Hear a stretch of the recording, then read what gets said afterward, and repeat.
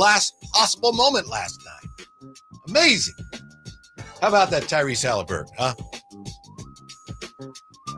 All right, it's 2 o'clock. Now I can begin. Oh, okay. Our show started before 2, Whitey. Alan see. Styles ain't do the full 4 hours like he's supposed to. And my contract says 2 to 6. Drapes 2 to 6. Yeah, that's and so I wasn't going to give any Drapes jewels before 2 o'clock. I understand that. So, all right, now I'm good. I'm ready to go.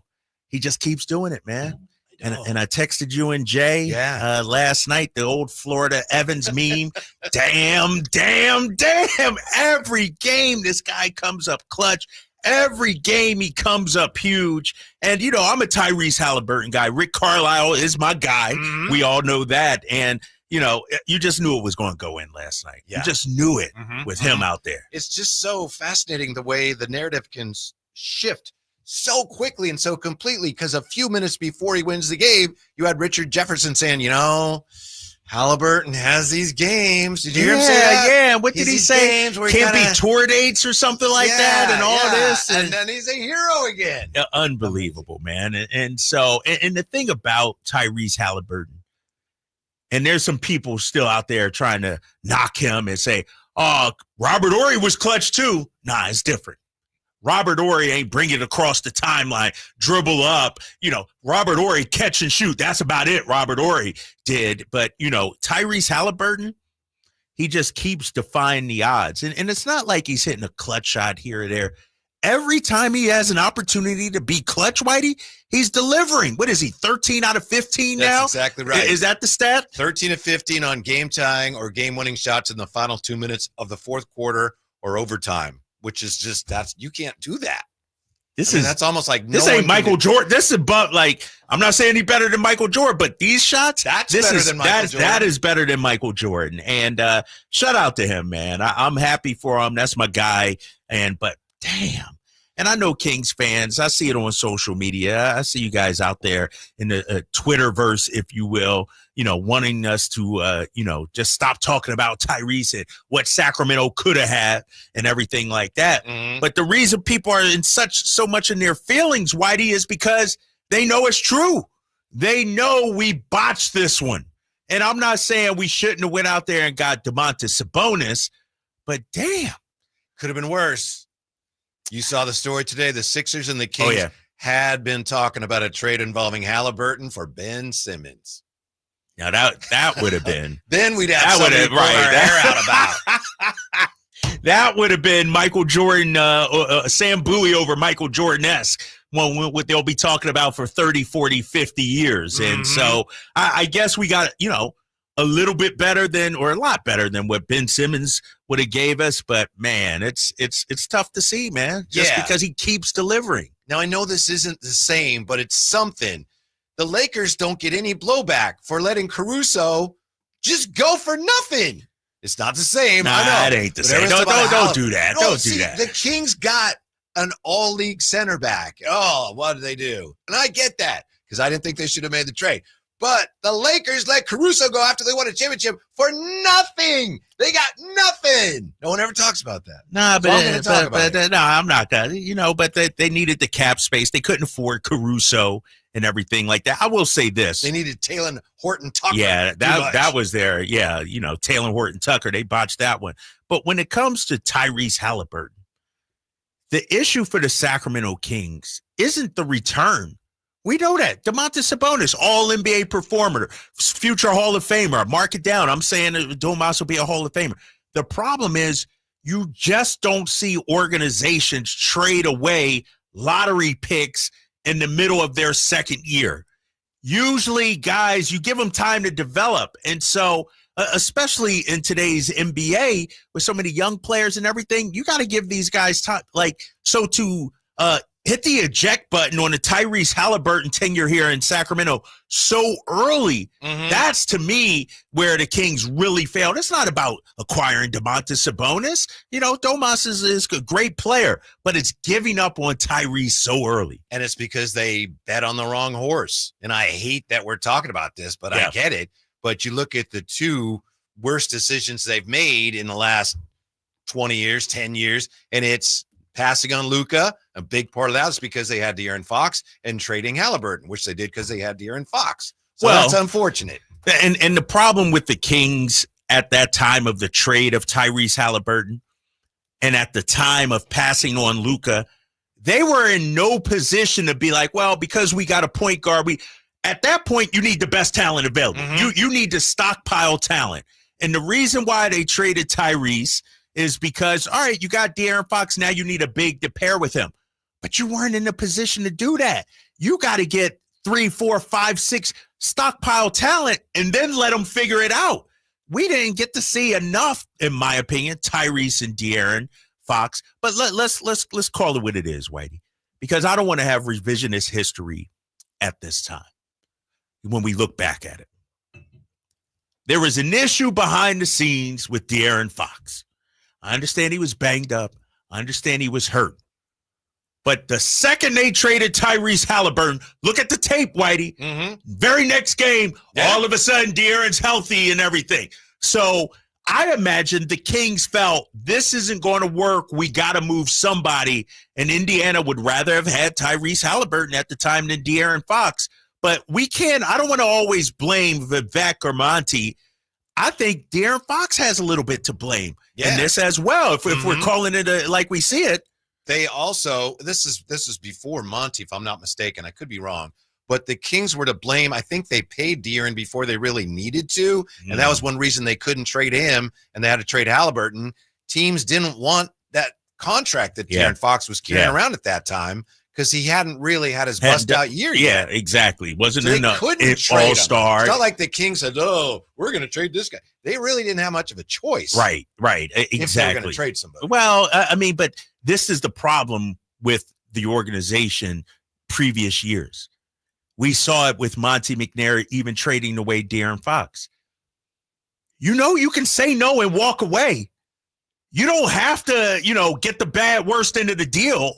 We trade De'Aaron Fox. We get my boy Zach LaVine. We're like, oh, you should have held out for Stephon Castle or at least Devin Vassell or something like that. And so I feel like Monty and the Kings over the last 5 years went into trade talks. Hey, I want this, this, and this. The opposing team says, no, we'll offer you this. And they're like, okay, all right, we'll take it. You can hold out and say, you know what? All right, I want more. I don't want that deal. And it seemed like we were always making the desperate moves, instead of letting the other team come back to us like, all right, I'll up my offer. It doesn't seem like we're getting enough in these trades. A big part of that was how desperate they were to just get into the playoffs. Yeah. Rather than let's build a team that can compete for a championship. It was, we got to get into the playoffs. We got to snap that streak.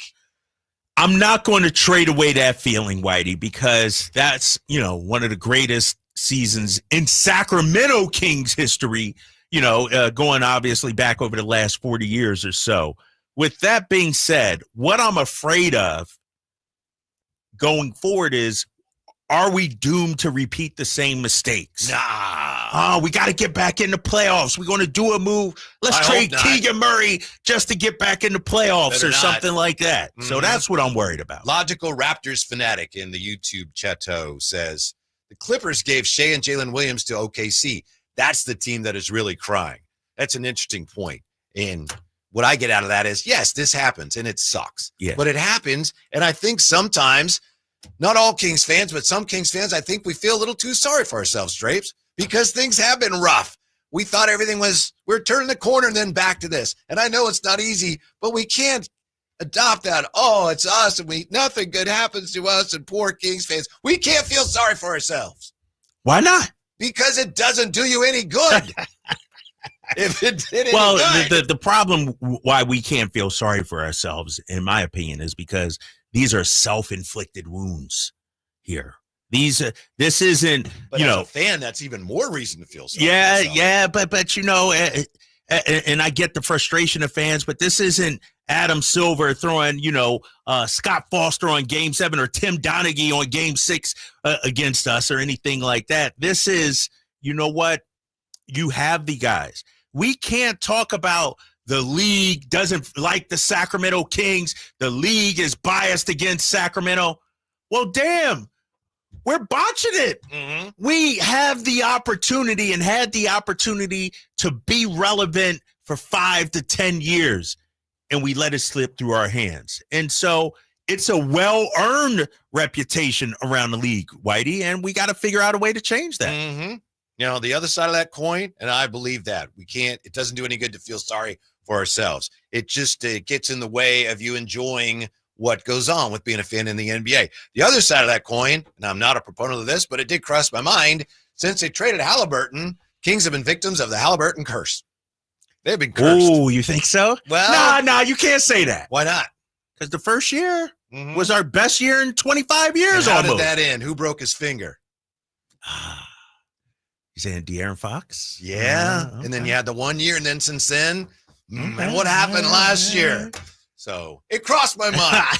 That's all I'm saying. Is this trading Babe Ruth away or something? Is that putting Tyrese in that same category? You said, 13 to 15 in game-tying or game-winning shots in the final 2 minutes of the fourth quarter or overtime. That is Ruthian. I hope it's not a curse. I mean, but here's the thing. If Tyrese goes on and wins a championship, this might be worse than the Luka deal. Because as great as Luka is, Luka ain't won a damn thing yet. Right. A Western Conference championship. Yeah. And we never really had Luka. Mm-hmm. We had this guy. Right. Like that. That's 100%. You got this guy in your house and you let him walk out. Yeah.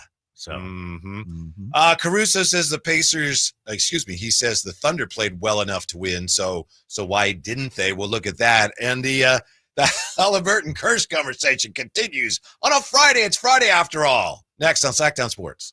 Drivers who switch and save with Progressive could save hundreds. With that kind of money, you could go big time on a fancy water bottle with ultra titanium alloy metal.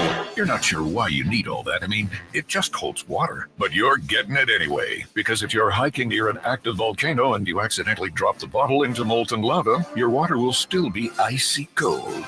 Switch to Progressive and you could save big time. For water bottles. Progressive Casualty Insurance Company and affiliates, not available in all states. Potential savings will vary.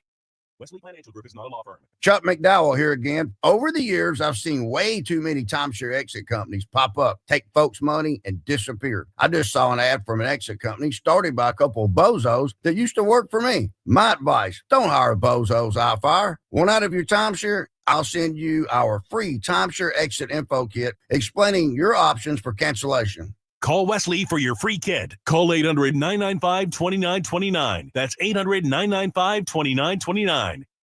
Place everywhere I go, on the street, and even at the picture show. Have you seen her? Tell me, have you seen her? Oh, I hear her voice as a cold winds blow. The only station in Sacramento giving you local sports coverage from 6 a.m. to 6 p.m. Monday through Friday. Sacktown Sports. I haven't heard somebody did a version of this song about Haliburton, how much Kings fans miss him. Can you believe that? A Kings fan did that? Yeah, some Kings fan did that. That's weak. That's taking a little too far. That's taking a little too far. It's tough for a lot of people, really struggling with this. Hold up. We got to address something. I know we're going to have tons of Haliburton talk and everything. Compio's been asking for the last 3 days. Whitey, are you going to play your song? What song are they talking? Am I missing something? You got a song I need to know about? I did one. That's the song that I'm talking about. The song that it's a version of what we just heard. Did that? Yeah. You the one that did it? I had to Is it on? Did you put it out on Twitter? Usually, sometimes you. I have not. Oh, shoot. Yeah, I think we have it back there. It's Friday. Maybe we'll squeeze it in today. I know Dave was nice enough to play it. So we'll see. Thank you, Campy, for asking about that. We'll see. But I'll be honest, when I first did it, for what it's worth, it was after he made the game-winning shot against the Knicks. And it was kind of making fun of Kings fans like, you're getting carried away with this. But now here we are, the game after the finals. Right. And it feels like, no one's getting carried away. Yeah, this is real. Right. Yeah, they were spot on with this. And, How about the game, other than the ending, which obviously you can't separate, but I know Caruso, trying to put up a brave face, says, we played well enough to win. So why didn't they win? What happened to the Thunder? Nah, it's the same thing that happened in the Denver game in game 1. They just let go of the rope a little bit. They just, lost a little focus. I mean, think about it.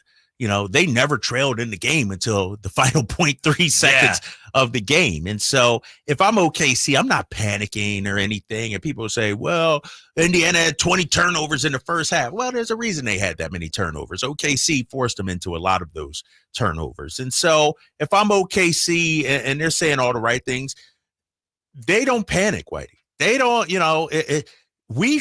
at least I do. I fully believe they can go into Indiana and win a game. This series is far from over, in my opinion, and give the Pacers a lot of credit. I thought also, we talked about this yesterday about Tibbs being outcoached by Rick Carlisle.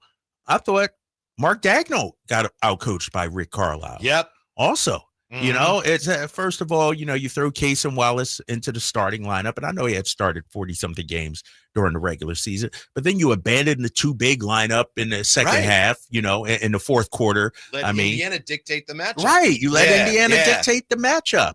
And so I thought, Mark Daigneault didn't have his best day yesterday, and I thought Rick Carlisle outcoached him.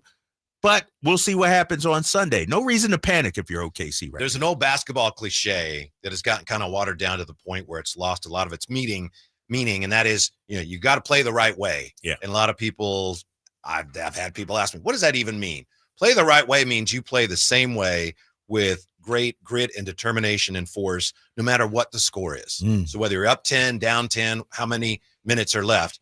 And Indiana lives and breathes that. They play the right way, no matter what the situation. Right. They're playing hard for the most part, 48 minutes. And even if they're down by 20, they're relentless with it. And I'm watching that game, and can we give flowers to my guy? Who's a guy I've been high on? Obi Toppin. Obi Toppin. You see what I'm saying now with Obi Toppin? Yeah. Like Obi Toppin. You got so many guys I had to go over. I know. But you eventually you knew which one I was getting to right there. No, your other guy wasn't great last night. Draper got like a guy on each team. Yeah, pretty much all around the league. But no, I thought Obi Toppin knocking down those threes the way he did, rebounding the way he did. I mean, he's a really, really, I could see him as a nice 4 for us alongside Domas and Keegan Murray. Oh, yeah. Obviously, Indiana's not going to let him go, but I thought 5 threes from Obi Toppin? Come on, man. I thought he kept them within striking distance, through the first 3 quarters, and then obviously your boy Nembhard and Tyrese closed him out in the fourth. You know what I liked about Nembhard late in the game, and I know he and Shea, they know each other from being Canadian. They played against each other, and he fouled Shea, and Shea gave him a shove, and then Nembhard went back at him at the foul line and shoved him, and nobody in OKC did anything. Maybe they didn't see it. But I thought, that's interesting. To me, it spoke to how Indiana were the aggressors last night. Right. And the Thunder, especially down the stretch, it's understandable. It's human nature. They got a little tight, and they looked so much like the Kings and the DeMar DeRozan offense down the stretch, where it was all just slowing down. And it was Shea taking some less than ideal shots. Although he should have made at least that last one. That last one, I thought that was a solid look. We've seen him hit that. But back to Nembhard, the thing that I've seen from the Pacers throughout this postseason run, they don't care how great you are. They're not afraid. You know what I mean? Right. They're not, oh, that's Shea, I can't touch him. No, we're going to bring it to you, and I thought Nembhard, shout out to him because, we'll look at his 14 points last night, the big 3 that he hit, the nice and one and everything. But the last few games, his defense has been on point. I didn't know he was as, much of a dog defensively. I don't think that he he used was. to be. Right, I think he's really improved a lot. Yeah, he's shown me something there. Taking on Brunson, taking on Shea last night. And, I thought it's been, phenomenal. And we talk about the coaching matchup and how about Rick Carlisle recognizing Lou Dort got Tyrese in the torture chamber. Let's move Tyrese off the ball, put it in Nembhard, who I thought, created a number of good looks. I think Pascal Siakam knocked down the 3 off a Nembhard drive and kick out. And so, but that goes to one thing I talked about yesterday, Whitey, with Indiana has, OKC also, multiple creators off the dribble. We don't have multiple creators off the dribble here in Sacramento. No. Maybe Malik. That might be it, really, in terms of I'm going to break you down, get into the paint, and set my other guy up. We got guys that can break you down, get to the paint, but they're looking to finish.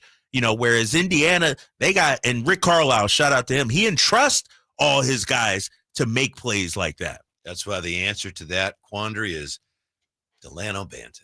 No, I know that's your guy today. Right. No, I've been trying. I look at all these free agents that are available that play point guard, and I look and I try, you squint. You got to squint. Oh, this guy, no. We'll talk more about that. But, yeah, there's not a lot of great options out there. Not a lot of great options. Right now, free agent. That's why you might just need a little stopgap, if you will. Just a little low risk, low reward kind of, just your boy Tyus Jones, maybe, just to get through the next year. I agree with you, but he's not my. I know. When we get off this song, I ain't gonna be your guy. Oh, well. I think they are going to sign him, and I don't want to be, see, I told you. They are going to sign him. Yeah, he'd be a nice move, but I'm not going to. You're not going. I'm not advocating. All right, for so it. when they do, don't be like, see, No, I'm not. Okay. Absolutely. Right, just making sure. That's why I don't want to take credit for it. Yeah, yes, he is my guy. Yep. Indiana, I think, really is embracing fully just the whole idea of being the underdog, and that's one reason why they're not backing down from anybody. They love the fact that they're heavy underdogs because they know they really shouldn't be, right? And they're just thriving under those conditions. And the best part about them being the underdog, Whitey, a lot of times you hear all this chatter, OKC in 4, this ain't going to be a series. And then the Pacers or an opponent would say, all right, we'll see. Or they haven't done any talking pregame like before this series. They filed it all in their memory bank, and then they showed you on the court. They aren't talking about it. They're showing you out there. And I love that, man. And the chip on the shoulder. I mean, think about it. Even that Knicks series, for Tyrese to do the choke thing in the game 1, that's something that's been sort of building up. That's sort of, he's been hearing the bulletin board material. He's been seeing New York, preemptively celebrating going to the finals. And so those are the things you can't measure. I also in the box score, on the scouting report, like they got a bunch of guys that, you know what, look at their whole team though, when you think about it. Nembhard, not a big name, even though he played at Gonzaga, solid, but Neesmith, cast away by Boston. Obi Toppin, cast away by New York.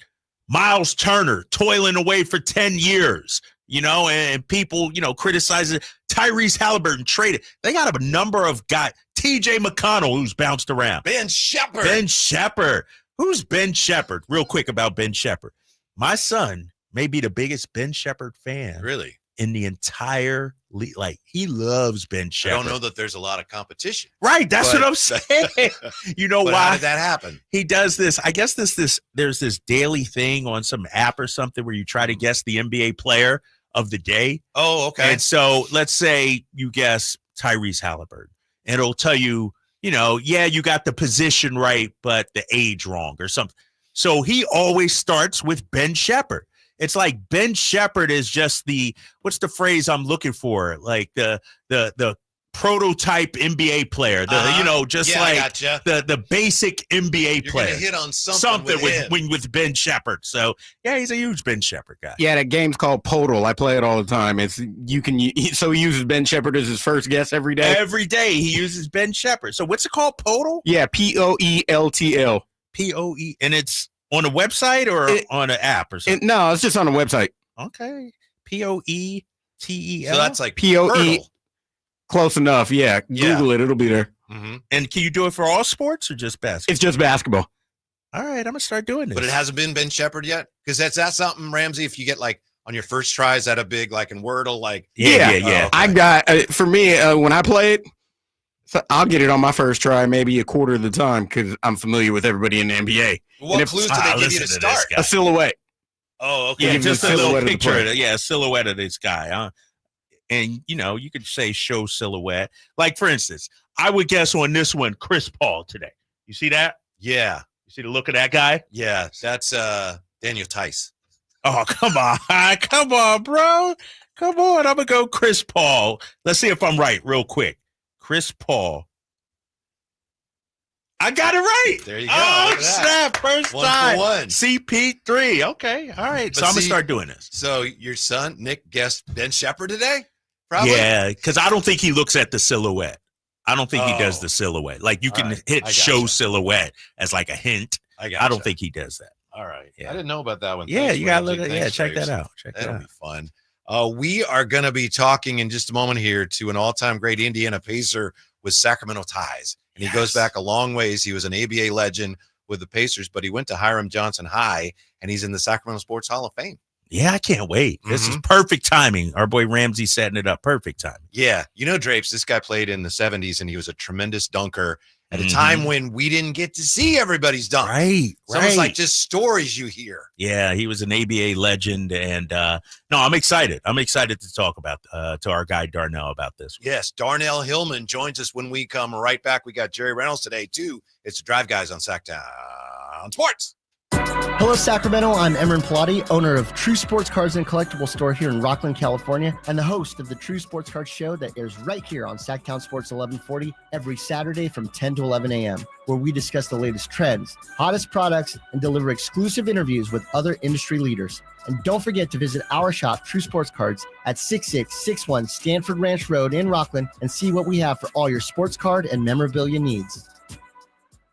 Summer's almost here, and so are popsicles, pool days, and a lot of smiling. Make sure your kiddo's smile is ready with a visit to Kids Care Dental and Orthodontics. Our expert team makes dental visits easy and fun with sensory-friendly hours for kids who need a calmer environment. We can also accommodate same-day treatments, and to save you time, if your child needs multiple treatments, we can often do them all at once. Appointments fill up fast, so don't wait. Beat the summer rush and schedule online at kidscaredental.com. That's kidscaredental.com, where healthy, happy smiles begin. This is the story of the one. As a safety manager at a manufacturing plant, he does everything he can to keep his coworkers safe. From finding ways to reduce risks to keeping safety supplies in stock.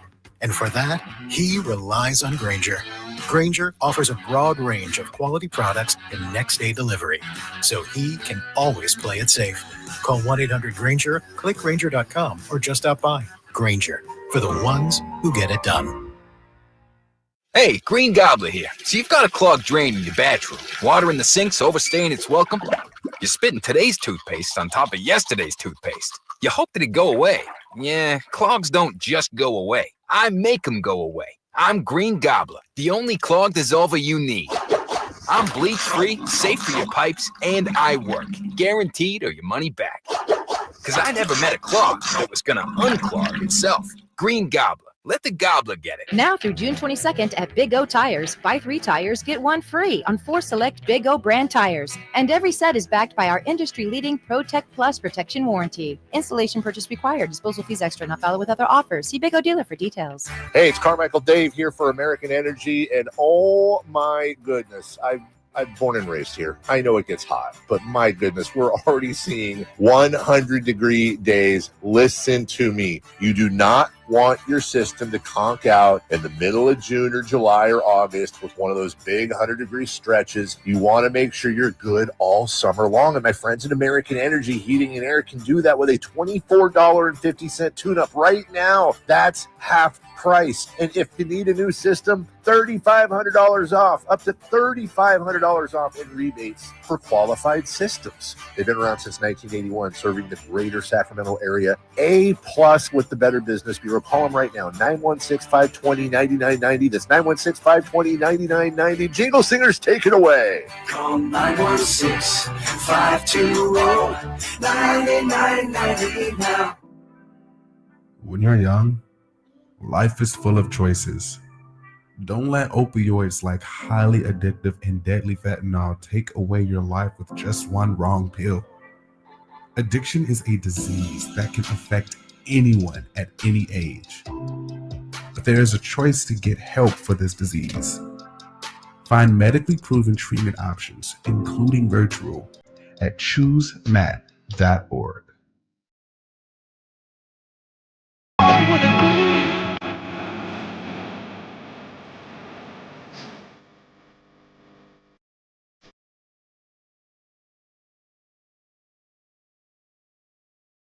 Live and local, it's the Drive Guys.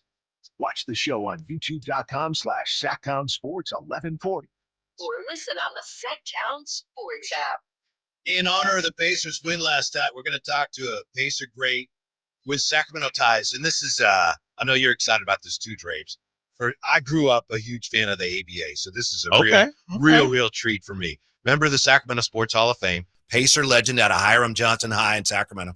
Won 2 ABA titles with the Pacers, spent 3 years in the NBA. Darnell Hillman is with us. How are you, D? What's going on? I'm real good. And yourself, sir? We're doing great, and it's a treat to talk to you today, and thank you so much for your time. I'm sure as a former Pacer, you're pretty excited with what's going on. Have you ever seen anything like what the Pacers are doing this year with all these comebacks right at the end of these big games? I can't say that I've seen it, but I've been a part of that. During my playing time, we had different ball games like this. The difference is these teams today live by the three. Mm-hmm. The 3-point in my time was just a way of relieving a lot of pressure in the paint. Darnell, Darnell, Dr. Dunk Hillman joining us. Darnell, what's up, man? Kyle Draper. Can you, if I'm correct, you live in Indiana still? Can you explain just the vibe and what this team has done for the city and just the energy in the city right now? Well, yes, I live here in Indianapolis, and the city has been waiting on this since I played on the last championship team in '73 is when this franchise had a last championship. And the ABA players that are around are still remembered here, so that the NBA guys that have come in, they've been expected to get a championship. Now, what happened with this team at the start of the season, they brought in new players, and always when you bring a team together, if there's going to be any success, it starts in the locker room with chemistry. And we've seen that happen with this team here. These guys are now showing that they really care and like each other to the point where they're not selfish with the basketball. They're sharing the basketball, and any night is some other guy's hot hand. And it makes it very, very difficult to be able to stop them. The game is called team basketball. And if you've got 12 guys on the team, that's how you got to where you are. We play 11 to 12 men from night to night. And that's been very effective. Yeah, you play with Freddie Lewis, right? And Roger Brown, and Mel Daniels. Yeah, Darnell Hillman is with us. You talked about the three-point shot a moment ago. And, of course, you played in the league that established the three-point shot. Did you ever imagine that players would be taking as many as they're taking today? No, that part there surprises me. When you're taking more than 30 and 40 three-point shots a night, you really have to have some excellent shooters. I'm amazed that the coaches have even changed their way of thinking about that particular part of the game, where they give a green light to any and everybody. If you can take the shot and make it, please, by all means, have at it. It's a great team builder. It's a momentum builder, and it will really excite the fans when you see those threes go down. Darnell Hillman joining us. Hey, Darnell, tell me about Tyrese Haliburton, because when I watch him play, he can score. We've seen him have big scoring games, but to me, he seems like a culture setter, a table setter. How important is that in today's NBA, especially when so many point guards are looking to get their points? Absolutely. You hit it right on the head. Again, it's about a team game. Haliburton is very exceptional in that he can shoot that three and very deep. He's capable of driving to the hoop and scoring. Now, what he needs is he wants his teammates to all be involved, because that's going to relieve a lot of pressure on him. If he starts to drive to the hoop and defense collapse on him, he's got a teammate he can count on. And these guys count on each other to a point where they're throwing the ball to almost an imaginary position, and a player shows up there and gets it. Haliburton has that exception, and he wants his teammates to be a part of his success or the team's success in going forward, so that you see him doing a lot of setup in the first and second quarter. The beginning of the third quarter, you'll start to see him then really start to implement himself and getting himself in the motion of the offense. That's Pacer legend Darnell Hillman, also a member of the Sacramento Sports Hall of Fame. With all the focus on the Pacers offense, Darnell, How good are they defensively? Oh, they'll make you work. They really stress that in a lot of guys. A lot of the players on the Pacers team seem to be almost in the same height and size. So the defense is very, very important to them, especially when you have the small team, small ball out there, I call it. When they're out there, you really see these guys moving their feet and getting over or around picks, and they hustle. That's what I really like about this team. It doesn't matter whether it's the starting five or the second five that come in. These guys do not stop. Game is how long? 48 minutes. Yeah. It's not 37 and a half. It's not 47 and a half. It's 48 minutes. And these players play like that until that very last buzzer goes off, which you saw that last night if you watched the game. Yes. With 9 seconds ago, it looked like OKC was going to win this ball game. Yeah. But miracles do happen in funny, strange ways. Hey, Darnell, going into this series, everybody had OKC. Well, most people had OKC. Maybe 4, maybe 5. Not many people gave the Pacers a chance. How much of a chance do you think they have to actually win this series? I think they've got a big chance of winning the series. We've got a couple of veteran players. We've got one player that's already has a championship. We've got another player that's been here for a better part of 7 or 8 years.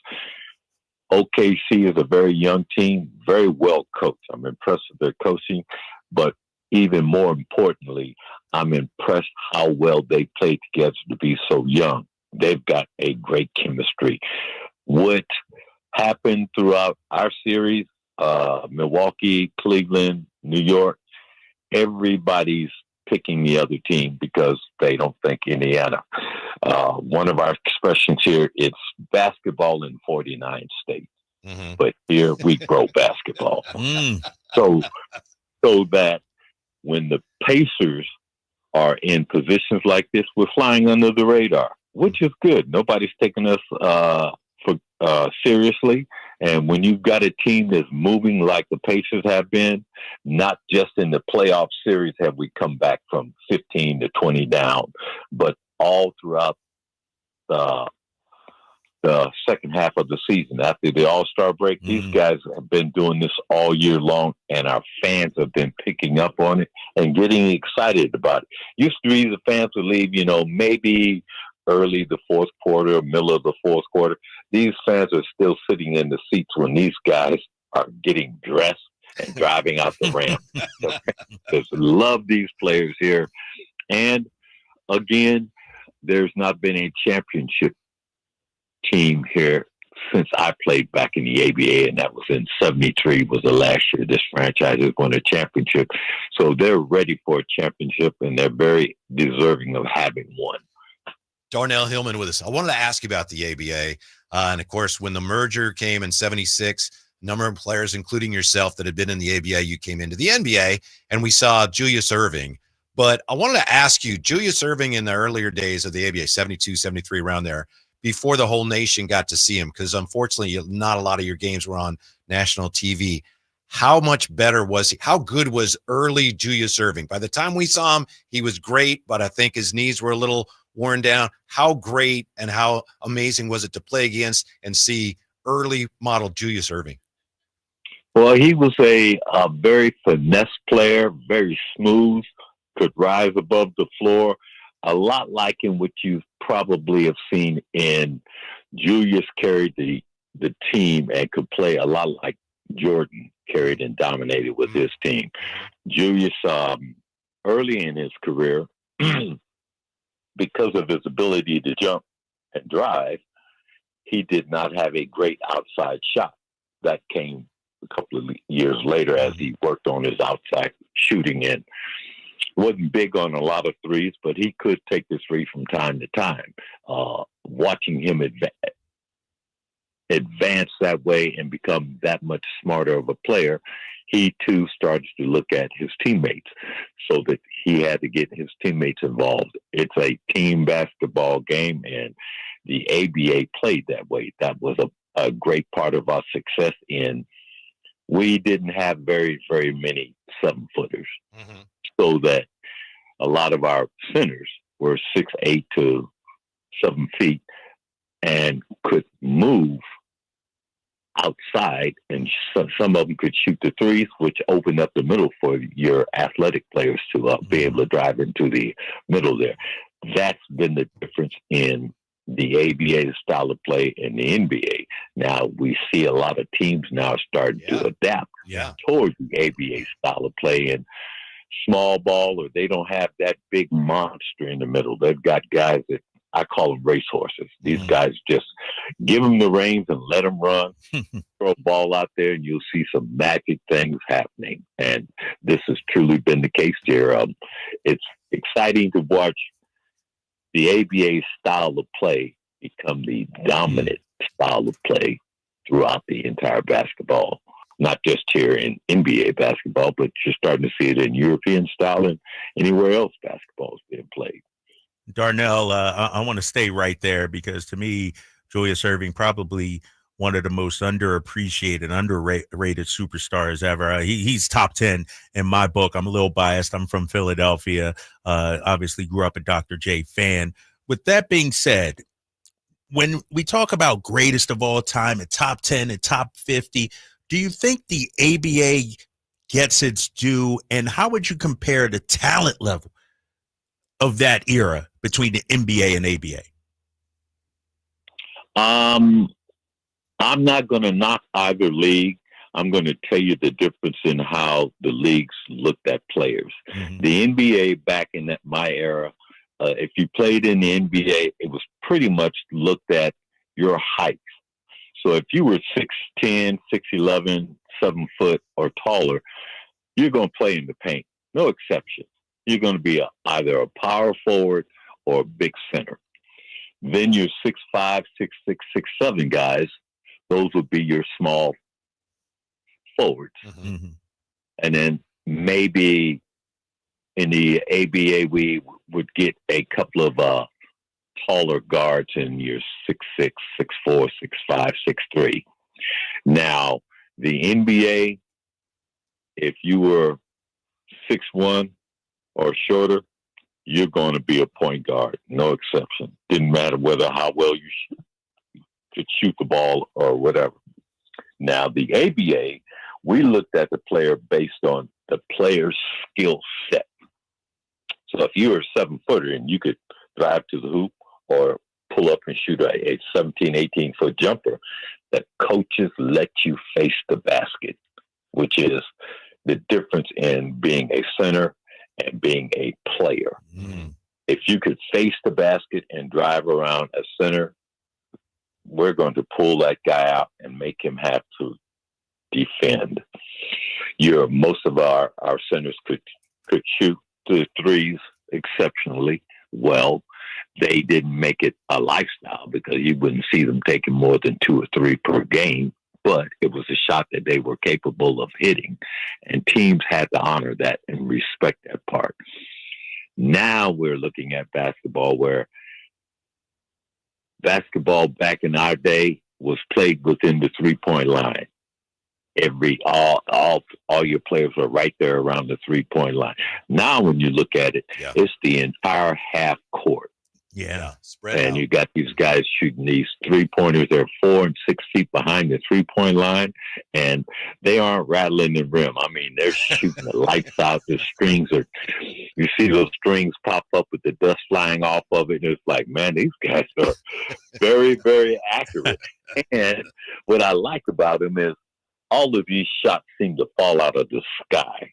They're, like I say, they're not hitting rim. They're just going directly through the net, and that's pretty impressive. I have to give my hat off to the entire league. Every team has somebody on their team that can shoot the lights out of the threes.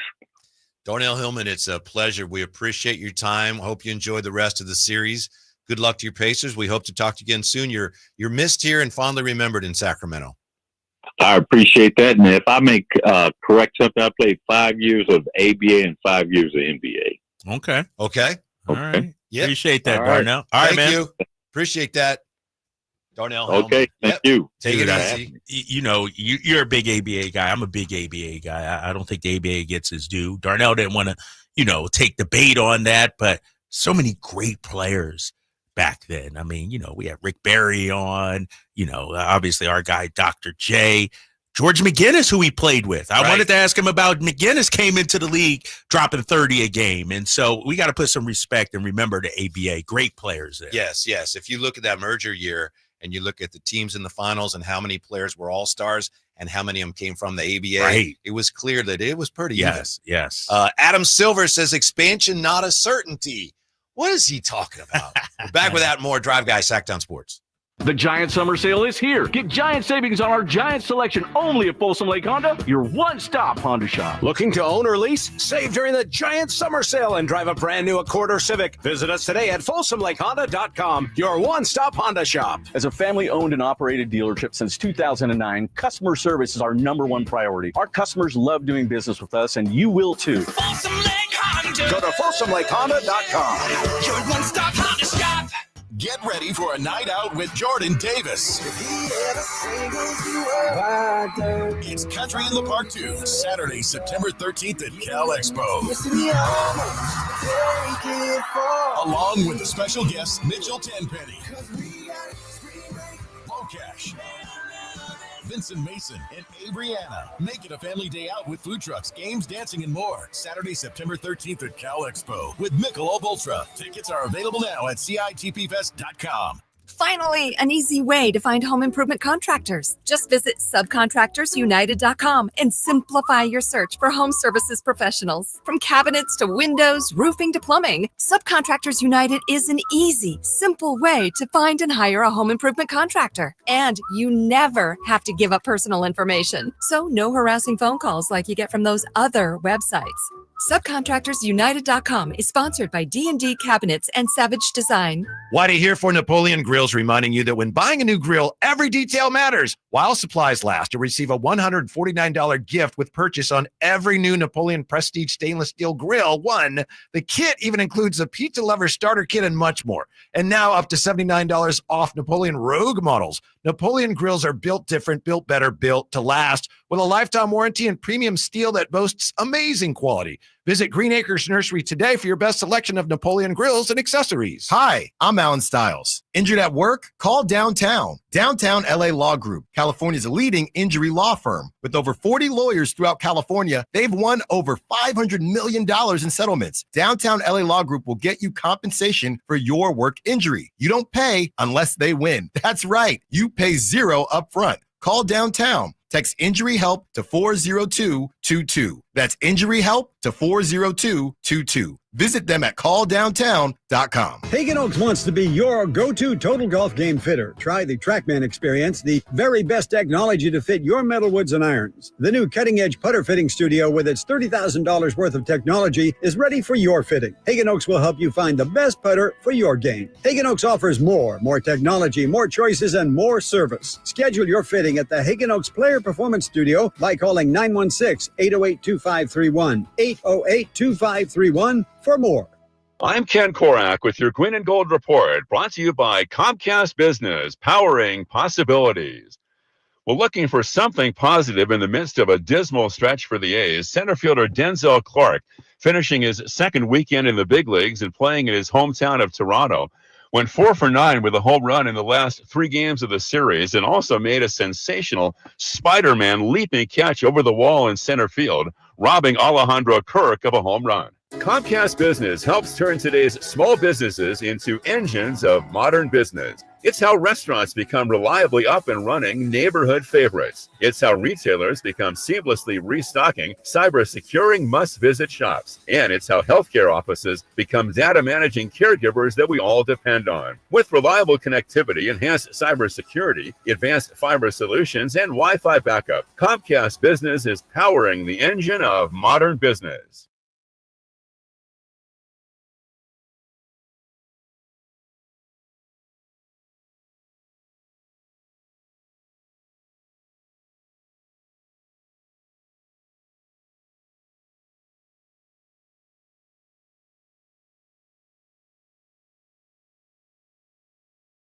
Monday through Friday, Sacktown Sports. It's Friday. If you're a Kings fan, don't get the old dauber down because Tyrese Haliburton had a big game.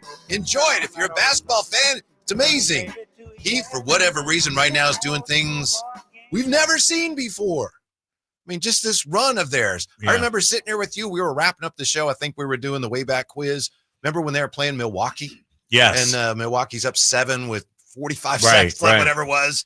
And I remember looking up and go, wait a minute, what happened? What? Yeah.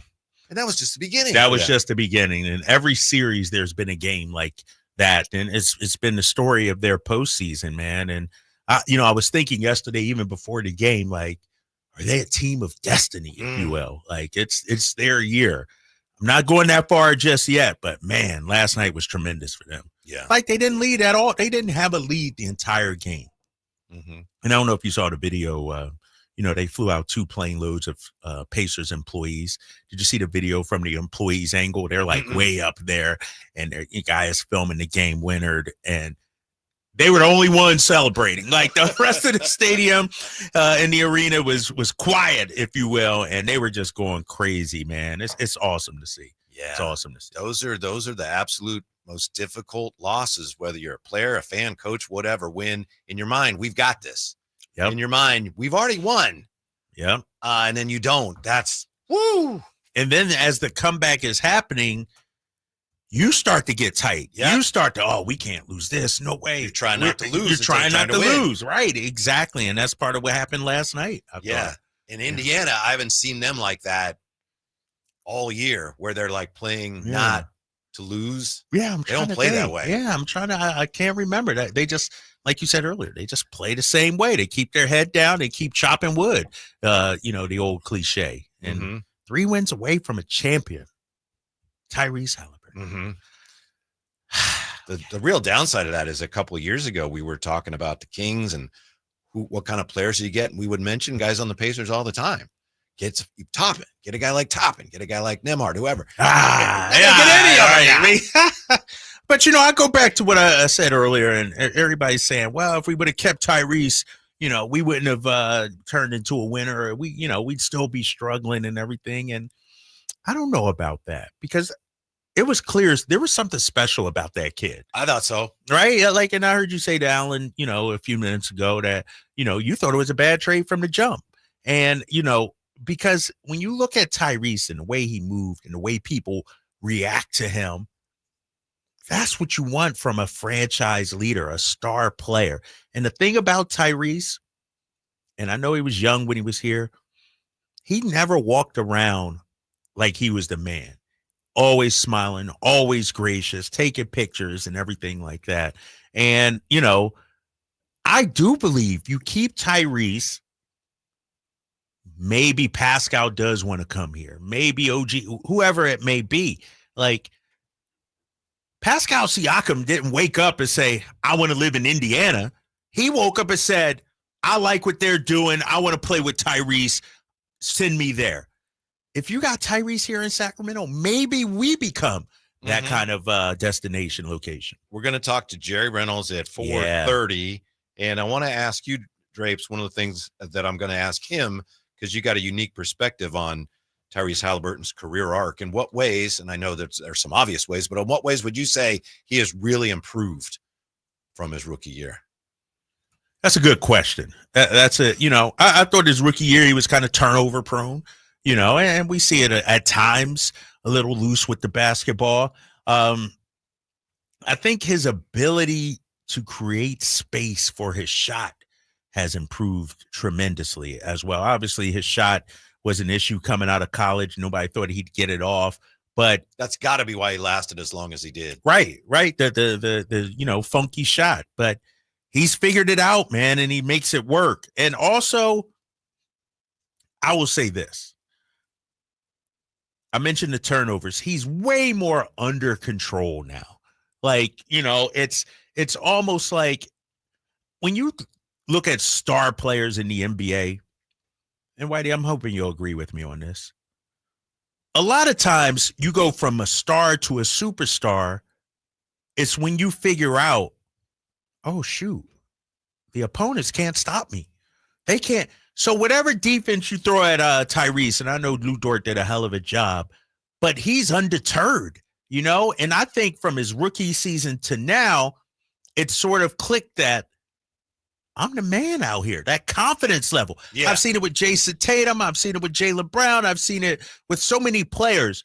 When they realize, oh, snap, I'm the best player on this floor, it's curtains, it's lights out. Yeah, then you get the confidence and then the aggressiveness that follows. Exactly. And I know he's talked about the story of when Rick Carlisle sat down with him and said, we want you to run. How comfortable would you be running everything? We want you to run the show. He's like, that'd be great. Right. That's exactly what he wants. And I will say this.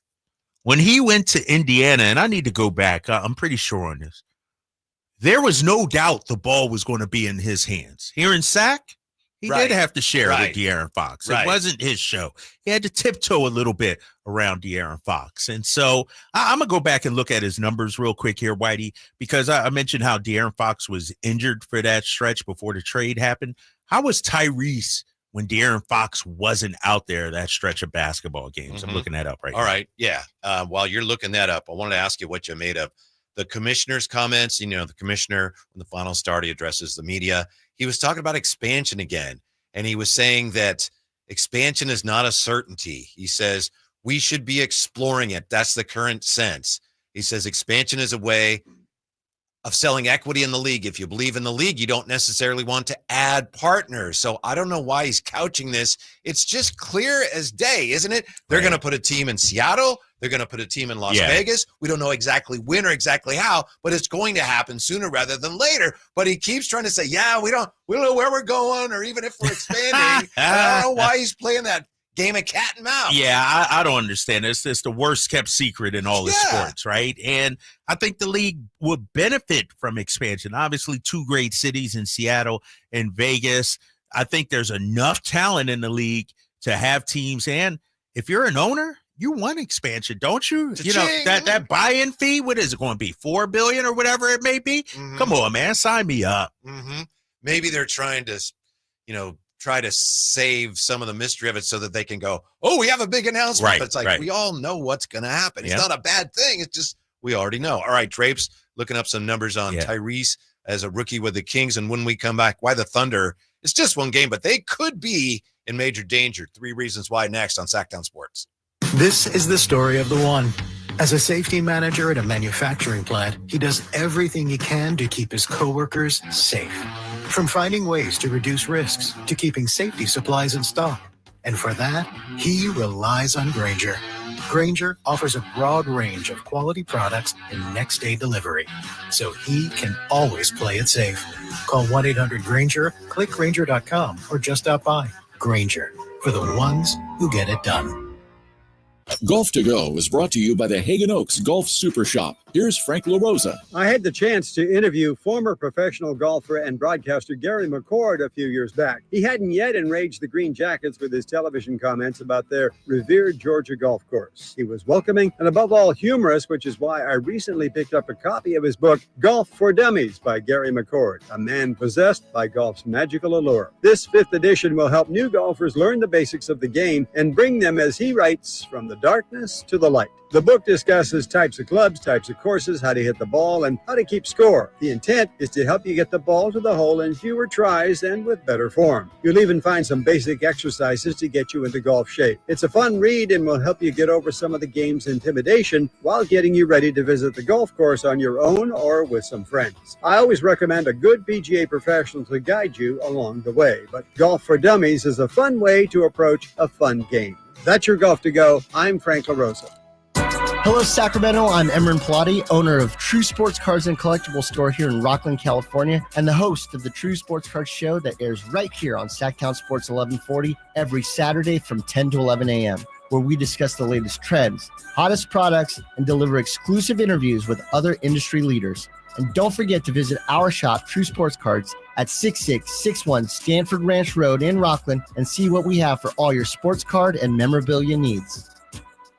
Come check out Capital Casino, Sacramento's #1 poker room with the most variety of table games in the region in a safe and friendly environment. Plenty of well-lit parking available. conveniently located in downtown Sacramento. And remember, Capital Casino has the best food, the best service, and the best action. 411 North 16th Street in downtown Sacramento. For more information, log on to capital-casino.com, and please gamble responsibly. 1-800-GAMBLER. Your local sports leader in the 916. KHD1 Sacramento, KYMX HD3 Sacramento. From the Power Business Technology Toshiba Studios, Sacktown Sports 1140.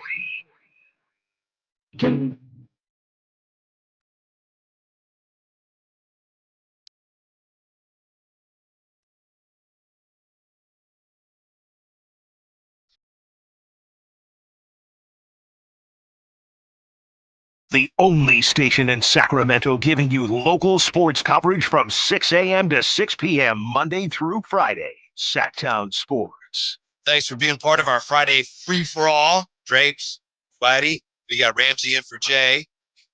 Ramsey, I would humbly suggest at some point, if possible, we play some Jimmy today because Drapes has a Jimmy shirt on.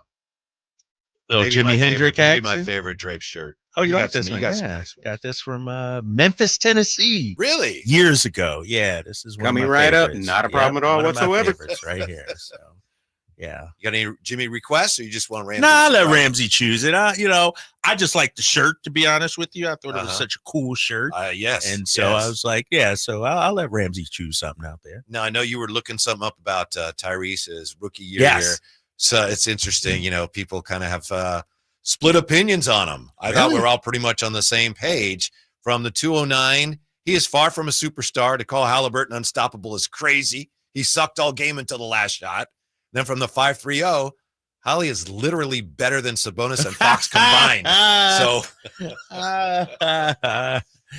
people are still seeing him differently. Yeah, a little bit. differently, right? Consensus is, though, he's the bright new NBA star. Well, here's the thing, Whitey. I wanted to track down how Tyrese was playing when De'Aaron Fox was out with the injury. And this was from January 22nd to February 5th, 2022. So Haliburton's second year. Fox missed 8 straight games.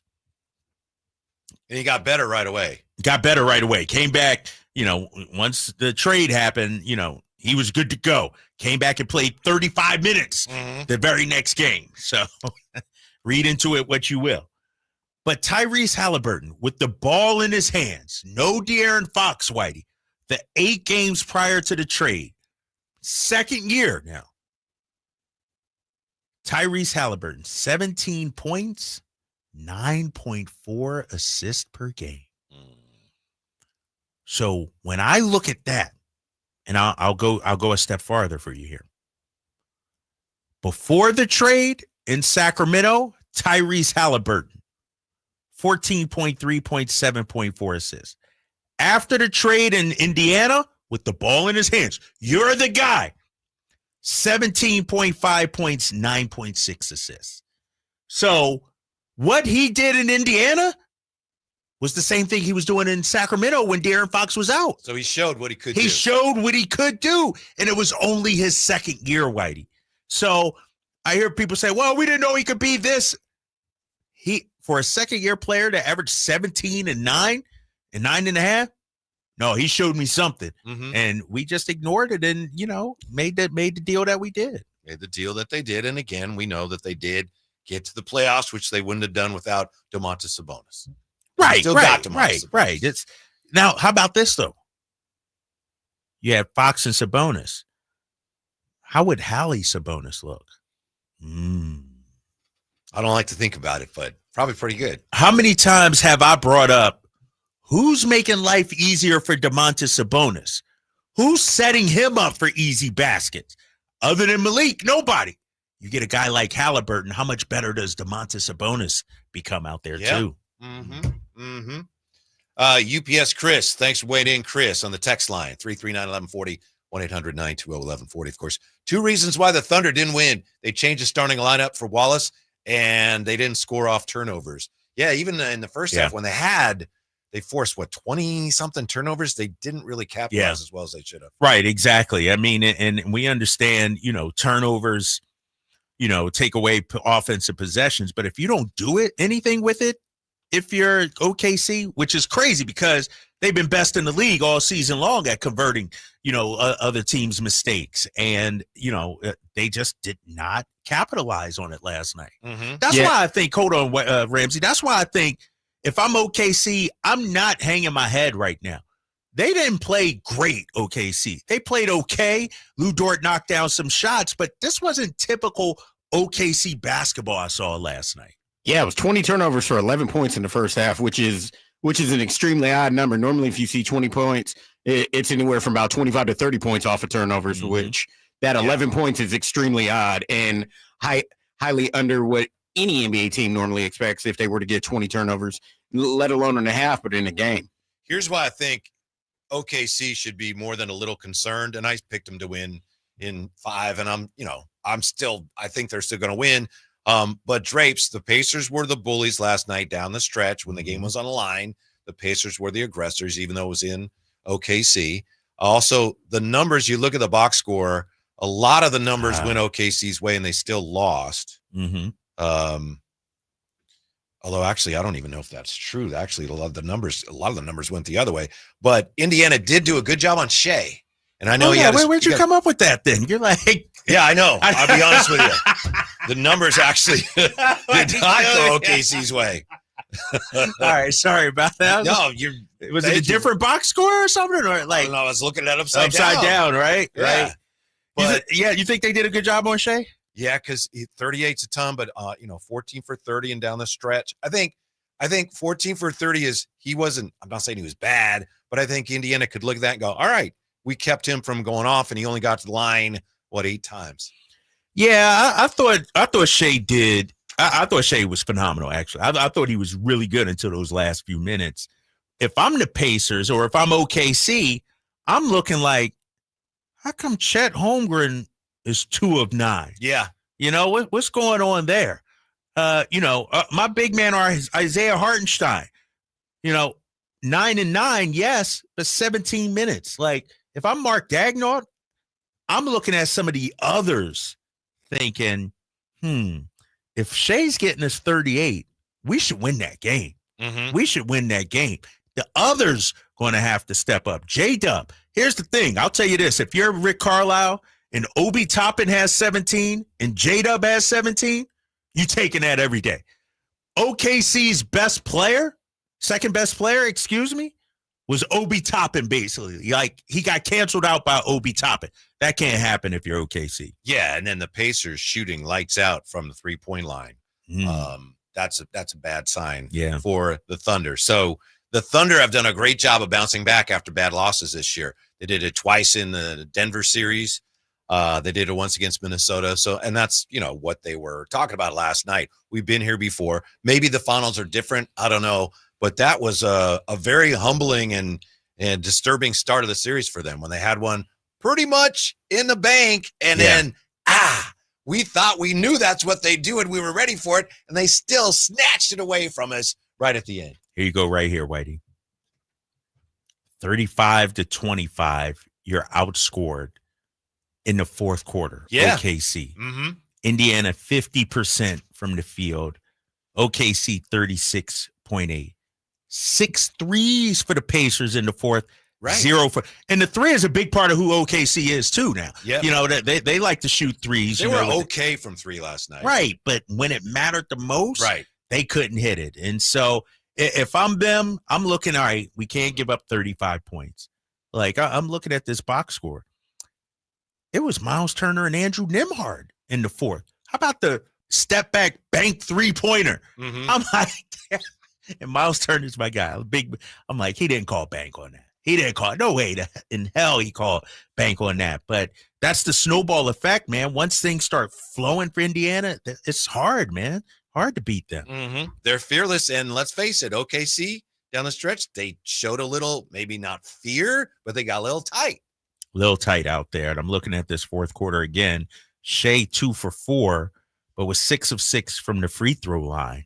You take out Shea Gilgeous-Alexander, The rest of the team, 5 for 15 in the fourth quarter. Come on now. Yeah, from the 209, not sure what the numbers were, but the Pacers seem to have a ton of offensive rebounds. Yeah, we have the numbers right here. So OKC went small. They got out-rebounded 56-39. And, 13 offensive rebounds for the Pacers. Can't give up 13 offensive rebounds. I know you got 10, but really you should be abusing the Pacers on the glass with your size and length that you have. They just decided they weren't gonna take advantage of that advantage.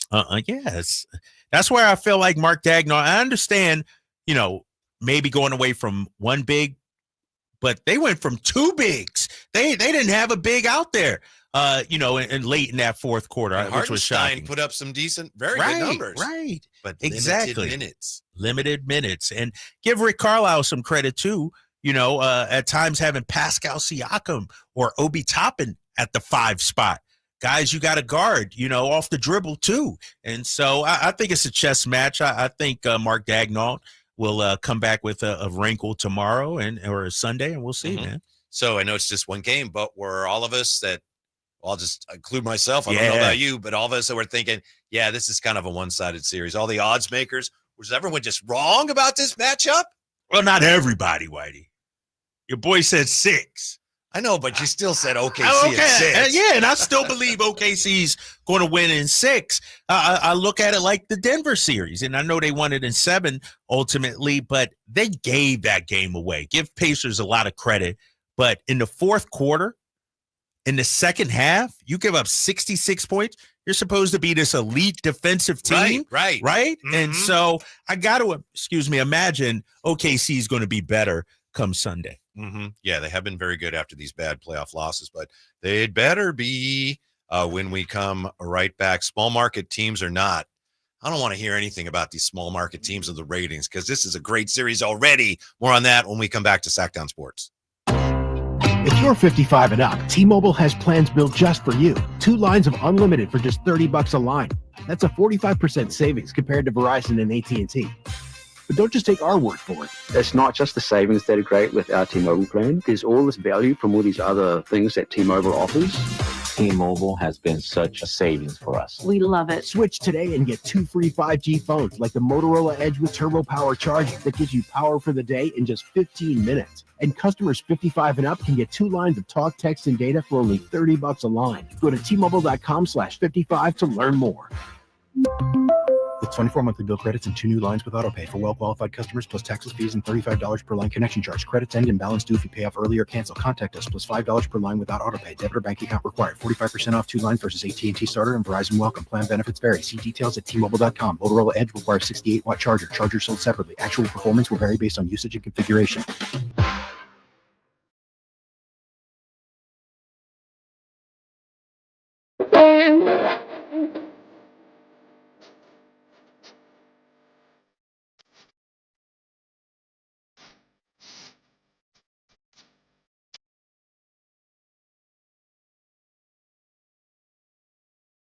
Live on local 6 a.m. to 6 p.m. Monday through Friday. Sacktown Sports. Here you go, Drapes. Here's the thing about it. Can you imagine the mind frame you got to be in? Writing this, playing this, listening to this just hearing this. And I wasn't born yet when this one came out. Takes you back to that time, though. Like, you can see what kind of era that was when Hendrix was, strumming this, if you will. Yeah, we're lucky. We still have a few precious few of those guys left from that era that can still tell us about it. But yeah, it was a long time ago. Hold up, Ramsey, you cut that too soon, big fella. Come on, man.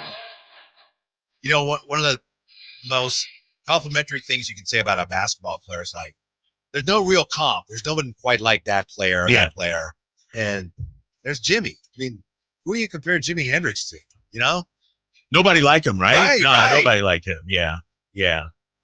And, so my dad served in the Vietnam War, and anytime I hear Hendrix, it sort of takes me back late 60s, early 70s, that era. And, makes me think of my dad and everything. And so this is great stuff. I'm not going to read what's on the 209 on the text line, but yeah, a lot going on back there. A lot going on. Yes. Here's what we have in the chat. So, yeah, people reacting to what's going on with the Pacers. Kings fans reacting in very interesting ways. John Coster. There was a guy on the Kings. Wasn't there a guy named John Custer on the Kings years ago? Anyway, John Coster says Pacers look like the Kings 3 years ago when we made the playoffs. It shows that Brown broke the Kings in year 2. Damn, John, you coming out choosing violence on this Friday. Tino says, wake up, Chet. You in the finals. Seriously. Chet Holmgren, who I'm a big fan of. Drape's guy, 100%. I'm a big fan of Chet. But you can't have the kind of game he had. And I understand he didn't get a whole lot of playing time, 23 minutes and change. But you can't go 2 for 9, being, 7-2 or whatever he is. You got to be better than that, Chet. Yeah. Got to be better. You got to punish them with your size. You got to make them adjust to that. Yep. Exactly. And I think they'll bounce back on Sunday. Let me ask you this, though, Whitey. You watched, once you got home, I assume you ponied up and watched the game. Ice cream night, too. It was Thursday. Yeah. Should have came over. Did you see all the tweets and everybody's up in arms and angry because they felt like the NBA and ESPN ABC is treating the finals like just some regular season game? Like there wasn't much pageantry, pomp and circumstance. I saw some of that in regards to no patch. No patch, nothing on the floor. I will say this, and it's not just to do with the NBA finals. As a fan of sports, especially basketball, and NBC is going to do this next season, I need to see the pregame intros. The pregame intros should be shown on TV, even during the regular season. I used to always go do an Instagram live when I was in Boston during the pregame intros because I knew we were in commercial break. But these arenas got the fire, the pyrotechnics. The guys got their dances and handshakes. From an entertainment value, I feel like the league should broadcast that. Now we're talking NBA Finals. One of the most iconic memories of Michael Jordan was him sitting on the bench in the zone in his mind before he was being introduced. And you see Jordan sitting. You don't get that anymore, man. Yeah, I'm with you. That's definitely part of the game, especially in the postseason games. Right. Introductions is part of the game. That's when the fans are going crazy and the home front, or they're booing. OKC, fans are booing Tyrese. Boo.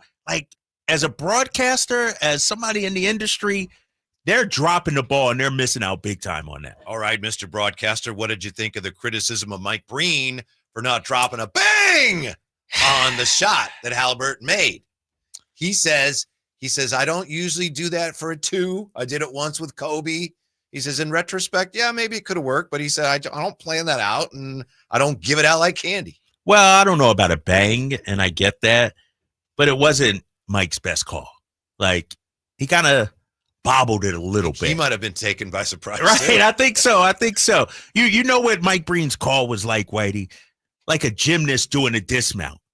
Yeah, you landed it, but you didn't stick it. Really? It was Mike Breen, utmost respect. Tremendous broadcaster. Friend of the show. Friend of show. I look up to him. I idolize him. But you could ask, he would probably even say it wasn't his best. He got it. He did it, but it wasn't it wasn't viral. It won't go viral. Yeah. Because of the call. I was just so taken aback by what was going on. I didn't even notice. I just wasn't in the moment. To him. Yeah. I was just like, oh my goodness. But then you see it on social media and I listen to it back and I'm like, yeah, he kind of fumbled it a little bit there. All right. He was caught off guard with that. I do defend his right to say bang when he feels that it's time to say bang. Right. Not just because people say that's a bang moment. Right. Well, only he decides that. Somebody make a layup. He's supposed to say bang too? No, you're right.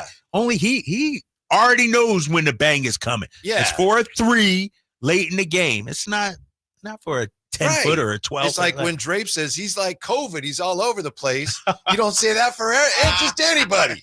Right? Yeah, I believe I said that way. Yeah, but I'm with you on that.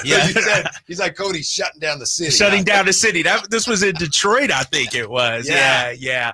Oh, that was actually pretty good. I'm gonna pat myself on the back for that one. But you just don't dispense that like candy. Right. Special occasion. Right. If that's a bang, then when a guy hits a 30-footer and knocks it down, it's not the same. So yeah, I'm with you. I don't know if we've heard what the ratings are, and I don't care. And people are still trying to make something out of the small markets. This was interesting to me. This is from Bob Carney.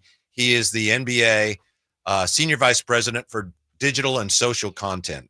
And somebody asked him about, the market size. And whoever wrote this says, Bob Carney almost laughed at the notion that young audiences, especially internationally, particularly care about the market size of the NBA finalists. So a lot of fans, it doesn't matter what city they're from. And also the other thing is we focus so much on just the linear ratings for TV. And there's just a lot more going on there. And the NBA doesn't worry half as much about the TV ratings as people that take shots at the NBA would have us believe. Right. I don't understand why people are so hell-bent on discussing ratings and, it's a small market.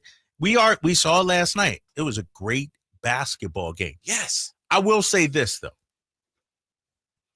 To me, it's not necessarily about the market size. It's about the individuals on the floor. Of course. Absolutely agree. Are they household names or not?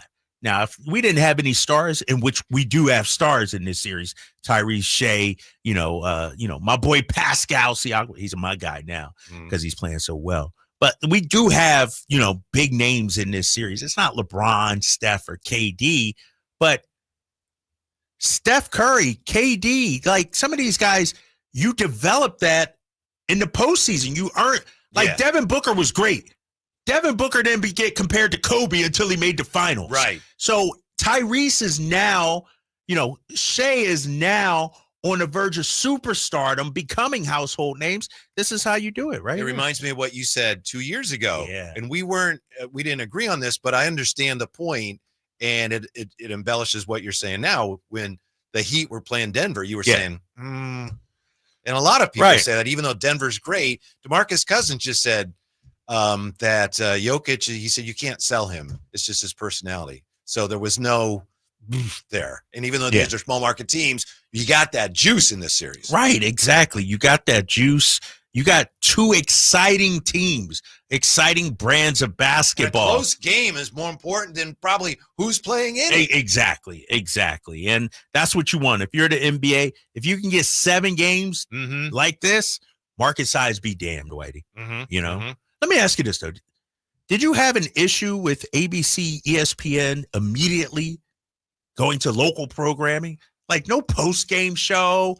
Like, were you craving for more? Like I knew I had to turn to ESPN. Yeah, ESPN or NBA TV does a good job. Yeah, but I've learned. I understand what you're saying, but I've learned. Like, and no offense to Kevin John and Matt George and them, do a fine job, but I'm like, where's Stephen A. and Bob Myers, and I don't know. It kind of ended abruptly, and I understand ABC wants to drive to ESPN, the viewership and everything, but it was weird for me. I understand your point. It didn't bother me because I will go to NBA TV. As dreary as those post-game press conferences typically are, in the finals, for some reason, I hang on every word. So would you go NBA TV? Because they do a great job with that. Yeah, I'm with you. I actually did that yesterday as well. And, watch Shaq and Kenny and my boy Chris Miles and Isaiah Thomas, the Pistons, Isaiah. So I did that. I actually watched that more than ESPN and Scott Van Pelt last night. Yeah, I'd rather hear what the coaches have to say than what the talking heads, Isaiah Thomas, whoever, have to say about what actually happened. Right. Yeah. Is this series over? No. Because, that's the topics on all the shows, is it over? Can OKC come back and all that? I think we're just getting started, man. I thought it was imperative that the Pacers took game 1 because you lose game 1, there's quite possibly you'll lose game 2. And then the interest starts to wane. Now, Pacers winning game 1, a lot of people are awake now. They're awake. It's I don't know if scary is the right word, but the way teams build up leads, like the Knicks were up 14, and then last night OKC's up 15. It's like, okay, I got it. And with Indiana, it's like, nope, you can't take your foot off the pedal at all. Yeah. And they just are absolutely relentless. That's everyone says it, but it's the best word to describe the way they play. They play relentless. And go back to the fourth quarter, Whitey. Remember we were talking, we had Michael Jordan's 6 threes as part of our way back quiz. Pacers hit 6 in the fourth. Anytime you can knock down the 3, like, you got a chance. Right. 15 ain't nothing. And those are big boy shots. Big boy shots, clutch shots, man. And just to take them. Just to take them. Like Miles Turner doing a sidestep 3, your boy Nembhard, 1-on-1 and shake. That's the MVP in front of him. Was the sidestep the one from the corner? He's made one from the corner, too. He made one from the corner, too. Yeah. This was like elbow extended. Okay. The sidestep. What he made from the corner, I was like, man, that's right. It's It's big boy basketball, exciting. That's the thing about the playoffs, and especially these two teams. There were some haymakers being thrown. Obi Toppin, I'll go back to him again in his 17 points. When the Thunder were making their run and they building the lead, it seemed like Toppin always had an answer with a big 3 last night. Mm-hmm. Yeah, Pacers shooting 48%. And I know that's one of the things going into the series. I thought, the Pacers are not going to be able to score like that. They're not going to shoot, 18 to 39. Well, they did. And I'm sure that's one of the things OKC right now is going, all right, that's not supposed to happen. Right. Yeah. But the stat, there was a stat that OKC was giving up 47% on corner threes in the playoffs so far. Mm-hmm. And so I wonder if the Pacers knew that could be open. I'd love to look at some of the numbers and see how many of those threes were corner threes that OKC left open. Let's face it, it's an open question. Mark Daigneault, he's done a great job. Can he handle the type of pressure of being in the finals against a veteran coach who's won a championship? We'll see. We will see. Now it's about the adjustments, right? Mm-hmm. What they used to say, the series doesn't start until the home team loses. Yeah. Well, the series is underway. We are underway. Yep. Coming back with today's edition of Who's the Point? Drapes, what do you think of this point guard? Is he on the Kings' radar? Should he be on the Kings' radar? Let me hear. Yeah. Let me hear. I got to hear. Sacktown Sports. This is the story of the one. As a safety manager at a manufacturing plant, he does everything he can to keep his coworkers safe. From finding ways to reduce risks to keeping safety supplies in stock. And for that, he relies on Grainger. Grainger offers a broad range of quality products and next-day delivery, so he can always play it safe. Call 1-800-GRAINGER, click Grainger.com, or just stop by. Grainger, for the ones who get it done. How can you free your team from time-consuming office tasks? Amazon Business. Smart business buying tools enable buyers to find and purchase items fast so they can focus on strategy and growth. Free up your teams and focus on your future. Learn more at AmazonBusiness.com. Check engine or ABS light on? Take the guesswork out of your warning lights with O'Reilly Veriscan. It's free. Ask for O'Reilly Veriscan. O'Reilly Auto Parts. The Giant Summer Sale is here. Get giant savings on our giant selection only at Folsom Lake Honda, your one-stop Honda shop. Looking to own or lease? Save during the Giant Summer Sale and drive a brand new Accord or Civic. Visit us today at FolsomLakeHonda.com, your one-stop Honda shop. As a family-owned and operated dealership since 2009, customer service is our #1 priority. Our customers love doing business with us, and you will too. Folsom Lake Honda. Go to FolsomLakeHonda.com. Your one-stop Honda shop. Get ready for a night out with Jordan Davis. It's Country in the Park 2, Saturday, September 13th at Cal Expo. Along with the special guests, Mitchell Tenpenny, Low Cash, Vincent Mason, and Abriana. Make it a family day out with food trucks, games, dancing, and more. Saturday, September 13th at Cal Expo with Michelob Ultra. Tickets are available now at CITPFest.com. Finally, an easy way to find home improvement contractors. Just visit subcontractorsunited.com and simplify your search for home services professionals. From cabinets to windows, roofing to plumbing, Subcontractors United is an easy, simple way to find and hire a home improvement contractor. And you never have to give up personal information. So no harassing phone calls like you get from those other websites. Subcontractorsunited.com is sponsored by D&D Cabinets and Savage Design.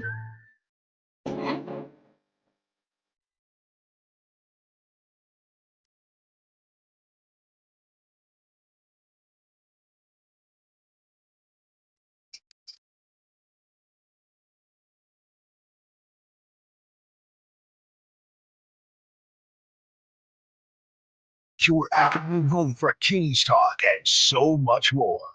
The Drive Guys on Sacktown Sports. And a great finish in the Stanley Cup Finals a couple nights ago. Game 1, miraculous finish to the NBA Finals Game 1 last night. There was also a miraculous finish to a baseball game yesterday. Drapes, did you hear about this? I mentioned this because we were teasing each other when the A's were way ahead. They were what? They were up 11-1, and you were saying, well, hold on. And they won 14-3. But yesterday, the Braves were leading Arizona 10-4 in the ninth inning with one out, and Arizona won the game. They came, what, in the ninth? It was 10-4 with one out in the ninth. And see, anything's possible, big fella. Yeah. Damn. 10-4 in the they ninth. had by that, that win probability was like 0.1.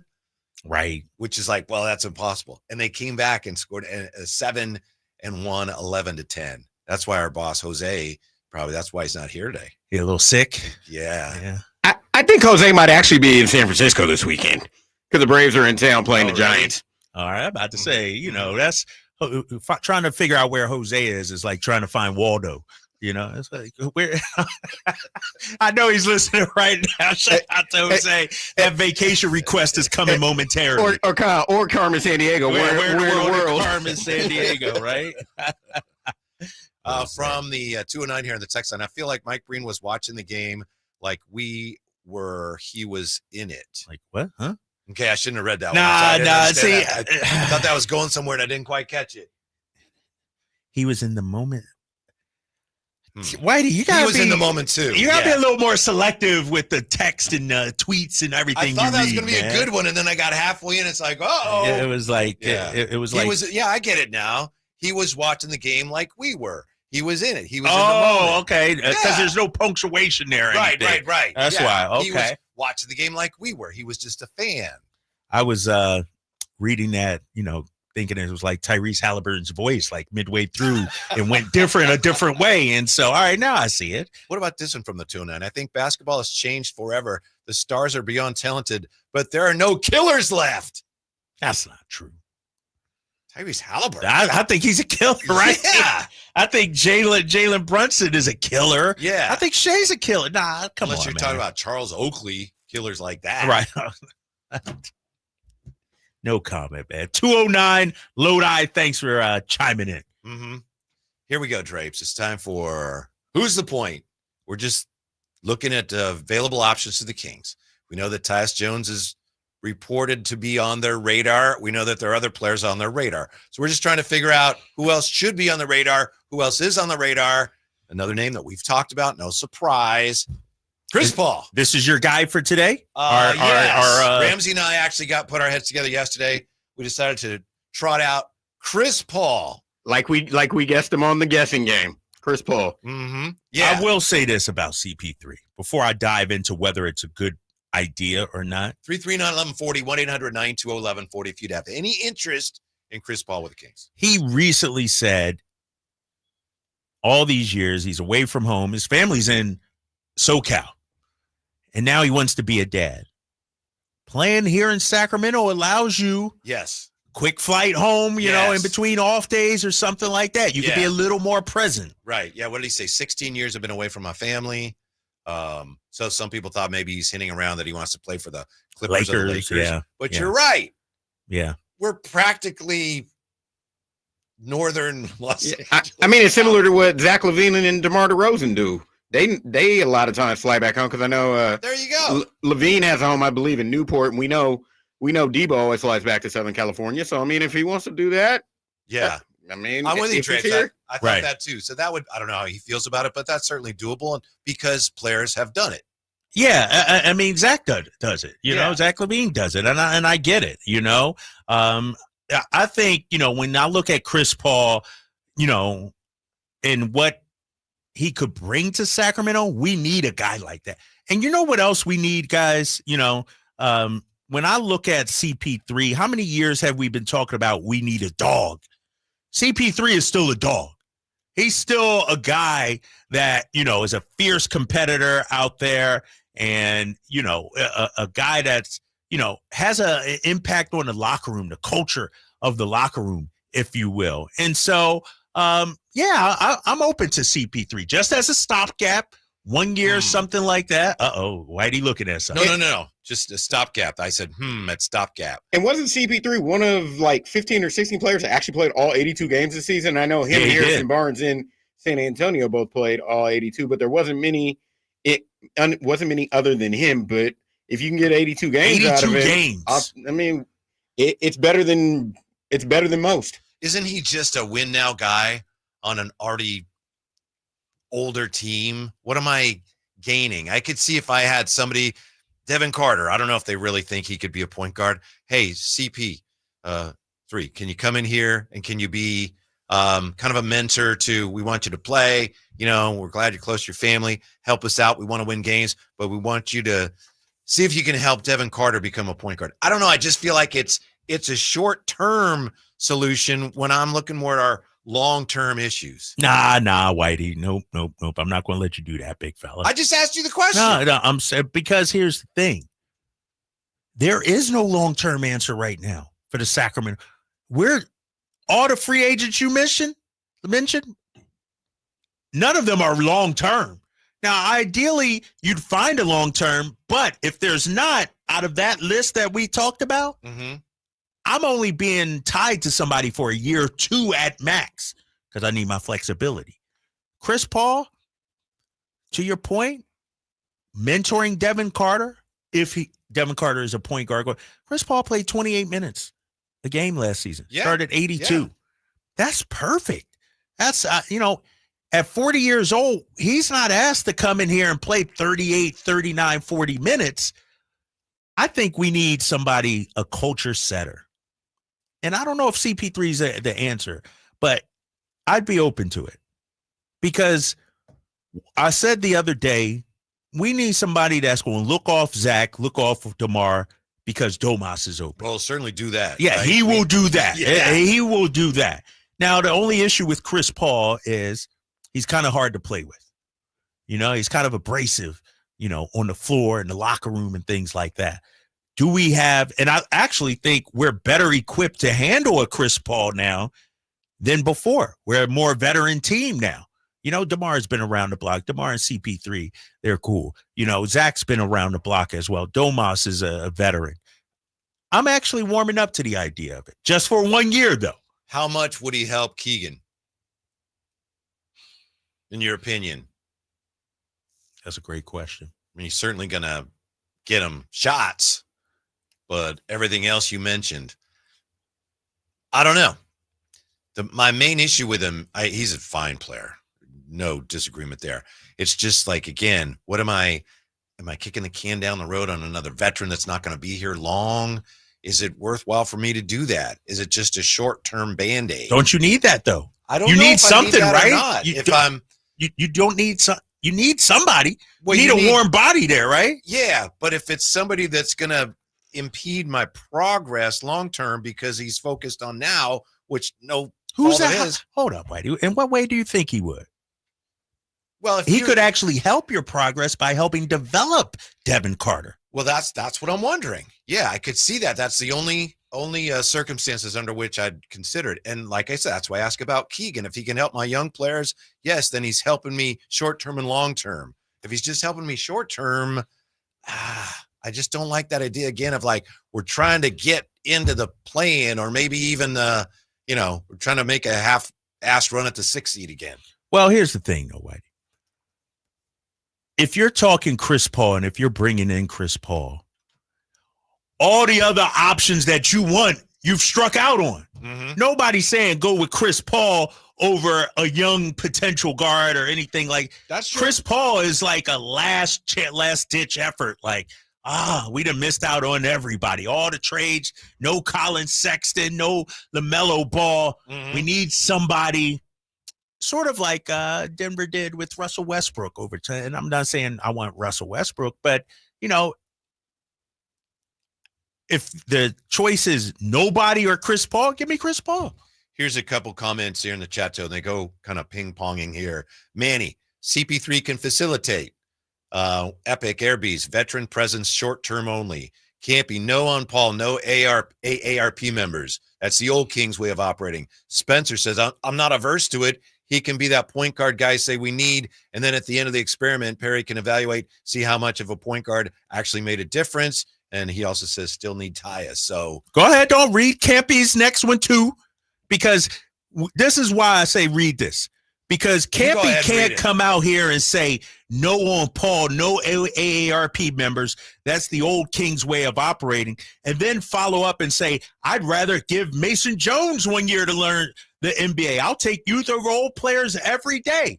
And that's why, Campy, you're listening to the Drive Guys 2 to 6 every day, Monday through Friday, and not running an NBA basketball team. No offense to our guy, Mason Jones, who we're friends with. We know Mason Jones, support him with the Stockton Kings. But Mason as your starter over Chris Paul? Mason Jones isn't really no matter what he's listed as, not really a point guard, not an NBA point guard. We agree? I agree. Yeah. I love he's Mason young. I like. He's no kid either. No, he's been around. Actually. Yeah. What's he, 28? Something like he's been around. Mason Jones has. And so, no, I mean, it's that's the Kings' problem. There are no good answers in-house, internally. So you're going to have to go out there and get somebody. Campy, I knew he was going to fire back. But you're also not running an NBA team.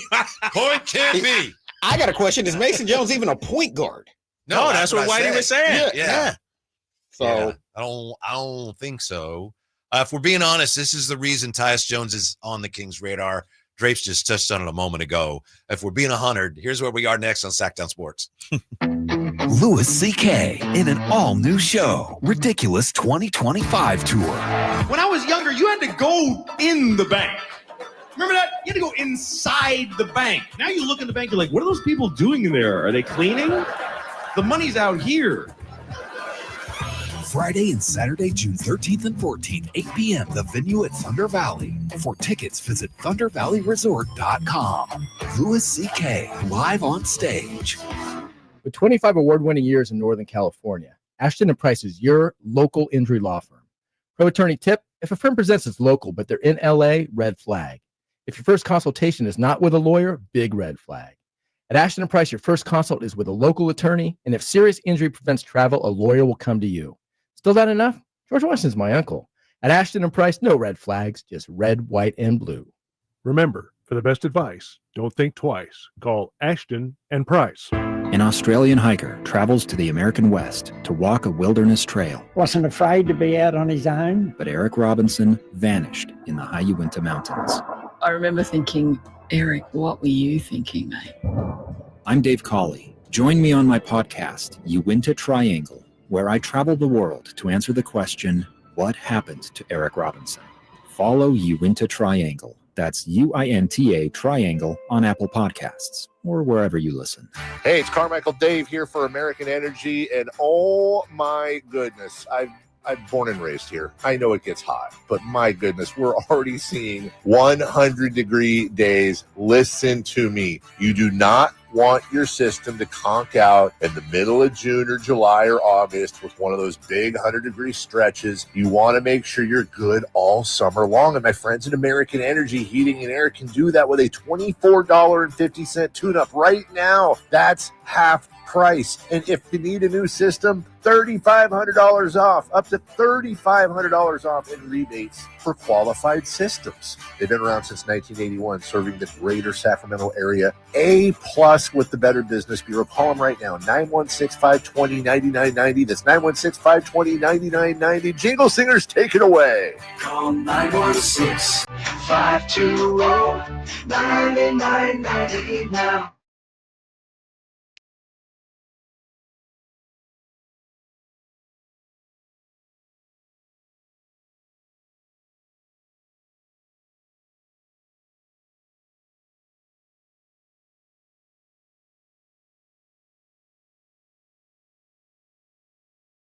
The only station in Sacramento giving you local sports coverage from 6 a.m. to 6 p.m. Monday through Friday. Sacktown Sports.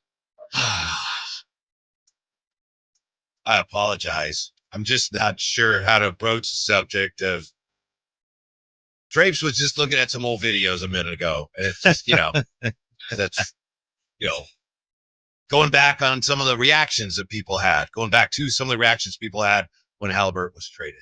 I forgot about some of that, Trace. No, that's not something we were necessarily wanting to talk about on the air, but I got a little buckled there. I forgot about I don't even know if I'm going to bring it up, man. Yeah. As a Kings fan, we're already in our feelings about this, though. Yeah. We're in our feelings about this Tyrese Haliburton trade. And I guess when the trade happened back in 2022, JJ Redick on ESPN said, this is some form of malpractice on the Kings' part. Tyrese really is my guy. This is a close friend of mine. He called it malpractice trading Tyrese Haliburton. Yeah. The question is this, though, Whitey. How do we feel after, for so long, saying it was a win-win? Do we need to apologize to the Kevin O'Connors, to the John Hollingers, to all the national pundits who dissed the trade or said the Kings were a flash in the pan or whatever? Like, who even said the DeMar situation wouldn't work? Do we need to maybe eat a little DeMar, humble pie right now? Maybe on some of the DeMar stuff, on the Haliburton trade stuff. I mean, I didn't think it was going to work. So. You're like, don't lump me in with that guy. And he's like, I loved Haliburton before he was even drafted. So the Kings made their deal with the devil, and they're paying the price now. And they still have. That's the thing. I mean, it's so easy to overlook. They still have on the roster a guy who's been an all-star multiple times in an all-league center. And I know the thing with the trade is who got the better player.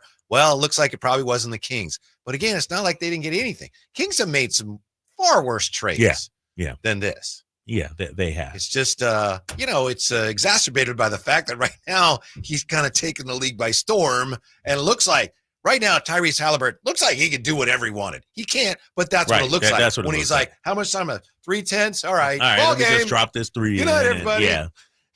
Here's the thing, because I understand the frustration of Kings fans, how I feel. Everybody's listening, how they feel about Tyrese. But does Domantas Sabonis feel a certain way seeing this?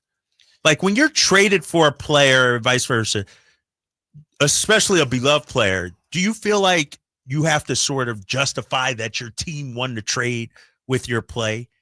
Well, what we would hope is that it somehow fires him up, right? Right. I mean, that's what I was thinking. He doesn't lack for motivation, but anything that gets somebody working even harder, more determined on their craft, I mean, from a fan standpoint, that we could benefit from that. Right. That's what I'm wondering.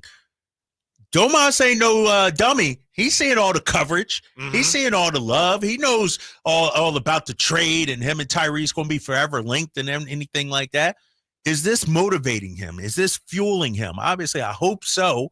That's the question, because just like we were up and feeling good a couple of years ago about the trade, Domas still has a chance, and the Kings still have a chance to come up.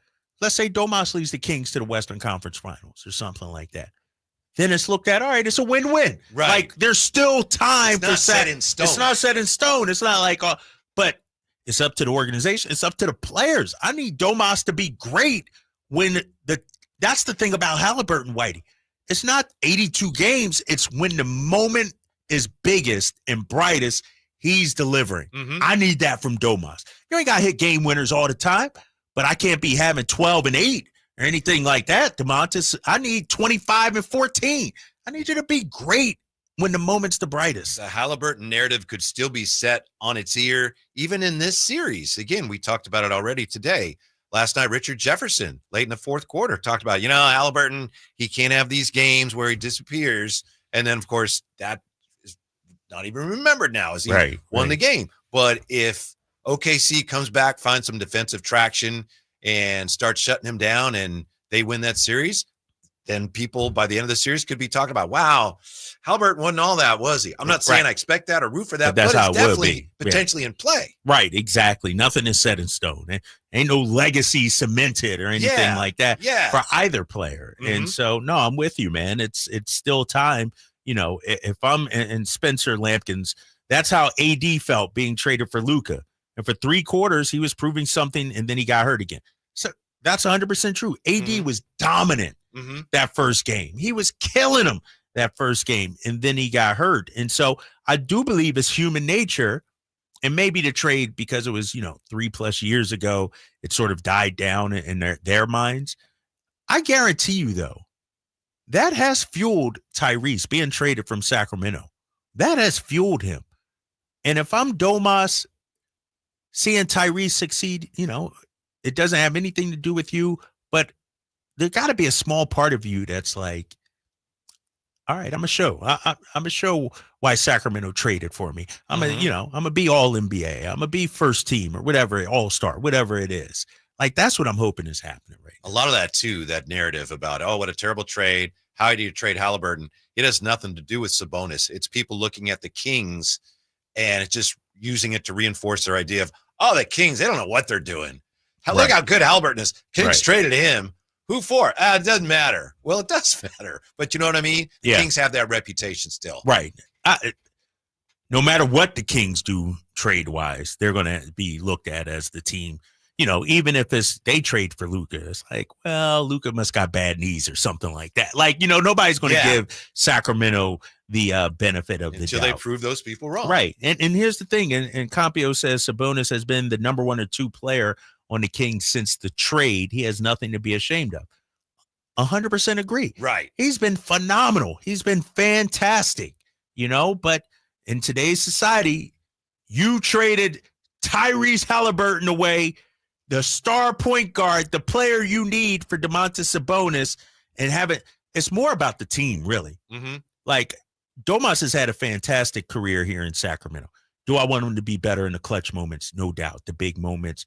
But if the Kings beat Golden State, if the Kings go to the Game 7 of the Western Conference Finals, or even this past year, if Sacramento makes the playoffs, it's not viewed as much of a lopside. It's because we've struggled over the last couple of years. And maybe they would have beaten the Warriors if Fox hadn't broken his finger, if Barnes made that shot, if it weren't for the Haliburton curse, Drapes.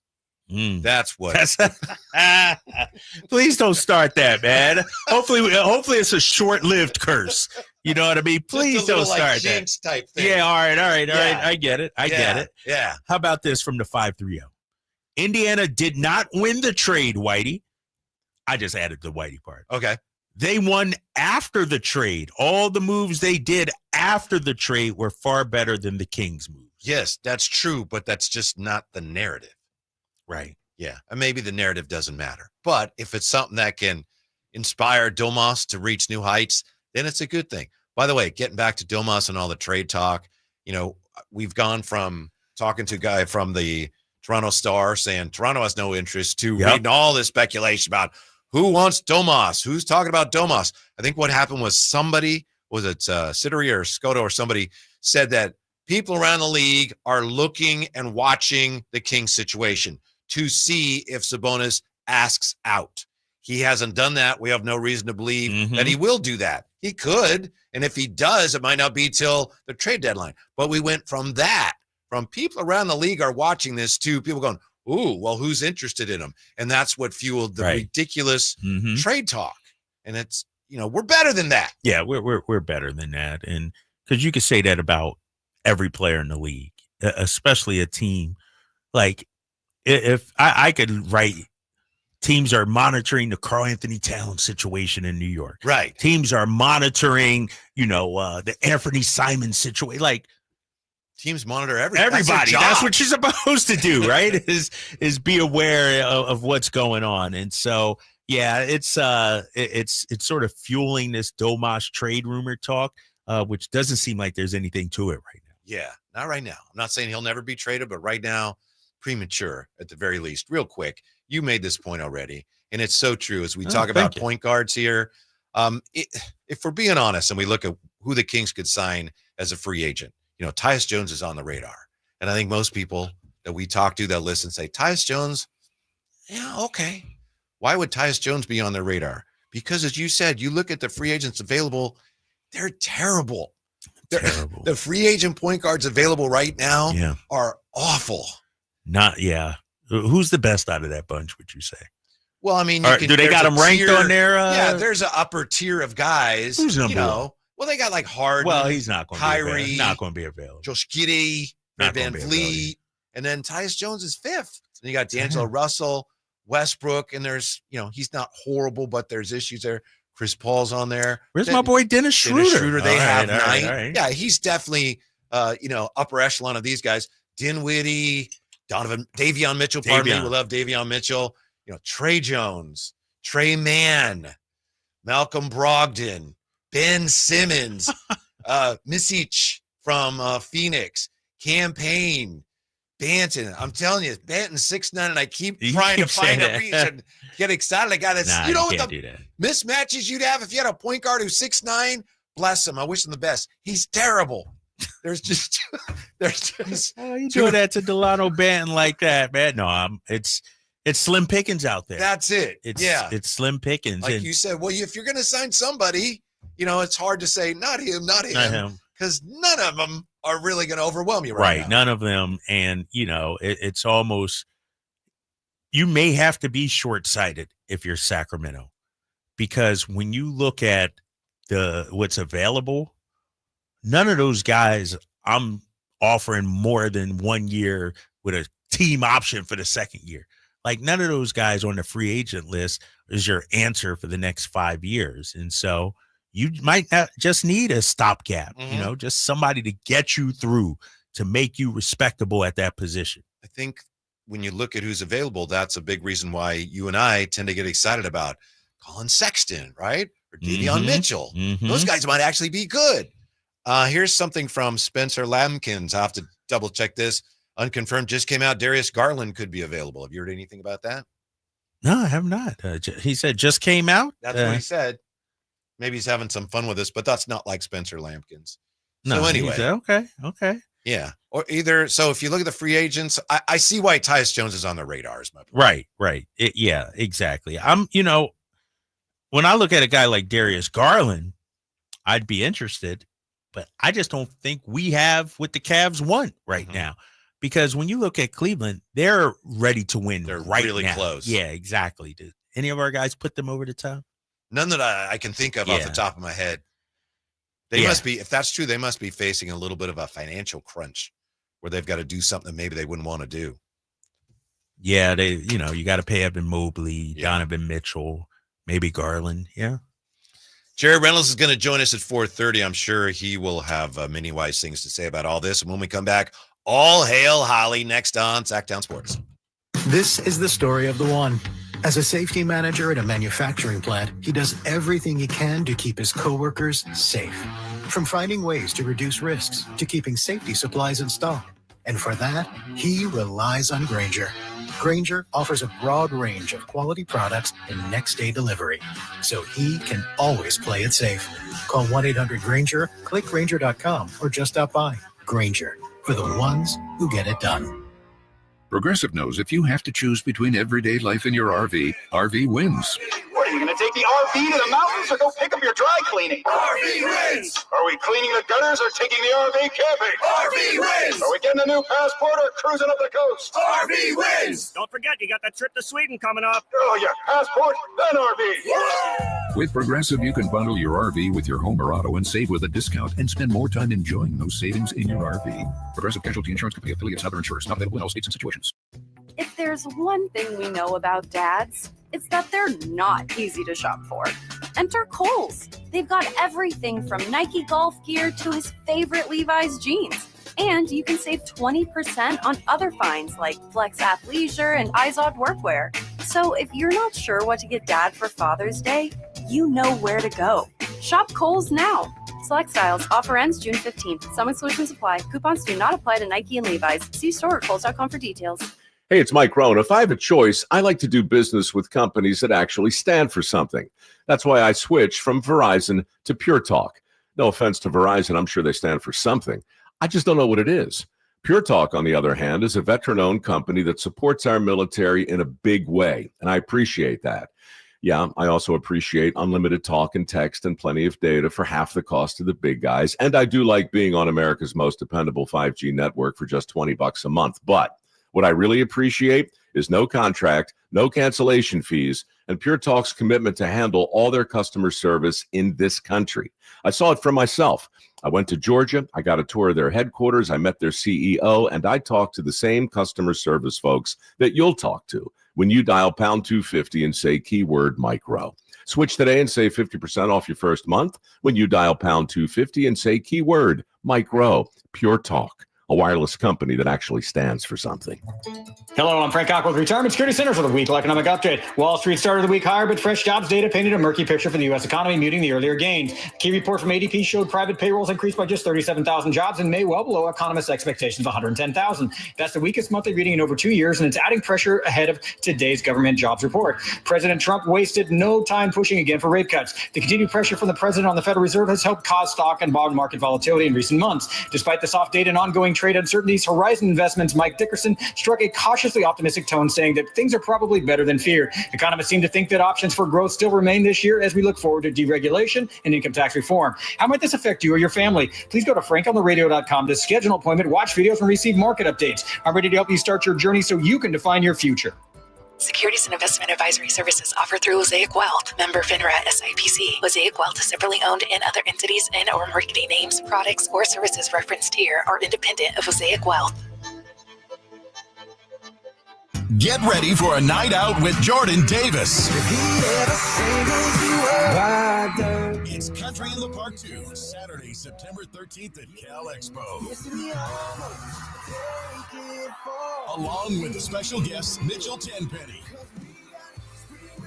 Locash, Vincent Mason, and Avriana. Make it a family day out with food trucks, games, dancing, and more. Saturday, September 13th at Cal Expo with Michelob Ultra. Tickets are available now at CITPFest.com. Did you know addiction to drugs like meth or cocaine is a disease and not a choice? But getting help is. If you have stimulant use disorder, you, your family, and friends may have a lot of questions, including where to start.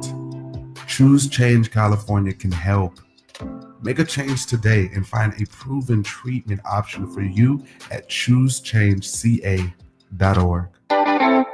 Hot summer savings explode at Maida's Elk Grove Chevy. Save $12,000 off MSRP after rebates. Every new 2025 Silverado half-ton LT and RST in stock. Maida Chevy has similar savings on every new Silverado. One of the largest selections in the Sacramento area. $12,000 off new Silverado exclusively at the Maida Chevy Silverado Supercenter. Now that's big, huge. See them all at MaidaChevy.com. Together, let's drive. Just rated 2011 renewed. Not available with special financing, lease, and some other offers. KHD1 Sacramento, KYMX HD3 Sacramento. Your home for Kings basketball for over 25 seasons. Hammer time thrown down by the Lakers. From the Power Business Technology Toshiba Studios. Sacktown Sports, 1140.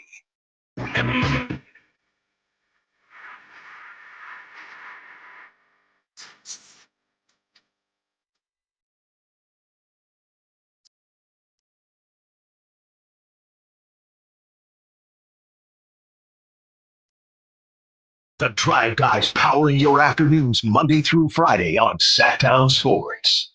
We're going to see if we can squeeze in some Tyrese Haliburton talk here. Also, we got the story here. Thank you, Lampkins. We have some details here on a potential Darius Garland availability. Before we get to that, if I may, real quickly here. Yeah, we've got College World Series on here, and they just had a play-at-the-plate, and there was a replay review, and the runner was called out. I hate replay review in baseball. I hate it because you have a double play or a play at the plate. And, you know, in the old days, and believe me, I know the old days, get off my lawn. It was like, wow, great plays out. Great. All right. Now it's like double play, I think. Hold on. Are they going to review it? They're going to review it. All right. And I just hate that. There was something about, all right, it's a double play. Good call, bad call. We move on. And to me, it's not worth getting the calls right more often just to hold up the game like that. And what if a World Series ever ends that way? He scores, but and hold the World up. Series is over, or is he? Well, hold on. I don't like it. So just like baseball, especially, huh? It bothers you. Yeah, more so than the other sports. I can live with it in the other sports, but I mean, so human error, you're okay with in baseball. Yes, and let's face it, they don't get all the calls right in any sport anyway. Are you open for robot pitch strike zone. No, but it's Robotic coming. There's nothing I can do about it. It's coming. It's inevitable. All right. Just saying where your head is at with Mhm. that. I do think it slows, like, first of all, it's already a slow game. It does slow the game down. And the problem is, too, the technology is so great right now. When you watch these games on TV, they're super slow-mo and everything like that. Before, we didn't have all that technology, but nobody cared about a replay. Now fans at home can see 10 different angles and the play slowed down. It puts these umpires in a tough spot, you know? And so I hear you on that. It's especially it ruins an exciting play, perhaps. Yeah, that's the thing. It takes all the steam out of a bang, bang, double play. Right. They're out of the inning. Maybe. Hold on. Really, literally, that happened. What did you think of the review last night? Siakam going out of bounds, balls off his hand clearly, but he says review it because he thought he got fouled, and then they review it, and I was okay with they finally said, yeah, it's off him, but it gets complicated, right? Yeah. When, okay, you could go back and call that foul. You could, correct. The Pacers could still have the ball. Because that's what the Pacers thought. Rick Carlisle was like, oh, yeah, push the ball, you know, and it's like, you know, and I get it, but that one I thought they got right. And I was minute, okay with that. The 2-minute report came out too and said correct calls all throughout that game. But yeah, it was kind of I think the Pacers at the time, they were kind of desperate. You know, it was a big possession. Like, let's give it a shot and see if we can get that one. Yeah. So. To me, one of the real tells, though, is how adamantly the player responds. You could tell Siakam clearly thought. It's like, he thought it wasn't off him. It's like, no, it was off him. So he must have thought very strongly that he got shoved. Yeah, he got shoved. Yeah, it's you know, as a coach, there's certain players you trust. Yeah. Some players, every time they commit a foul or, you know, or something like that, you know? And so I would imagine Siakam probably gets a little benefit of the doubt from Rick Carlisle. It's got to be an art form to it, Drapes. You got to have a strategy, right? If you're coach, sometimes you look the other way, like, you know. Right. I don't see. Oh, man, I didn't see you. Did you hear, who was it on Fox Sports? Was it Nick Wright's solution to that? I think it was Nick Wright or even Chris Broussard. I think it was Nick Wright. He said, anytime a player signals for a review and they're wrong, technical foul on them or something. Because it's like, it's gotten so ridiculous. Everybody and their mom is screaming for a review now. So, but here's the thing. We're speaking of review. In hockey, they have that. If you ask for a review and the call is ruled incorrectly, your team gets a 2-minute penalty. You get a penalty for that, huh? Yeah. Oh, I didn't know that. Yeah. I don't know how that would translate to other sports, but I like it. Yeah, you like it, right? Right. And I don't like the whole thing of you get 2 reviews and then you don't get any more. It's like, well, if I get it right, shouldn't I keep getting them? I shouldn't be penalized for your mistake. Yeah, you know? It doesn't make sense. Does this make sense? Thanks again to who was it that shared this with us? Lampkins? Yeah. Lampkins talked about Darius Garland. Cleveland Cavaliers under as much pressure as every other contender in the NBA. Anyway, Brian Windhorst apparently said, quote, on ESPN, I think there's some belief that Darius Garland might be available under the right circumstances. I think the Cavs are listening and open-minded, end quote. Okay, that's a little open-ended, but it is Windhorst. It's got some substance to it. This says here, when considering the big moves that Cleveland could make, Jared Allen is the big name. Defensive shortcomings alongside Donovan Mitchell in the backcourt have the team considering moving Darius Garland. Does that do anything for you? Is that something that Scott Perry needs to put on his radar, Drapes? I'm leaning toward yes, the player. And here's why, Whitey. He fits your criteria. 25 years old, turned 26 in January. 40% from 3 this past season. Probably not the best defender. Probably got some issues there, if you will. 20-point per game score. My only concern with Darius Garland, and he was banged up in the playoffs last season, played 57 games. That was in 2023-24. But then I look at his contract. This upcoming season, $39.4 million. Then 42, then close to $45 million. Darius Garland's a really, really good basketball player. But now you're telling me we got 45 in Garland, 45 in Levine, 43 in Domas. if you get Darius Garland, in my opinion, other moves need to be made as well. Mm-hmm. So I like the player. I even like him on sack, but I'm not buying it. I'm not buying it for us because of the contract reasons and some of the other moves you'd have to make. I think I'd rather pay him what he has left on his deal than Zach on his deal, but I don't think that's going to happen. And then, yeah, if you bring in Garland and then he's got to have the ball all the time, it just changes everything else you're doing, which isn't necessarily bad, but at some point you got to choose a lane. And he's not going to come here. Because of his contract. I'd be open to it like you. Yeah, I'd be. The only thing that we could offer is DeMar, obviously, right? DeMar would have to be, the centerpiece we're sending back from a player standpoint. But also, DeMar doesn't even make enough to do a straight 1-for-1. Who else you sending? You may have to also send, as I look at some of the numbers. DeMar at 24. Now you're Valanciunas, maybe. Mm-hmm. Like, we don't have a lot of guys that we can move in that regard. Darius Garland's good and he's young. No, he's good and he's young. Yes. Mm-hmm. Been around for a while, it seems like. Yeah. But he's really good. The only issue with him is durability during the postseason. This last year, he was banged up, missed some time. Even when he was back, he wasn't that great. If I'm Cleveland, maybe they think him and Donovan Mitchell not working too well, but would they be interested in DeMar? I don't know. You know how a lot of times you'll read articles about the NFL, the coach quarterback combos? Yes. What teams have the best coach quarterback combos? Well, if a point guard is a quarterback of an NBA team, want to take a look at who are the best coach quarterback combos in the NBA right now. I like that. Haliburton and Carlisle, how high do they rank on the list? We'll come back with that. Also, don't forget, we got Jerry Reynolds, bottom of the hour to Drive Guys rolling on Sacktown Sports. I'm Ken Korak with your Green and Gold Report, brought to you by Comcast Business, powering possibilities.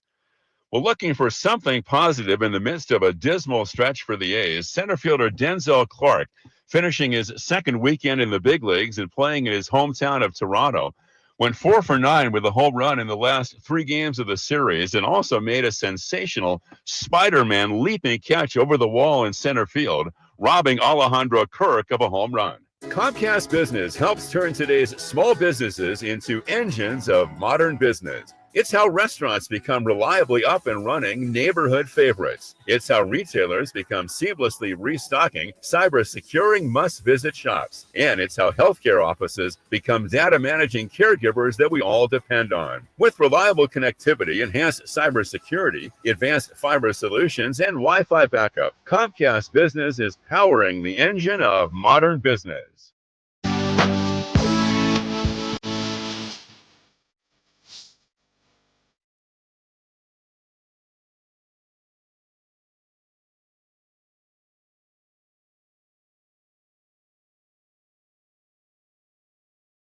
The only station in Sacramento giving you local sports coverage from 6 a.m. to 6 p.m. Monday through Friday. Sacktown Sports. Just looking again at these Haliburton numbers, that was his 4th winning or tying shot in the final 5 seconds of the game this postseason. You're not supposed to be able to do that. I mean, circumstances alone should preclude you from even having those opportunities. Yeah. Haliburton shot the latest winner in an NBA Finals game, coming with 0.3 left, since Michael Jordan's buzzer beater for the Bulls in Game 1 of the 97 Finals against the Jazz. By the way, what did you think of the play that OKC ran there with 3/10 left? I know 3/10 left. You're almost certainly going to lose anyway. I'm trying to remember. It looked like they tried to get a lob. Yeah. And never had a shot. I mean, don't you maybe you run a split and you have the lob there potentially, but if it's not there, you got to pop somebody up on top and try to get a jump shot away. 3/10 you can catch and shoot. That's all you can do, though. Yes. You can't catch, turn, and shoot. I know. And so I might have had something going towards the basket, and the lob, but who knows, too, Whitey, when you inbound that ball, you might have tunnel vision, and so I'd have to go back and look at the play again. What was the one? Was Toronto the OG Anunoby corner 3 against Boston where he ran around and went into the corner. They lobbed it way across. The hammer. Yeah. That's a great play in that situation. How much time was on that one, I wonder? I don't know. I'll have to look. Like, could you have done something like that? Yes. If you're if it's Mark just catch Daigneault. and shoot, yeah. You know? Yeah. Yeah, the hammer. I remember Steve Kerr ran that against the Lakers a few years ago when Darvin Ham was the coach. Yeah. And the play is named for him. That's the one. Oh, yeah. The hammer. That's what it's called. The Darvin Ham. Yep. So he might have seen that one coming. I don't know. Yeah. That you know, it didn't have much shot of working. I'd have to look back at the play though, to be honest with you. Mm-hmm. Yeah, I know. Yeah, that's really unfair because 3/10. There's not a lot you can do.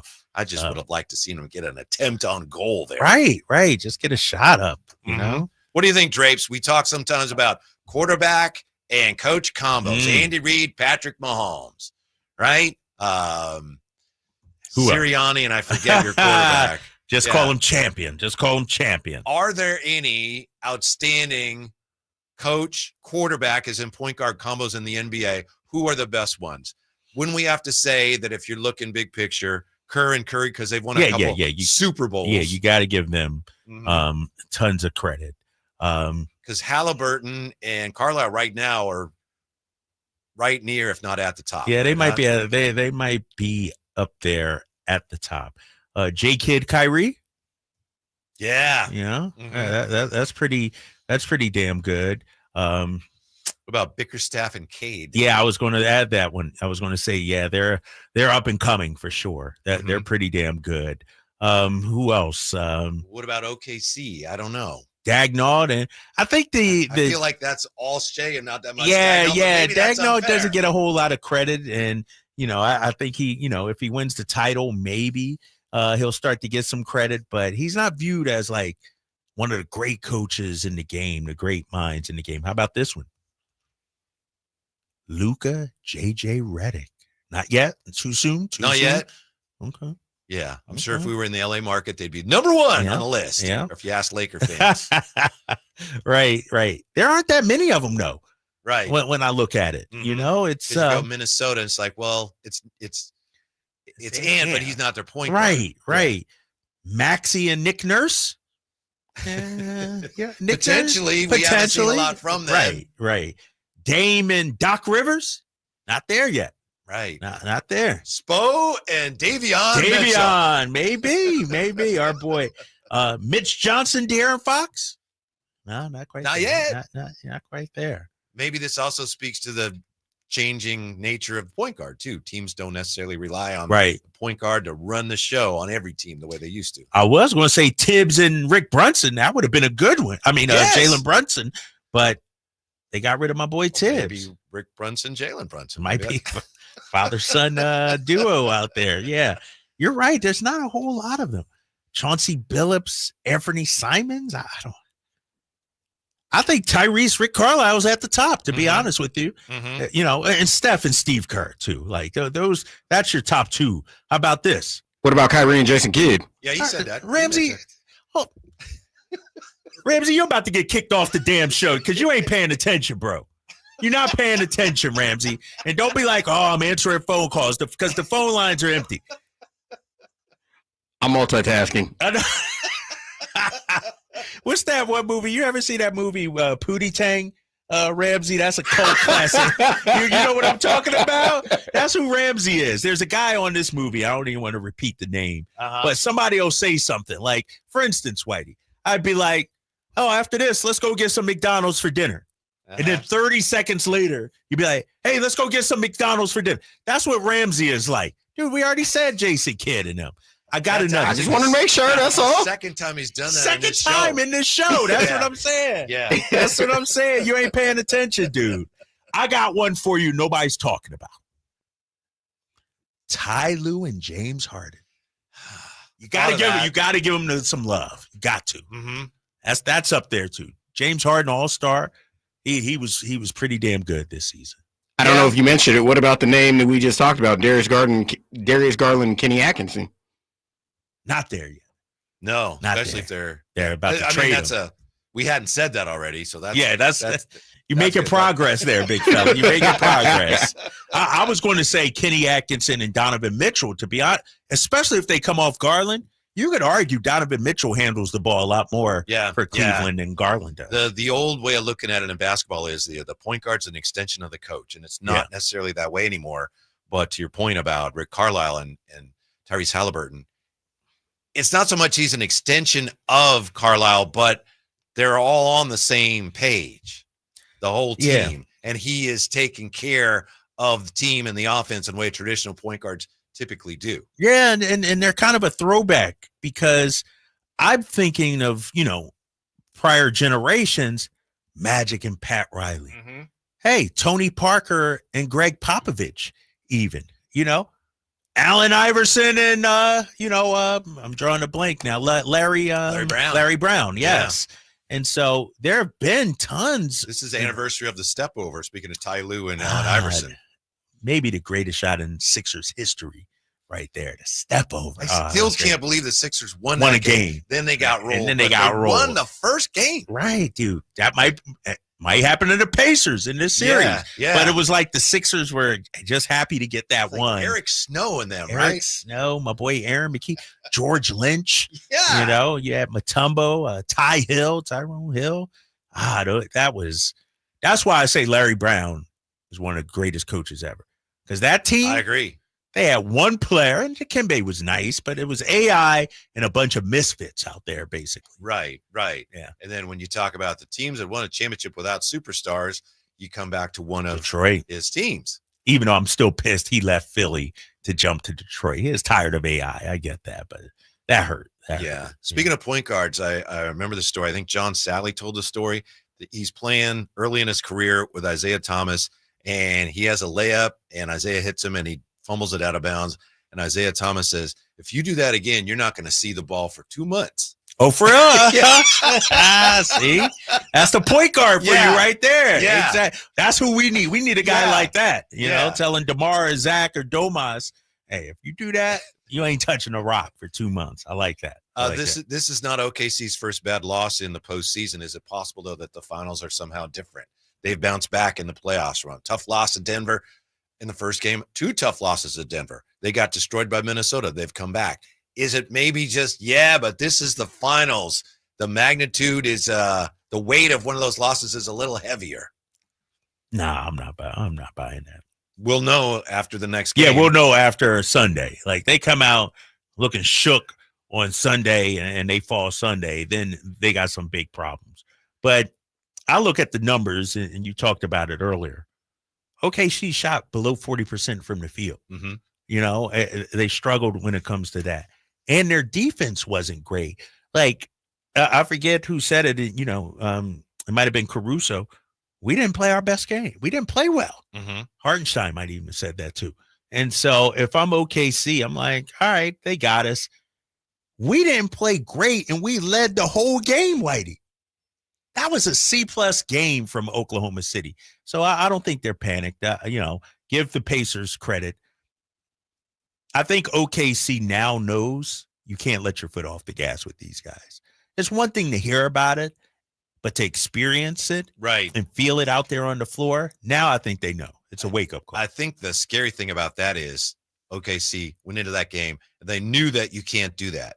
But after last night, it's not necessarily that they forgot. It's just Indiana just plays at that pace. It's not a matter of you letting off the gas. It's they just keep coming whether you're ready for it or not. Right. 100%. Yeah, and you got to, I think as a coach, and this is one thing I thought Tibbs tried to do, but it might have been too late, you got to prepare for a 40-minute game. Mm-hmm. And I'm talking with your rotations and everything. One thing with Tibbs, and the reason he switched going to game 3 is he knew he needed his guys to be fresh late in games. I wonder, Mark Daigneault, and I have to look at the box score and see how much each guy played in the first 3 quarters and everything. Oh, yeah. No. I know you got all the box scores there, but if you're, Mark Daigneault, do you, start stack? I'm looking at the box. I got it right here, Whitey. 4th quarter for OKC, and I haven't looked at it. 4th quarter, OKC Shea 744, Lou Dort 744, Jalen J-Dub Williams 12, Chet 4. First 3 quarters, Shea 31-50. Maybe Shea plays 28 the first 3 quarters and then all of the fourth or something like that. You know, like why is Shea only playing 7? And I guess because you got a lead, you can afford to rest them. But fourth quarters are so important against Indiana.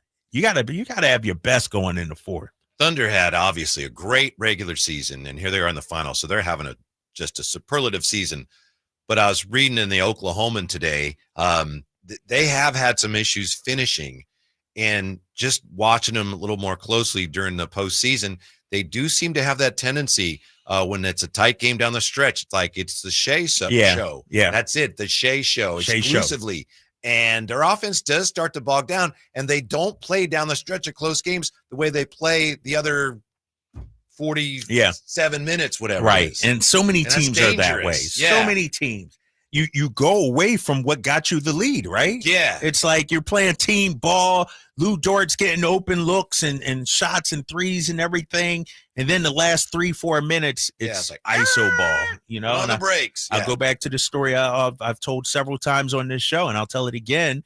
One of the things I asked Doc Rivers sitting down at dinner as a group of us, like, Doc, why do teams go ISO ball late? He's like, because we want to make sure our best player is the decision maker late in games, has the ball. We don't want to leave it to anybody else. And I get it. It makes sense. But damn, if you're OKC, the reason why you're so great is because you got so many guys that can make plays and make decisions. Jerry Reynolds joins us next. Are the Pacers still getting better during the playoffs before our very eyes? We'll ask him that and many things. We'll ask him about the Kings point guard situation. Of course, next, Sacktown Sports. Diabetes, high blood pressure, anxiety meds, everyone's on them. If you're a 50-year-old male, maybe a bit porky, and you may even have type 2 diabetes, $1 million of term insurance may only cost you about $200 a month. Call Term Provider. Speak with Big Lou at 800-444-9336. Big Lou will find a term life policy for you even if you have type 2 diabetes, are overweight, or have high blood pressure. Term Provider has helped thousands of people like you who think they can't afford term life insurance. To buy $1 million of affordable term life for you, all you need to do is call Big Lou at 800-444-9336. Lou will make sure the scales are tipped in your favor. Call 800-444-9336. Big Lou will answer your call and work to fit you into a term life policy that you can afford. Remember, Big Lou's like you. He's on meds too. Call 800-444-9336. 800-444-9336. Whitey here for Napoleon Grills, reminding you that when buying a new grill, every detail matters. While supplies last, you'll receive a $149 gift with purchase on every new Napoleon Prestige stainless steel grill. The kit even includes a pizza lover starter kit and much more. And now up to $79 off Napoleon Rogue models. Napoleon grills are built different, built better, built to last, with a lifetime warranty and premium steel that boasts amazing quality. Visit Green Acres Nursery today for your best selection of Napoleon grills and accessories. Wesley Financial Group is not a law firm. Do you find yourself stuck in a timeshare? Get the real facts about the timeshare industry and your options for cancellation. Chuck McDowell, founder of Wesley Financial Group, has put together a free information guide that reveals the secrets the timeshare industry doesn't want you to know, including the 5 ways to get rid of your timeshare. Get this timeshare cancellation guide absolutely free. Call 800-932-5858. That's 800-932-5858. 800-932-5858.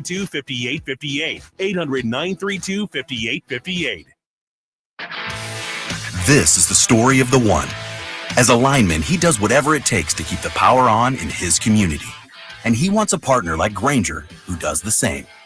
Grainger offers the professional-grade products he needs, from voltage detectors to harnesses to hard hats, plus fast, dependable delivery, so he can rise to every challenge. Call 1-800-GRAINGER, click Grainger.com, or just stop by. Grainger, for the ones who get it done. Finally, an easy way to find home improvement contractors. Just visit subcontractorsunited.com and simplify your search for home services professionals. From cabinets to windows, roofing to plumbing, Subcontractors United is an easy, simple way to find and hire a home improvement contractor. And you never have to give up personal information. So no harassing phone calls like you get from those other websites. Subcontractorsunited.com is sponsored by D&D Cabinets and Savage Design. Hey, it's Carmichael Dave here for American Energy, and oh my goodness, I'm born and raised here. I know it gets hot, but my goodness, we're already seeing 100-degree days. Listen to me. You do not want your system to conk out in the middle of June or July or August with one of those big 100-degree stretches. You want to make sure you're good all summer long. And my friends at American Energy Heating and Air can do that with a $24.50 tune-up right now. That's half price. And if you need a new system, $3,500 off, up to $3,500 off in rebates for qualified systems. They've been around since 1981, serving the greater Sacramento area. A+ with the Better Business Bureau. Call them right now, 916-520-9990. That's 916-520-9990. Jingle Singers, take it away. Call 916-520-9990 now.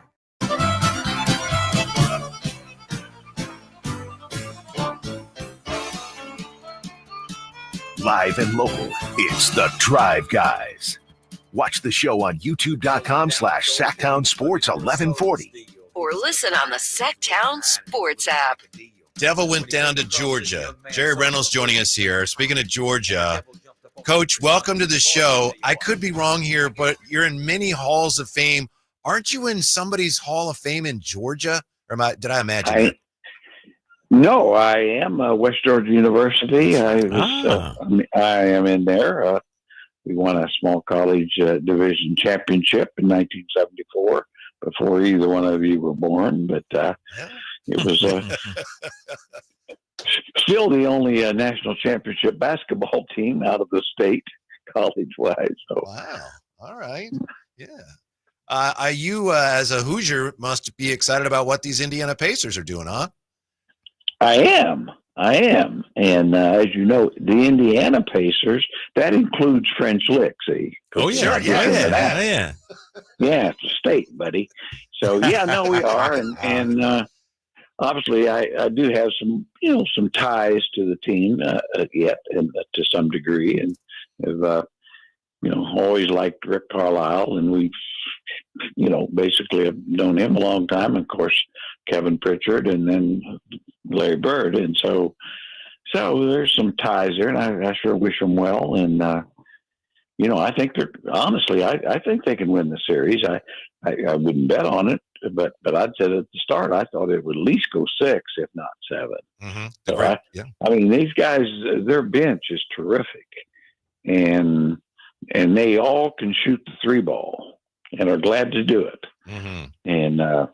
And then, of course, Tyrese, if you get within 10 with 3 minutes to go, you got him right where you want him, I guess. Hey, Jerry, did you see this from Tyrese when he was in Sacramento? This kind of player? No. No, I thought he was going to be really good. I didn't think he could miss being really good, maybe a near all-star caliber player. I thought, that. But at that time he was pretty limited offensively. He could spot shoot very well, but his ability to do things in the mid range he was just starting to try to understand he had to do that. You could see that he was an outstanding, legitimate playmaker. He really wanted to pass first, and so I didn't know where to take him, but to think. For somebody to say they knew he'd be able to do exactly what he's doing now, I'd have to say exactly what are you drinking? Oh, the great Jerry Reynolds with us. Jerry, I don't know if you had a chance to hear. We had a former Pacer on earlier today. We had Darnell Hillman on. I don't know if you had a chance to hear that. Yeah, so that was fun. But I just wanted to ask you. We talked about the way the Pacers got off to a slow start with him. Are the Pacers kind of still getting better throughout the playoffs? And even in the games that we're seeing, are they continuing to take their game to new levels? I kind of think they are. They're playing with so much more confidence. Because most teams, obviously the holes they've dug themselves. A lot of teams would just not have the confidence to keep playing. Now, I give Rick Carlisle a lot of credit. Obviously, he's a proven championship coach and has coached a whole lot of 50-plus win teams, whether in Detroit, Indiana, Dallas, or back to Indiana. He's one of those guys that's ahead of the curve, and so I give him a lot of credit. And I think having Siakam, a guy that had won was probably second best player on a world champion in Toronto.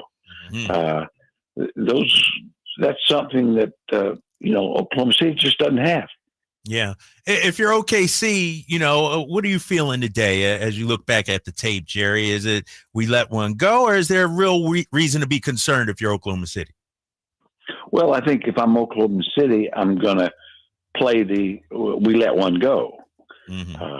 Now, if I'm a fan, I'm probably going to say I'm a little concerned,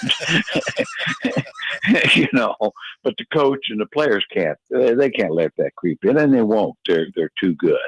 But I think the thing that would concern me, if I'm the coach, is they got 66 points scored on them in the second half. Yeah. Yeah. And that's their, that's where they're best at, and they have to feel like, well, we know we can shoot better and play better. And that would be true. But if you're Indiana, you're saying we're not going to make 19 turnovers the first half of the next game. So both teams, I think both teams are capable of playing better. I think, if you're Oklahoma City, you say, well, our best player had a 15-foot shot that he hit 75% of. But that was the 25% that he missed. And if Gilgeous-Alexander makes that shot, then they win. So, but that's why it's going to be a great series. I really think so. And I will tell you, I had a text a few hours before the game. Larry had texted me and said, don't underestimate these guys. They're capable of winning this thing. And I texted him back and I said, I'm not underestimating them. I'm just hoping that the Thunder do. Yeah. And I don't know that that's what happened, but I think that once they got the lead, I do think the Thunder seemed to get a little proud of themselves. Hold up for a sec, Jerry. Hold up. I'm not going to let you do that. I'm not going to let you just casually drop. You said Larry. Did you say Larry Bird, or did you what Larry are you talking about? Larry David from Seinfeld. Like who you texting with about basketball? I don't know Larry David from Seinfeld very well. I wish I did, but he did not text me, and he probably should. He could learn something too. But no, that was Larry Bird. Just casually dropping that out there, right? Yeah, I'm just used to well, we'd kind of through the playoffs, had text back and forth a little bit, a little this and that and other. But in this, I'm on his side. I'm for him, So not kind of throwing stuff, at him. I'm trying to be a good guy. Yeah. And, so. Didn't you tell us once, Jerry? I don't think it was on the station, but didn't you tell us like Larry? You went over to Larry's house, and then he came. You asked him to come help mow your mom's lawn or something. He's like, "All right, I'll be right over." Didn't something like that happen? Yeah. He he certainly said, "I'll just throw a mower in the truck here and be up there and help you out." And so that's pretty sweet. Well, the way I looked at it, I looked at it a little different. Some people I'd say, hell yeah, you should come up and help. I sat there and help paint your fence and everything else. He made me paint fence for a couple hours, just get a couple of beers. Oh, the great Jerry Reynolds with us. Do you think it's fair to criticize Oklahoma City offensively the way they kind of slowed down and looked to kind of play not to lose and the ball got stuck? As you say, if Shea makes that shot, it doesn't matter.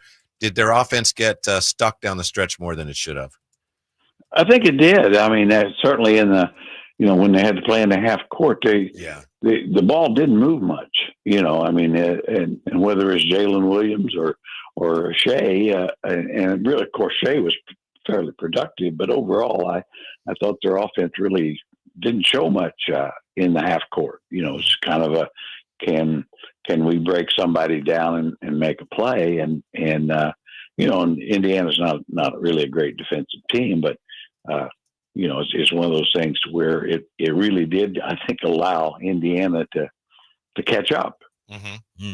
Jerry Reynolds joining us. Jerry, I'm looking at these two teams and, smaller markets, but they do have some star power in Tyrese and Shea Gilgeous-Alexander. But with that being said, they're not super teams with 2 or 3 superstars on it. If you're building a team in today's NBA, what are you looking for?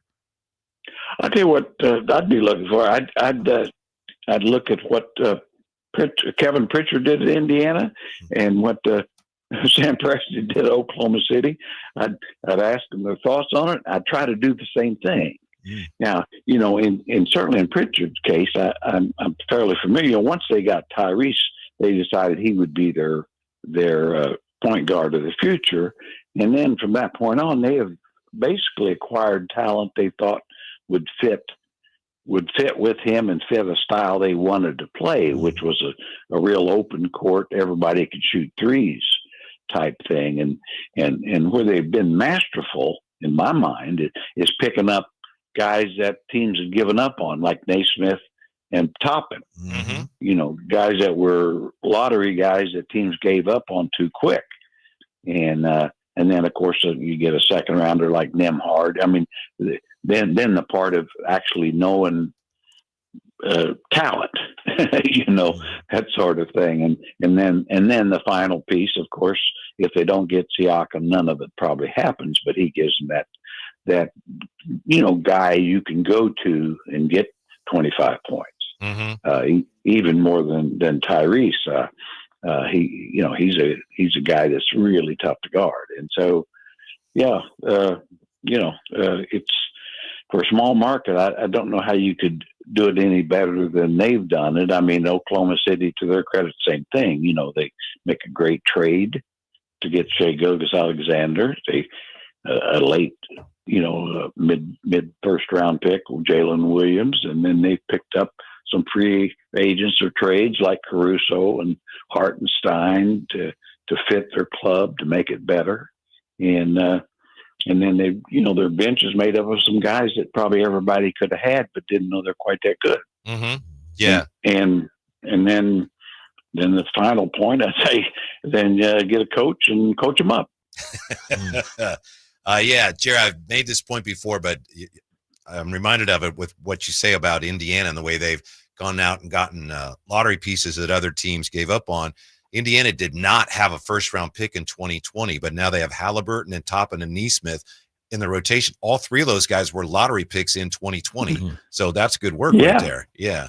That sure is. I mean, that's what I'm saying. It's like, and you look at, like New York, you think, like Knicks, would you like to have Toppin back?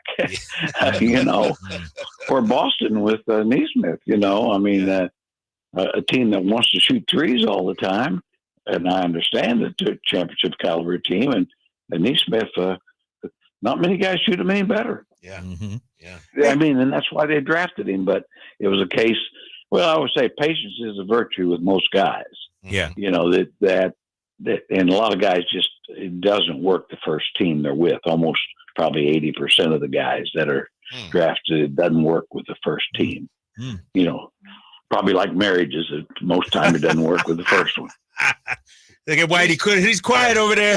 Jerry's been married for a long time. Right. Jerry, what do you make of Tom Thibodeau getting the hatchet out there in New York? Well, I think it's pretty stupid, to be honest. I mean, my gosh, did they forget where they were before he got there? I mean, I just think whoever they get's going to have to. Whoever they get, I kind of feel sorry for, because if it's championships or nothing, you got a pretty good chance of failure. Yeah. I mean, I don't care what kind of talent you assemble. It doesn't. To win a championship, still hard, and it's going to be hard for them to I'm sure they'll try to make some deals, but that's an awfully good team. But to me, they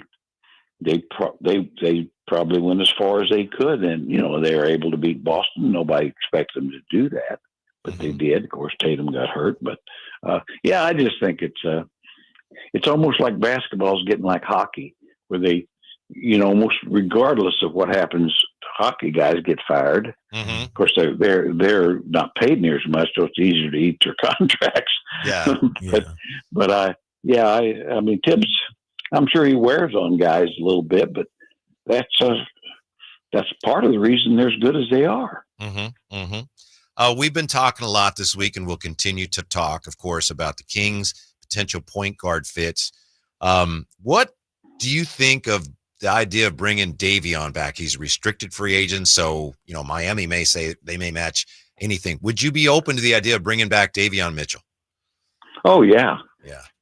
I mean, I watched him a lot in Miami in his last 25, 30 games. Mm-hmm. He was really good. Mm-hmm. I mean, he shot about 50% from three, and was assist to turnover ratio was good. And he's a little dog defensively. Mm-hmm. He's probably about everything the Kings need right now. Mm-hmm. Having said that, I'm fully confident, sadly, that Miami's going to keep him.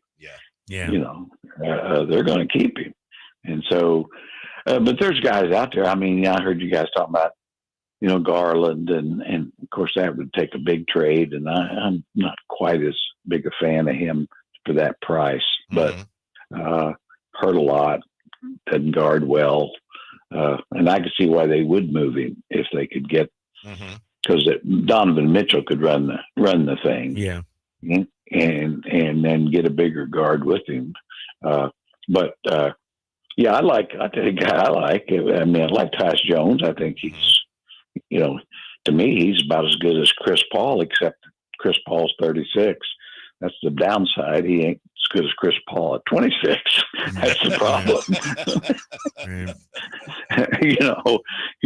So that's the downside there, but he's a legitimate playmaker and make shots and all.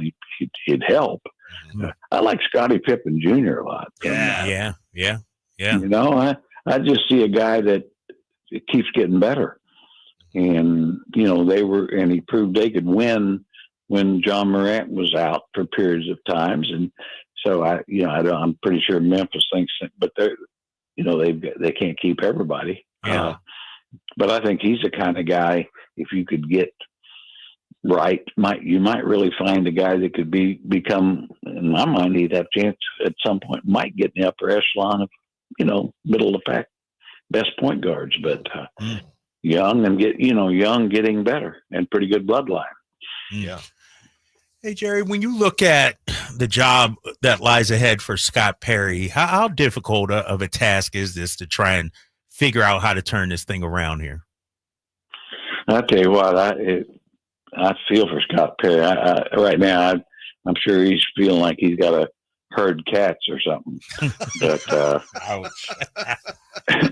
but because, I mean, really, you need to make some moves, and I'm not sure what the assets can, because as fans, they just assume, well, we if we're going to move off DeMar DeRozan, then let's go get Giannis Antetokounmpo. And it's like, I'm pretty much in favor of that myself. But, you really, I know this, that a lot of the stuff I hear rumored, I know that the team that would probably take the call would hang up immediately and block them from there on,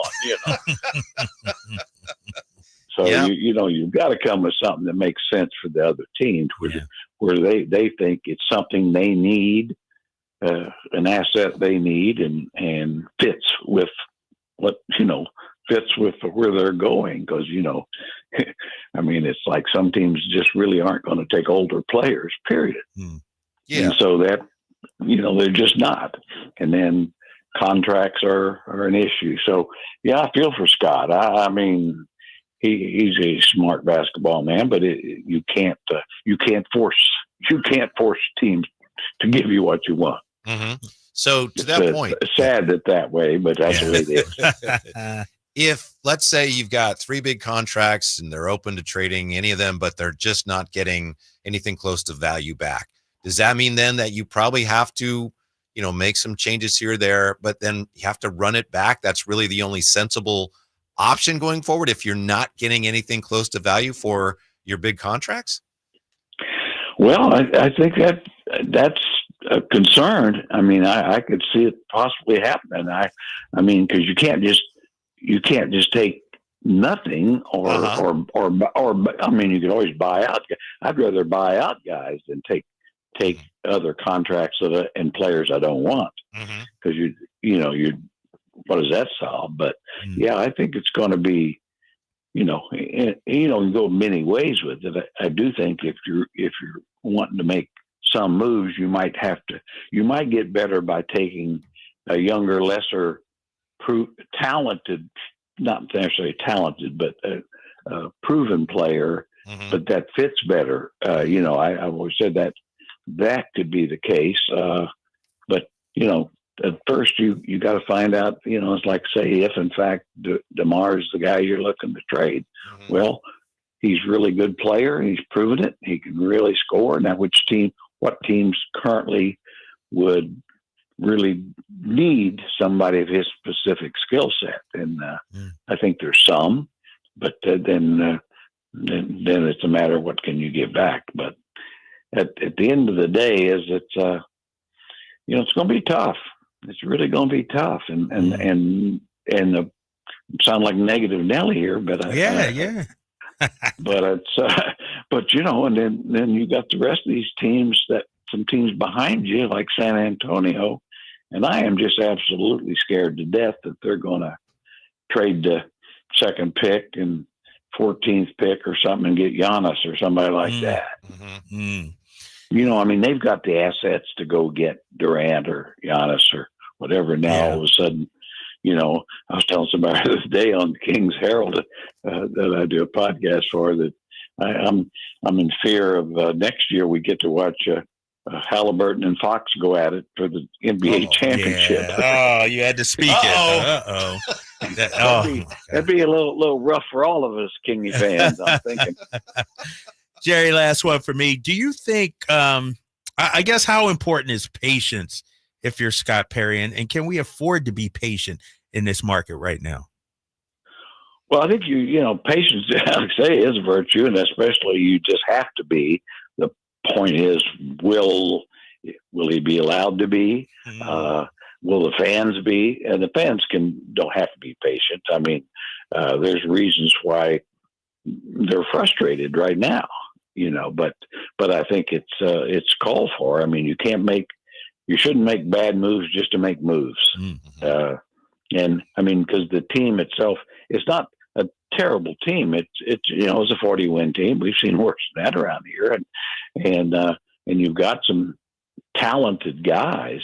And I really do like the coaching staff. I think that, but if your goal is to win 50 games, then, I guess put me down as a guy that's, sadly, I don't know if they can get to that. Just don't see how with the current roster. We'll leave you this one, Jerry. We appreciate your time as always. As we look at point guards for the Kings going forward, what kind of upside as a point guard does Devin Carter have? Is it realistic to think he could play more point guard? Is he always going to be a combo guard? Based on what you've seen, what do you think of him playing any point guard? I think there's a little hope there. It's hard to tell what little limited minutes he had. Tough rookie year he had. It wasn't his fault, but I mean, I think this summer league is will tell you a lot. I think it's a terribly important summer league for Devin. But the one thing, there's so many things to like there. I don't see him as a particularly great playmaker, but he might be a little more of a version, not saying it's talent-wise, as a Donovan Mitchell type, who can make plays and score, and in his case, he can really defend. So I wouldn't close the book on him at all. I mean, I think King gave up too soon on Davion, and I sure wouldn't. And he's got the length and size. He rebounds. He tries to defend. We'll know a lot. Come October after summer league, if he can go into summer league and prove that he can run a team that goes a long way. So patience. Now there's where you need patience right there. Mm-hmm. All right, sir. Thank you. You're always very patient with us. Thanks for your time and your insight. We appreciate it. And we hope you have a great weekend. Well, I'm going to have a great weekend. I know you two guys will too. And looking forward to game 2 on Sunday. And we'll see, hey, Pacers. as Kyle knows, I'm a front runner. Oh yeah, yep. Hey, only problem is my Eagles, man, look like we creating a dynasty. We just don't have any room for you on our bandwagon now. I don't want to be on that one. My bandwagon still got some wheels on it, big boy. All right. Thanks, Coach. We appreciate it. All right, see you guys. All right, now. Jerry Wren. Oh, yeah. Okay. All right. Some stark reality talk. Yeah, that's the thing, man. It's, and we're going next month or so talk about all this, that. Reality is, it's going to be a while before we get to where we want to be. Like Tyus Jones. Yeah. Mm-hmm. That's the one thing I'm like, and I'm not saying I don't like Tyus Jones. Usually me and Jerry agree on a lot, actually, but he's solid. He's okay. It just doesn't get me out of bed in the morning, if you will. Mm-hmm. Solid player. Mm-hmm. Woo. Yeah. Looking forward to game 2. We'll take a quick time out. When we come back, the scariest thing for OKC. I'll tell you what that is. Next year with the Drive Guys. Final hour of the week already? No, we want to stay longer. We'll see what we can do about that next. Sacktown Sports. I got to get business cards printed for my entire staff, but where do I even? That was easy. Oh, okay, Staples. But can I have bigger stuff printed too, like huge signs and banners? That was easy. Nice. And what if I had to ship a package? That was easy. Have my passport photo taken? That was easy. Coffee and snacks? That was easy. What about the latest laptops? That was Earbuds easy. and headphones? That was Office easy. chairs? That was easy. I think I also need to get some Staples. Seriously? I had to ask. For everything your business needs to get the job done. Staples. That was easy. Progressive knows if you have to choose between everyday life and your RV wins. What, are you going to take the RV to the lake or clean out your closet? RV wins! Putting the dishes away or taking the RV camping? RV wins! Cleaning the fridge or taking a trip to the beach? RV wins! You might want to clean the fridge real quick because, mold. We clean out the fridge, then take the RV out. With Progressive, you can bundle your RV with your home or auto and save with a discount and spend more time enjoying those savings in your RV. Progressive Casualty Insurance Company, affiliates, and other insurers. Not available in all states and situations. What was that? That is business phone bliss with the Ooma Cloud phone system. It handles all our voice, video, and messaging needs. You sound very calm. I am. Ooma has everything I need to run my business more efficiently, like virtual receptionist, call routing, and video conferencing. And it starts at just $19.95 per month per user, plus taxes and fees. Ooma. Nice. Find your business comm at ooma.com/radio. Go from daydreamer to industry leader with Amazon Business. From office supplies to IT essentials, Amazon Business provides tools that help you save costs and make insight-based decisions. Learn how to bring your visions to life at AmazonBusiness.com. Right now, get a $15 gift card after rebate with the purchase of select AC Pro refrigerant products at O'Reilly Auto Parts. O'Reilly Auto Parts. Hey, it's Carmichael Dave here for Capital Casino, Sacramento's #1 poker room, inviting you to come join them every Wednesday for their midweek madness drawing, giving away $2,000 in total cash starting at 6 p.m. It's a safe and friendly environment, plenty of well-lit parking available, and it's conveniently located right there in downtown Sacramento. And remember, best food, best service, best games, 411 North 16th Street in downtown Sacramento. For more information, log on to capital-casino.com and gamble responsibly. 1-800-GAMBLER. The Giant Summer Sale is here. Get giant savings on our giant selection only at Folsom Lake Honda, your one-stop Honda shop. Looking to own or lease? Save during the Giant Summer Sale and drive a brand new Accord or Civic. Visit us today at FolsomLakeHonda.com, your one-stop Honda shop. As a family-owned and operated dealership since 2009, customer service is our #1 priority. Our customers love doing business with us, and you will too. Folsom Lake Honda. Go to FolsomLakeHonda.com. Your one-stop Honda shop. Get ready for a night out with Jordan Davis. It's Country in the Park 2, Saturday, September 13th at Cal Expo. Along with the special guests Mitchell Tenpenny, Low Cash, Vincent Mason, and Abriana. Make it a family day out with food trucks, games, dancing, and more. Saturday, September 13th at Cal Expo with Michelob Ultra. Tickets are available now at CITPFest.com. This is the story of the one. As a safety manager at a manufacturing plant, he does everything he can to keep his coworkers safe. From finding ways to reduce risks to keeping safety supplies in stock. And for that, he relies on Grainger. Grainger offers a broad range of quality products and next-day delivery, so he can always play it safe. Call 1-800-GRAINGER, click Grainger.com, or just stop by. Grainger, for the ones who get it done. Progressive knows if you have to choose between everyday life and your RV wins. What, are you going to take the RV to the mountains or go pick up your dry cleaning? RV wins! Are we cleaning the gutters or taking the RV camping? RV wins! Are we getting a new passport or cruising up the coast? RV wins! Don't forget, you got that trip to Sweden coming up. Oh, yeah, passport, then RV. With Progressive, you can bundle your RV with your home or auto and save with a discount and spend more time enjoying those savings in your RV. Progressive Casualty Insurance Company, affiliates, and other insurers. Not available in all states and situations. Hey, Green Gobbler here. So you've got a clogged drain in your bathroom. Water in the sink's overstaying its welcome. You're spitting today's toothpaste on top of yesterday's toothpaste. You hope that it go away. Yeah, clogs don't just go away. I make them go away. I'm Green Gobbler, the only clog dissolver you need. I'm bleach-free, safe for your pipes, and I work. Guaranteed or your money back. Because I never met a clog that was going to unclog itself.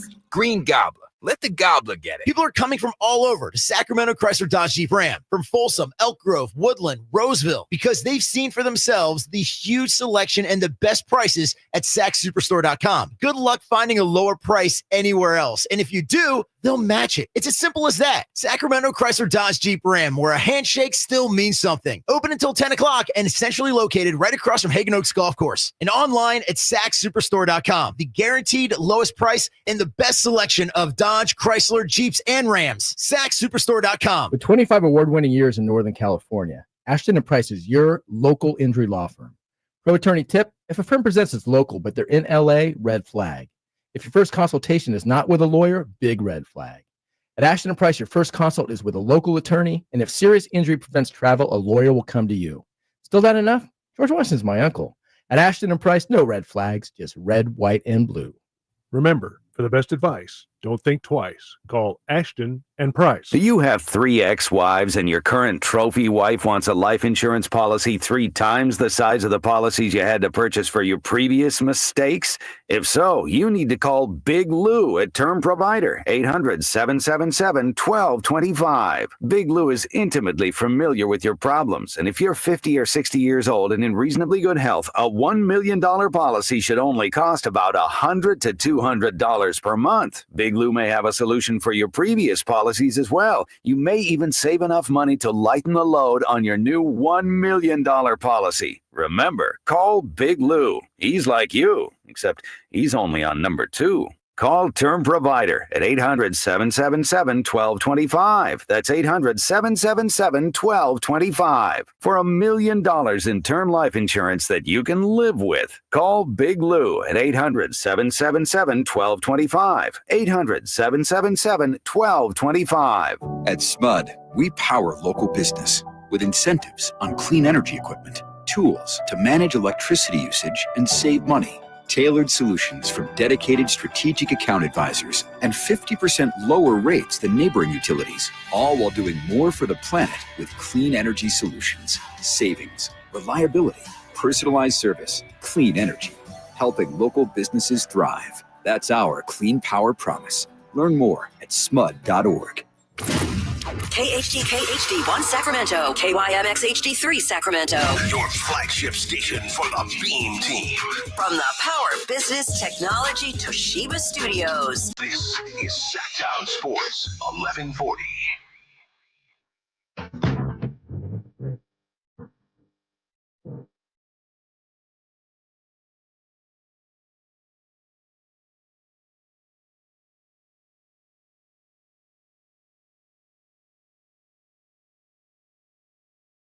Live and local, it's the Drive Guys.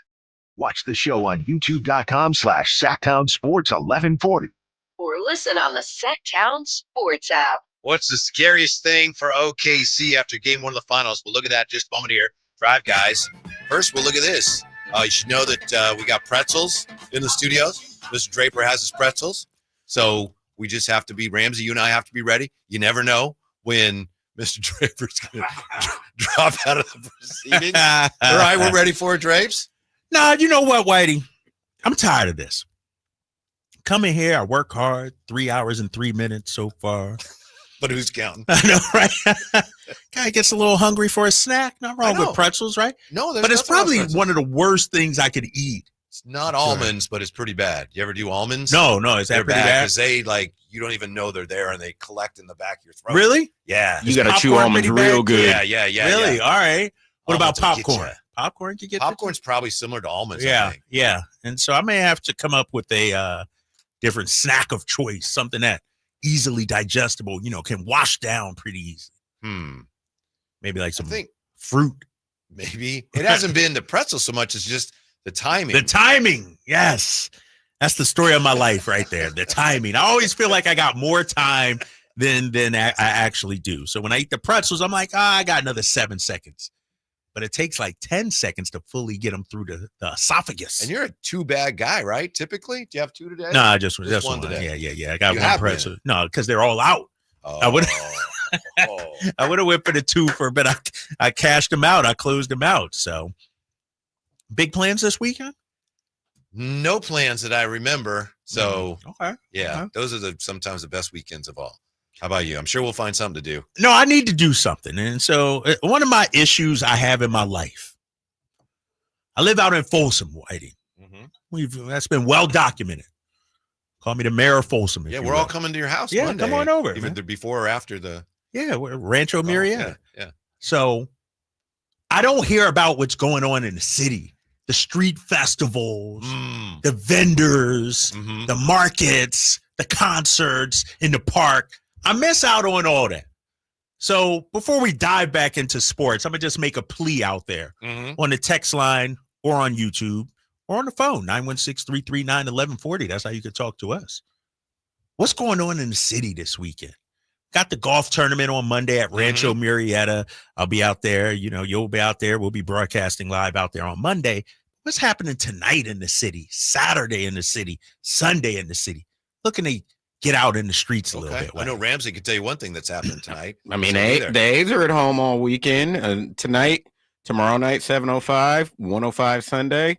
I mean, if you want to take a trip down to the Bay, I'm contemplating it. I know it's an early game, but the Aces play the Valkyries at noon tomorrow. That's at noon. It's a noon start.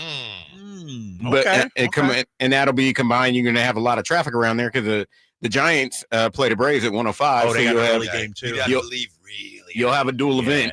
Yeah, driving to the Bay on a Saturday. Nah, I don't. I'm gonna skip that. I do have an issue though. And Ramsey, you're my guy. Ramsey texts me all the time. Always comes and holler at me at the Kings game. Brace yourself, Ramsey. I think he's coming for you. It sounds like it. You've seen this play happen before. You've seen this movie. But how the hell you got a credential to the A's and I don't? How the hell you got a credential and Kyle Ledbetter got a credential to the A's and me and Whitey don't? I didn't ask for one. Neither did I. We shouldn't have to.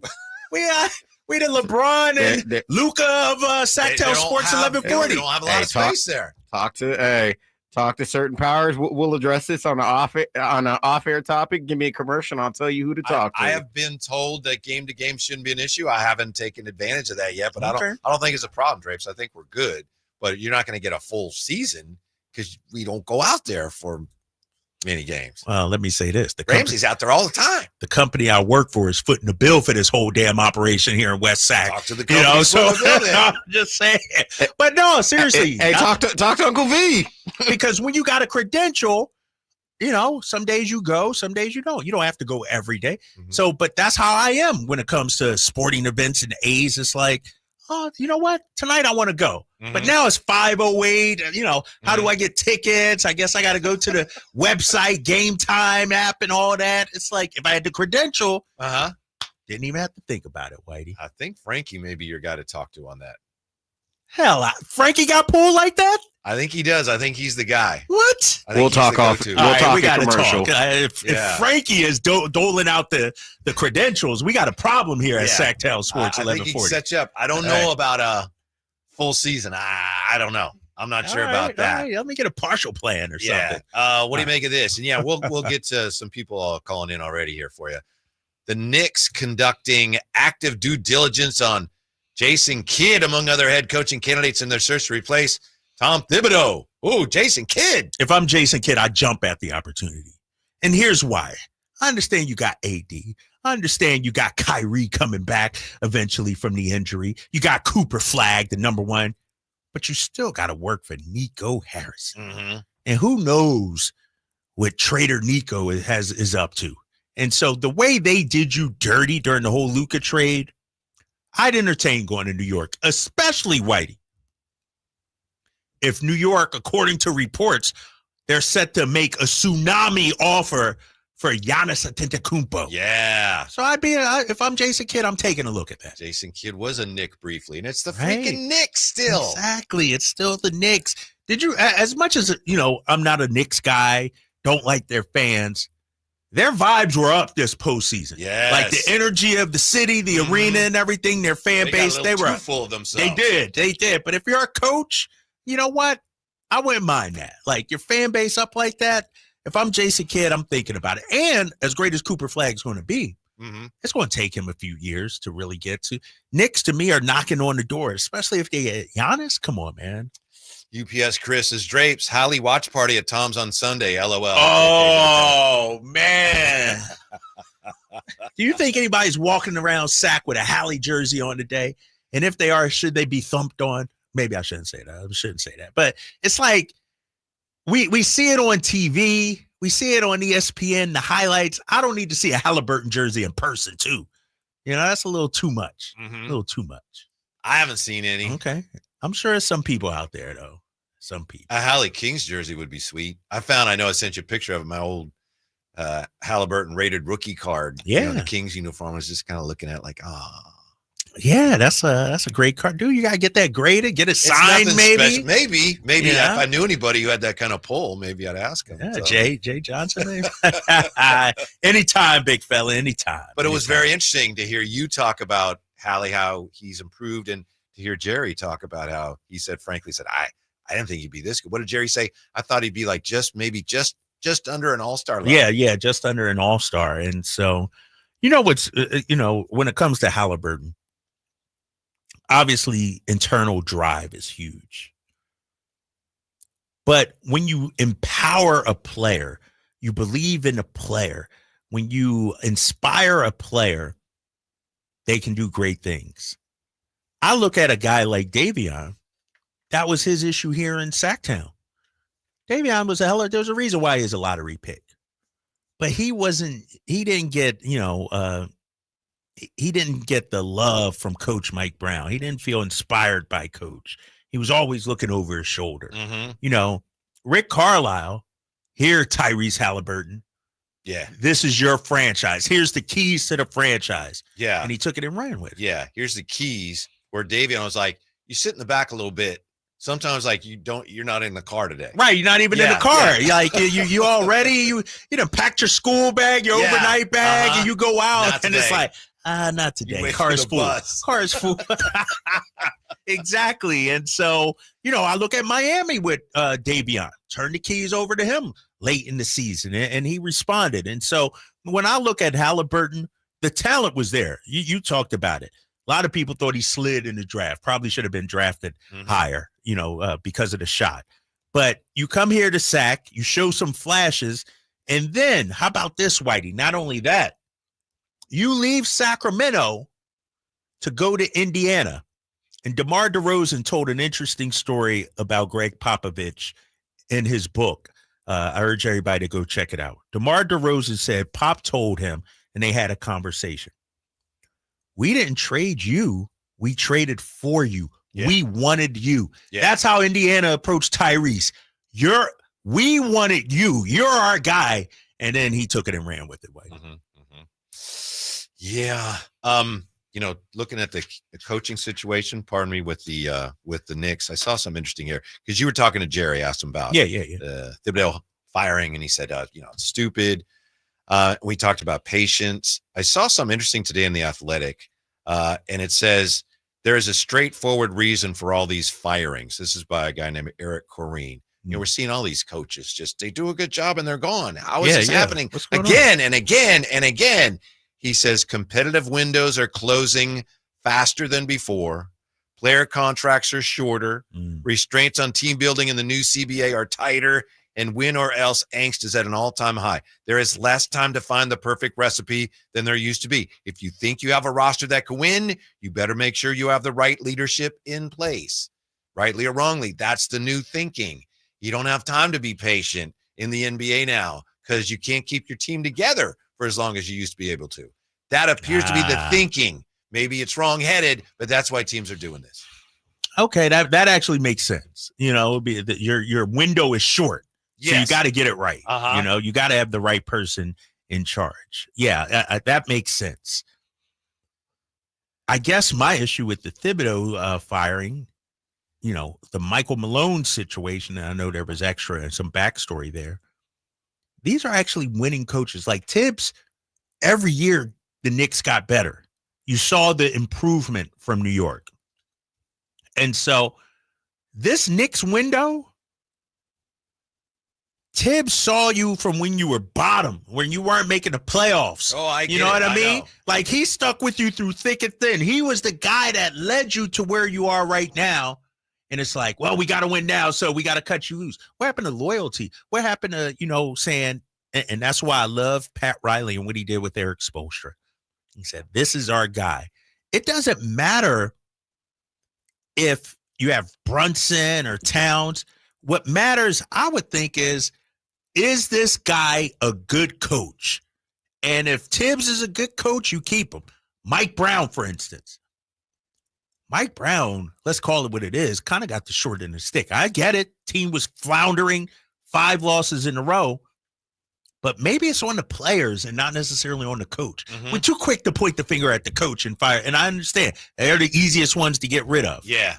One of the similarities between Mike Brown getting fired here and Tibbs getting fired there is both of them, when they came, Mike Brown to the Kings, of course, and Tibbs to the Knicks, they brought some credibility because both franchises were kind of flapping in the wind. When they hired those guys, it's like, whoa, they brought credibility. And yet then when it was time, ownership felt, all right, you got to go. What's incredible about all this to me is you include the Luka deal in this too, because that's another one of these stunning moves that we're just like, what's going on? Teams, Drapes, they do not care about the fan reaction. Yeah. It does not matter. Like even Dallas says, we didn't know it was going to be this bad. Right. Yeah. The way fans respond and react to these firings, teams just don't care. They used to, though, right? Yes. All kinds of focus groups and how's it going to play out? Yeah. Friday news dump and all that. Now it's just, and I think it goes to part of it. I'm looking at the new age owners, the Matt Ishbias of the world, the new guy out in Boston. These are some very successful businessmen where they believe their way is the right way. Like it's their franchise. The buck stops with them. They're allowed to call whatever shots they want. And it's very clinical and dispassionate. Yeah, right. So emotions of where as fans I were like that. I like what that. What about loyalty? It's like, that's whatever. It's the bottom line. Yeah. Black and white. Exactly. And so we'll see, man. That's why Phoenix is recycled through coaches like, old underwear. Like they're throwing them out left and right. When it comes to the Knicks, and we'll see who they hire. And Jerry made a great point, and I think you said it the other day. Whoever you bring in, they got to be better than Tibbs now. They got to be better than Eastern Conference Finals 2 wins.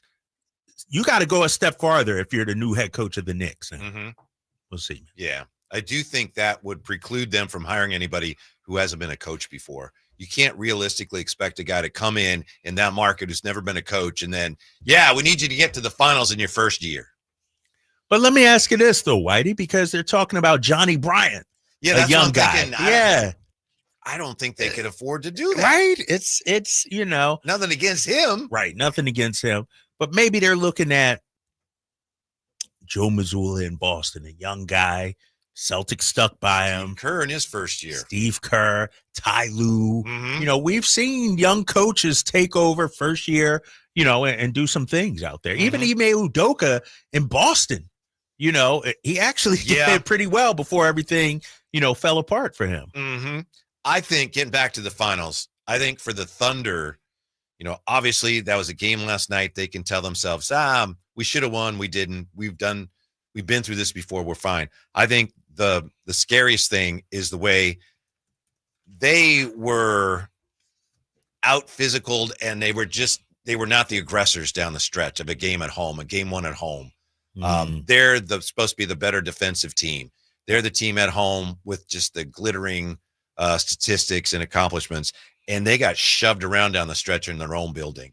And I think that's got to be a little, I'm not saying they can't come back from that, but as someone who picked them to win in fairly short order, I was a little stunned by that. But let me ask you this, though, Whitey, and what you're saying is all true. They led the game, the whole game. Right. Despite all that, right, they led the game. Right. Despite all that, Shea makes a 17-footer. A free throw violation isn't called. They win the game. And so everybody was lined up right. and late on that too. You'd call that on anybody. Right, everybody. It was like a rugby scrum out there. But if that's what I'm hanging on if I'm Mark Daigneault and the Thunder. It's like, yeah, they were the more physical team. You know, we almost won that game and we shot 39%. So there's some reason to be, and I know it doesn't feel good, but it's not all they thoroughly outplayed us and dominated us. You played your C game and almost won that. Yeah. So you're figuring they're not going to shoot like that again. Right. They're not going to shoot, close to 50% from 347 or whatever it was from 3-point range. You know, Chet Holmgren ain't going to go 2 of 9 from the field. Obi Toppin sure as hell ain't hitting 5 threes anymore. And so, you know, those are the things that I'm looking at if I'm Mark Daigneault. I think the key to it is it's unknowable for us. It's how Oklahoma City really looked at this series. Did they look at it and say, this is a series? These guys are really good. Or did they buy into the narrative that we got this? Because if they went in overestimating the Pacers, then that's going to be a difficult adjustment to make. It's like Jerry said, you know, when Larry Bird said, don't underestimate these guys. And Jerry said, well, I don't. I just hope OKC does. If OKC did underestimate them, if that had anything to do with last night, then they got some serious adjustments to make before game 2. Yeah, and I felt like the Knicks sort of underestimated the Pacers. Like I thought the Knicks, they beat the Celtics. They thought, all right, we're going to the finals and looked ahead. And then Haliburton hits the shot. They lose in the OT. I don't think OKC is that. I mean, remember, they lost same way to Denver. Yep. Like this seems to be their MO, but they don't panic. And usually they figure it out. At least they have this postseason. Yeah. So maybe we get a nice long series. How great would that be? No matter who wins. Yeah, I love that. I got to look up the schedule. Like how long is long? Like it's kind of weird. You know, you play Thursday, then don't play again till Sunday. So, but no, I'm if this goes 7, I think I'm going to be watching in Kauai. Oh yeah, you got vacation coming up. Not for a while, not next week. Yeah, let me look at the schedule here because I think there's only one game where it's one day off in between, if I'm correct. Here you go. Thursday, Sunday, Wednesday, Friday, Monday, Whitey. So game 5 is a week from Monday. So you're going to be gone, big fella. The series is, we at least think, going at least 5, right? Pacers not going to sweep them. I mean, come on. Come on. No, that can't happen, right? Dude, you might be gone when Haliburton wins the title. I'll tell you what, we're calling you. We're getting you on the phone. Oh, yeah. For at least a segment. Of reacting course. to Haliburton being finals MVP. Huh. What did you think what Jerry said about next year? De'Aaron Fox and Haliburton going head-to-head in the finals. It's possible. It really is, which is scary. It's scary, man. It's not going to happen. It's unlikely, but it's dude, the Spurs are going to be good. And if they go out there and get a Giannis and Wemby? And De'Aaron Fox. De'Aaron Fox. This is our worst case scenario. You know, it one thing for Haliburton to be doing great, But then the Spurs to get the number 2 pick and 14 and have all these assets and can go out there and get, like, there are 2 teams outside of Lakers and Warriors we shouldn't want to win. Pacers and Spurs. And it's just so absurd that it's come to this. Right? I'm not laughing at anyone's misery. It's just amazing how this has all gotten to this point for the Kings and for Kings fans. It's unreal. Some have been talking about the Haliburton curse today. I don't know where that's Dude, you're trying to trademark that somewhere. You're trying to put a patent out on that. I'm not saying that. I'm not saying that. Somebody was talking about that. How much of a young core do the Kings even really have right now, if we're being honest? And what do they do with it? We're back with that. And Drape's still looking for your tips on what to do this weekend, right? Yeah. Out and about. I need to know. It's too beautiful outside. Out and about with Drapes coming up. Sacktown Sports. Big news. Newsmax just went public on the New York Stock Exchange, and millions like you are joining our news revolution. Newsmax is now the 4th highest rated news channel, just behind CNN. Reuters says we're one of the top news brands in America. 40 million Americans go to Newsmax for shows with Rob Schmidt, Greta Van Susteren, Rob Finnerty, and more. So download our free Newsmax app on your smartphone or TV and start watching. President Trump says Newsmax is truly terrific. Get the free Newsmax app and check out Newsmax shares on the stock exchange. Go to newsmaxinvest.com. That's newsmaxinvest.com. This is not an offer to buy or sell securities, nor shall there be any sale of securities in any jurisdiction in which such an offer would be unlawful.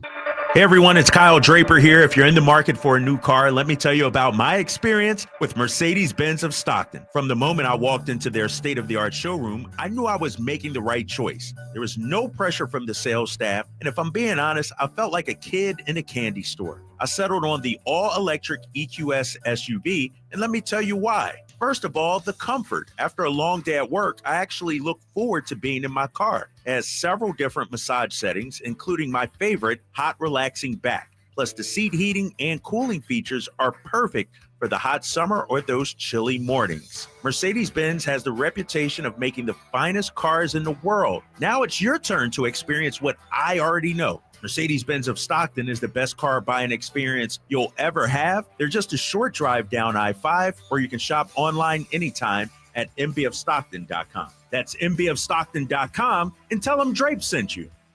Diabetes, high blood pressure, anxiety meds, everyone's on them. If you're a 50-year-old male, maybe a bit porky, and you may even have type 2 diabetes, $1 million of term insurance may only cost you about $200 a month. Call Term Provider. Speak with Big Lou at 800-444-9336. Big Lou will find a term life policy for you even if you have type 2 diabetes, are overweight, or have high blood pressure. Term Provider has helped thousands of people like you who think they can't afford term life insurance. To buy $1 million of affordable term life for you, all you need to do is call Big Lou at 800-444-9336. Lou will make sure the scales are tipped in your favor. Call 800-444-9336. Big Lou will answer your call and work to fit you into a term life policy that you can afford. Remember, Big Lou's like you. He's on meds too. Call 800-444-9336. 800-444-9336. Get ready for a night out with Jordan Davis. It's Country in the Park 2, Saturday, September 13th at Cal Expo. Along with the special guests Mitchell Tenpenny,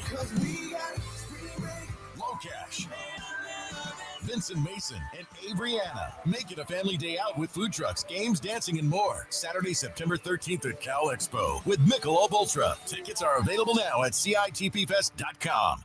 Get ready for a night out with Jordan Davis. It's Country in the Park 2, Saturday, September 13th at Cal Expo. Along with the special guests Mitchell Tenpenny, Low Cash, Vincent Mason, and Abriana. Make it a family day out with food trucks, games, dancing, and more. Saturday, September 13th at Cal Expo with Michelob Ultra. Tickets are available now at CITPFest.com. If you're 55 and up, T-Mobile has plans built just for you. 2 lines of unlimited for just $30 a line. That's a 45% savings compared to Verizon and AT&T. But don't just take our word for it. It's not just the savings that are great with our T-Mobile plan. There's all this value from all these other things that T-Mobile offers.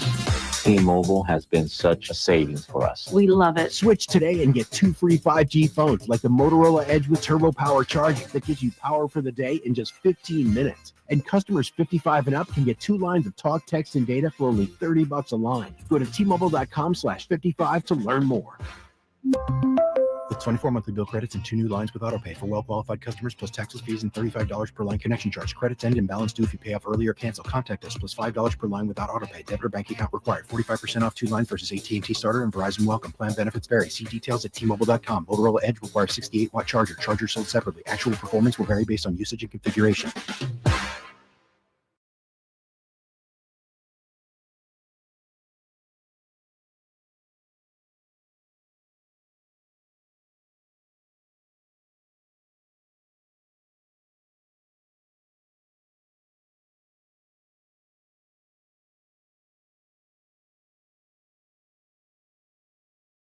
Sports. You know, the Pacers and Thunder, they both have these brilliant young cores. Do the Kings have anything, any semblance of a young core?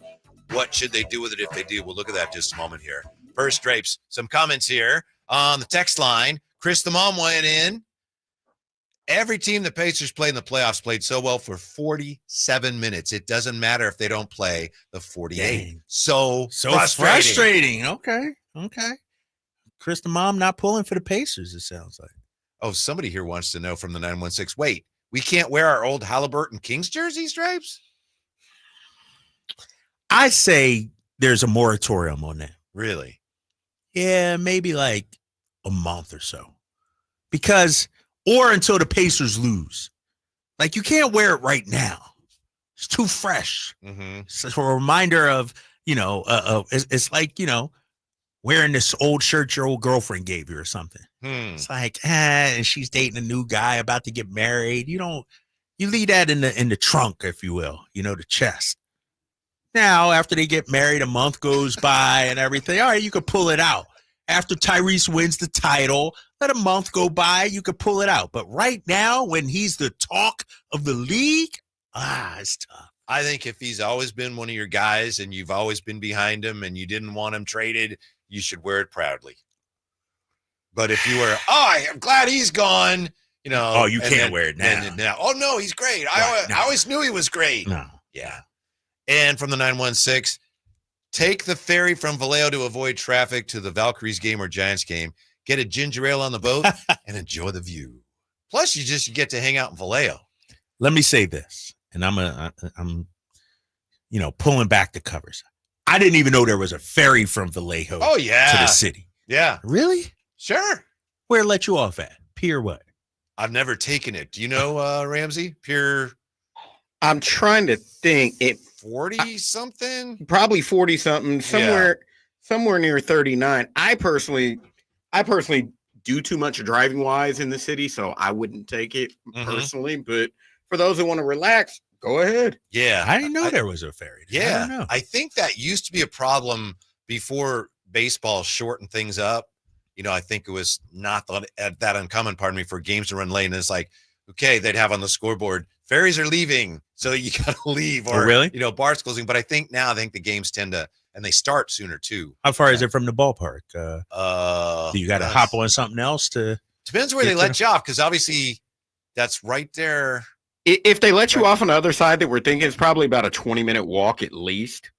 Yeah, because it's on the other side of if you're looking off the freeway and you're getting off, they'll drop you off on the west side of 80 instead of the east side. When, as getting off the freeway, both Oracle Park and Chase Center are basically off to the left. If they could let you off to where the ballpark is, that'd be sweet. Right, that'd be sweet. I don't believe they do that. Yeah. Okay. All right. But we'll check with our maybe not this weekend, but sometime when I got some time to actually do something like that. I would like to do that sometime too.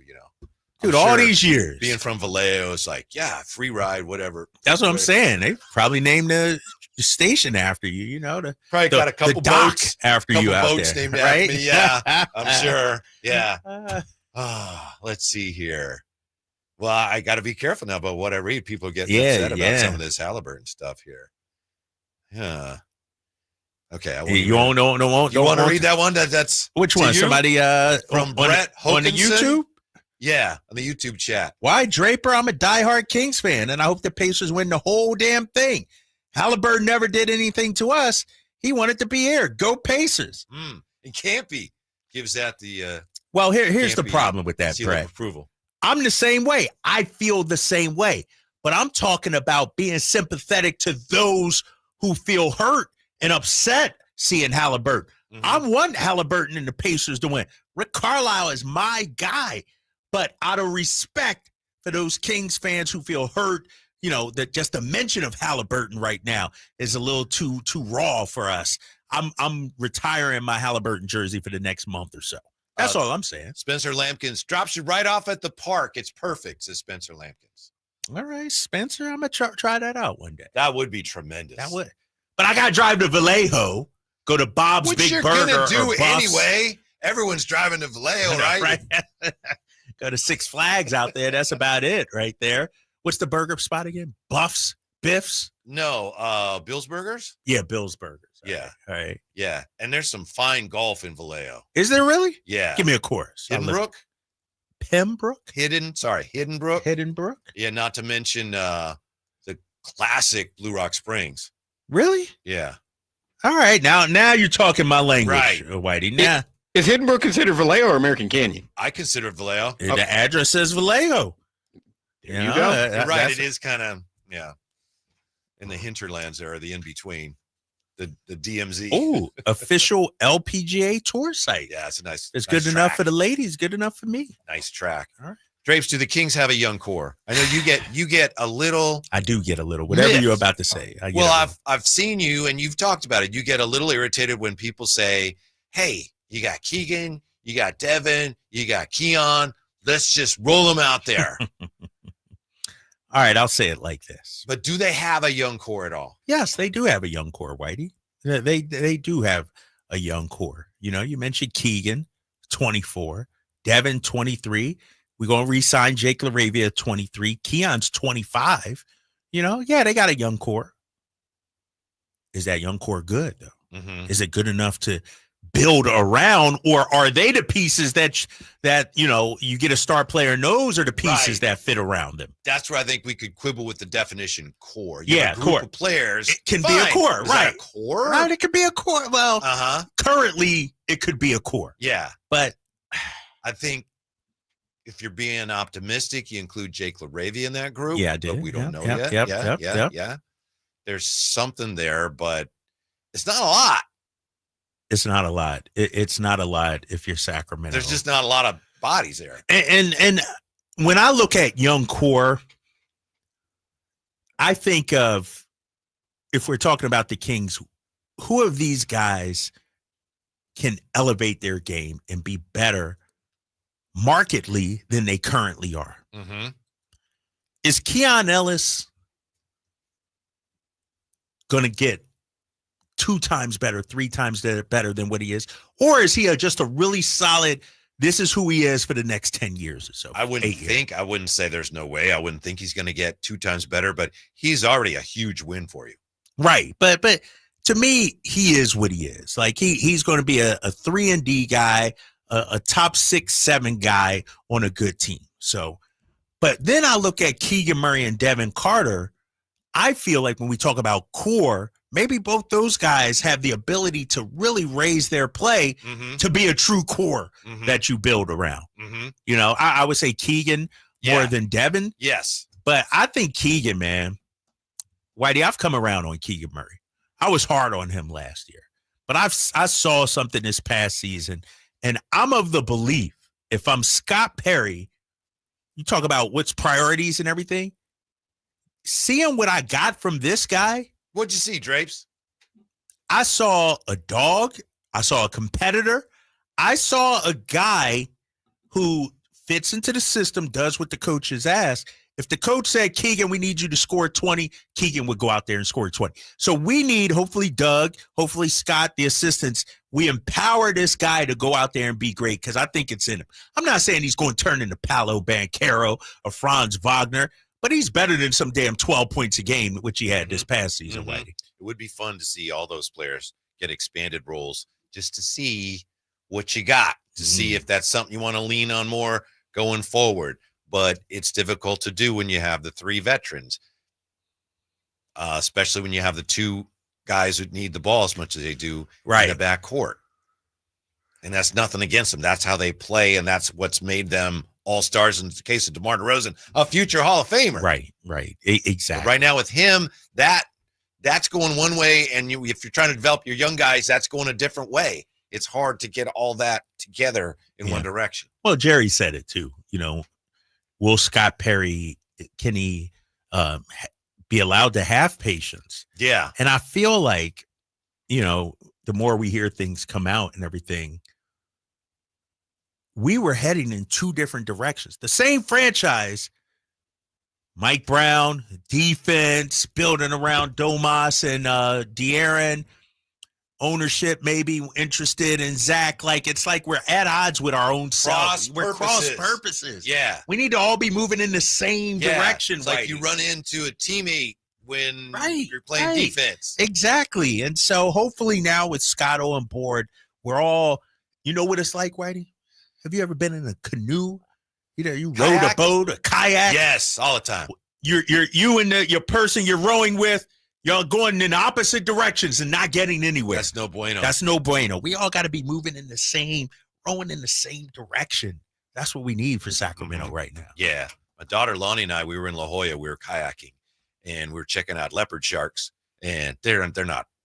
They're tame. They don't. It sounds bad, but they're not harmful or dangerous. So we got a little too close to the rocks. I was like, we're gonna get swept into the rocks. So we had to turn around. So we're turning, and this huge wave comes. Ooh. And it's going to knock us over for sure. And there wasn't time to say anything. We just put the paddles in and turned right into it. Bloop, went right over the top of it. And I was so proud of it because there was no time. How old was she at this time? I was 20. Oh, shoot. Yeah. I mean, she was out of college. But no, y'all were in the blink of an eye. It's like, because here it came, and there was no time to, hey, look out. It was just, we both had knew what to do. Yeah. And we'd have been okay. We'd have gotten wet. But I was just very proud of that. Okay, all right. And so that's what I think of when you talk Dad about and daughter on the that same page. That need Yes. to make sure everybody's accomplishing the same thing with the paddles. That's what we need, man. And shout out to the 916 giving me some love. Thank you, KD. Everyone overlooks Keegan. He did everything. The system changed on him. Adding two players that took his shots and never passed. You got think about that too. You added two players who are kind of ball dominant. Yes. Yeah. It would be interesting to really embrace the youth movement, but I don't know if you can realistically do that for like where you are. A few weeks it'd be interesting, but then when we're 9 and 40, it's like this sucks. Then you get more young pieces and better picks. All right. But it's not going to happen. It's not going to happen. I can't see it happening. Scott Perry ain't going to let it happen. Scott Perry ain't come here to be the architect of a 9 and 40 team, I don't think. Well, I mean, he might if he wants to be the architect of a 55-win team in a few years. Whitey, he ain't going to live through it. He ain't going to, be here long enough to reward the benefits. No, but it's a dude. First year, they're 30 and 52. Second year, 31 and 51. Then it's like, we got to make a change. There's no stability. No. What you described is almost exactly what the Pacers did. When they got did. Haliburton. They had 2 30-win seasons. They got Haliburton. But they got their guy. Guy. Once they got their guy, so it's back to that. When we come back, we're back to wrapping up the week with Whitey's Wayback Machine quiz. You got revenge on your mind I've today? been studying for this one today. All right. Ramsey, you confident? I can make it a 3-game win streak. I can make it a 3-game win streak over there. Let's go. Find out. We wrap up the week next on Tech on Sports. Sacramento weather is brought to you by Fidium Fiber. I'm Ophelia Young in the KCRA3 Weather Center for your Friday. We are enjoying a sunny day with calm winds as we look forward to a warmer afternoon with temperatures climbing to low to mid-90s. A light breeze picks up right before dinner time and temperatures will fall to a low in the upper 50s tonight. Get the latest forecast on the KCRA3 News and the KCRA3 app. It's about time they fixed that pothole. Invented better windshield wipers. made an internet that just works. Fidium Fiber Internet, starting at only $30 a month. It feels like Fidium. Offer available to residential customers only. Terms and conditions apply. See Fidium.com for details. Hey, it's Carmichael Dave here for American Energy, and oh my goodness, I'm born and raised here. I know it gets hot, but my goodness, we're already seeing 100-degree days. Listen to me. You do not want your system to conk out in the middle of June or July or August with one of those big 100-degree stretches. You want to make sure you're good all summer long. And my friends at American Energy Heating and Air can do that with a $24.50 tune-up right now. That's half price. And if you need a new system, $3,500 off, up to $3,500 off in rebates for qualified systems. They've been around since 1981, serving the greater Sacramento area. A+ with the Better Business Bureau. Call them right now, 916-520-9990. That's 916-520-9990. Jingle Singers, take it away. Call 916-520-9990 now. Progressive knows when you own a boat or RV, it's like you're automatically on vacation, even if you're actually a marriage counselor in the middle of couples therapy. But in your mind, you're camping in Acadia, puttering around Frenchman Bay. Your boat and RV are both protected. You're lobster drenched in butter and... Uh-oh, did your clients just notice you weren't listening? Quick, do the thing where you just repeat back exactly what they said, but as a question. They bought it. Now back to Maine, earning an automatic discount bundling your boat or RV with your home or auto. Progressive Casualty Insurance Company affiliates and other insurers. Not available in all states or situations. If there's one thing we know about dads, it's that they're not easy to shop for. Enter Kohl's. They've got everything from Nike golf gear to his favorite Levi's jeans. And you can save 20% on other finds like Flex Athleisure and Izod workwear. So if you're not sure what to get dad for Father's Day, you know where to go. Shop Kohl's now. Select styles. Offer ends June 15th. Some exclusions apply. Coupons do not apply to Nike and Levi's. See store at Kohl's.com for details. Trey Songz, live. All the hits, all in one night. Trey Songz. Friday, June 20th, the venue at Thunder Valley. With special guest, Jeremiah. For tickets, visit ThunderValleyResort.com and see the show. Trey Songz, Friday, June 20th, the venue at Thunder Valley. Negative is not the world, no.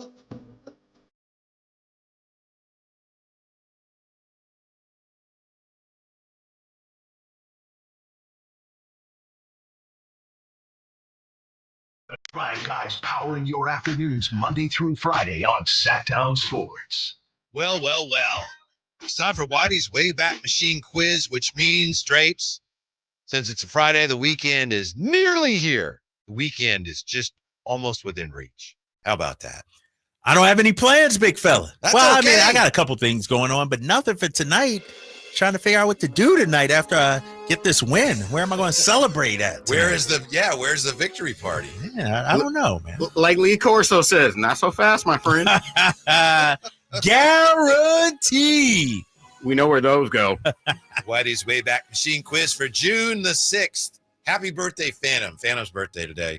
It's brought to you by Lee's Air Plumbing and Heating. So here's what we have, and I believe, Ramsey, you're the current champion. Is that Yes, correct? he is. Yes, he is. Got him right where I want him. That's what OKC said last night. Baseball this date, what year? 1946, 1971, 1982, 1997, and 2007.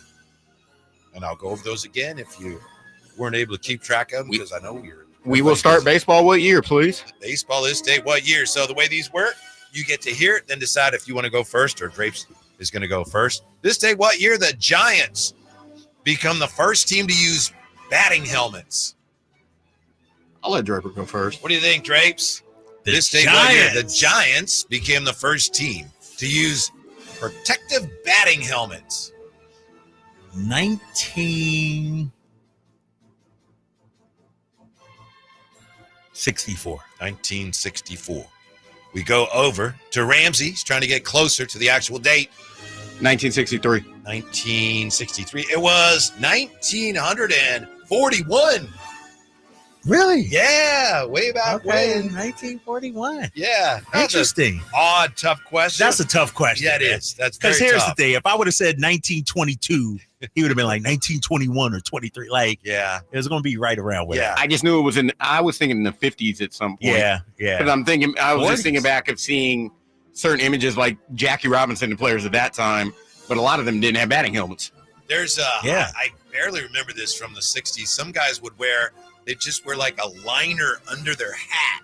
Yeah. They were supposed to protect them. But then once guys started getting beamed, they went to the helmets. Ramsey holds serve. He's got the 1-0 lead. Over to Kyle Draper.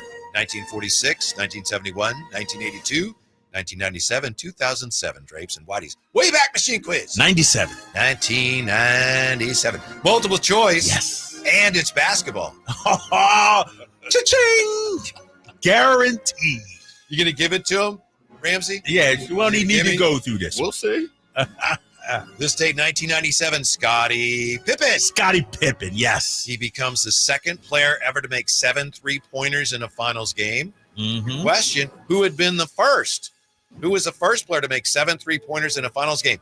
Dennis Scott, John Starks, Kenny Smith. 3D Dennis Scott. 3D Dennis Scott is not correct. What? Not correct. Get out of here. So we swing over to Ramsey, who has a chance to take the 2-0 lead. What do you think, Ramsey? You say Kenny Smith or who? John Starks. Starks. This date, 97, Scottie Pippen, the second player ever to make 7 threes in a finals game. Who had been the first? John Starks or Kenny Smith? I'm going to go with a former Sacramento King player and Kenny Smith. He's correct. That's right. Dang, he's got it. I knew it. I'm just, you know what it is? I'm OKC and he's the Pacers. I overlook Ramsey every day. I look past him. All right. He's off to a good start here, but there is still plenty of time. Plenty of time here. Ramsey, you're up here with a 2-0 lead. 1946, 1971, 1982, and 2007.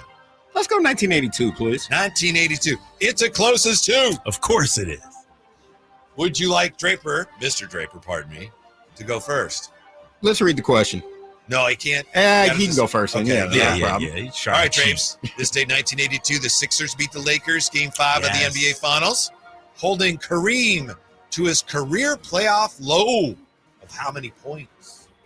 Of course, the Lakers would come back, win that series. 82, you said? Yes, sir. And it was Game 5 this date. Was it his career playoff low up to that point? Or all time, like I believe it's his still. It was his it's career. It's still his career. Low. Yes. I'm gonna go with 9. 9. Over to Ramsey. I'll go 10. 7. Oh, 6. Oh, 6. Yeah. They held him to 6. The captain, but they did come back, win that series. Speaking of comebacks, Kyle Draper on the board. We all won 2-1. Yeah, it's 2-1, and you're up, Drapes. Yep. 1946, 1971, 2007. 2007. Multiple choice. This date, 2007, who becomes, I was trying to say became and becomes at the same time. Who becomes the first pitcher to record 500 career saves? This date, 2007. Mariano Rivera, Trevor Hoffman, or John Franco?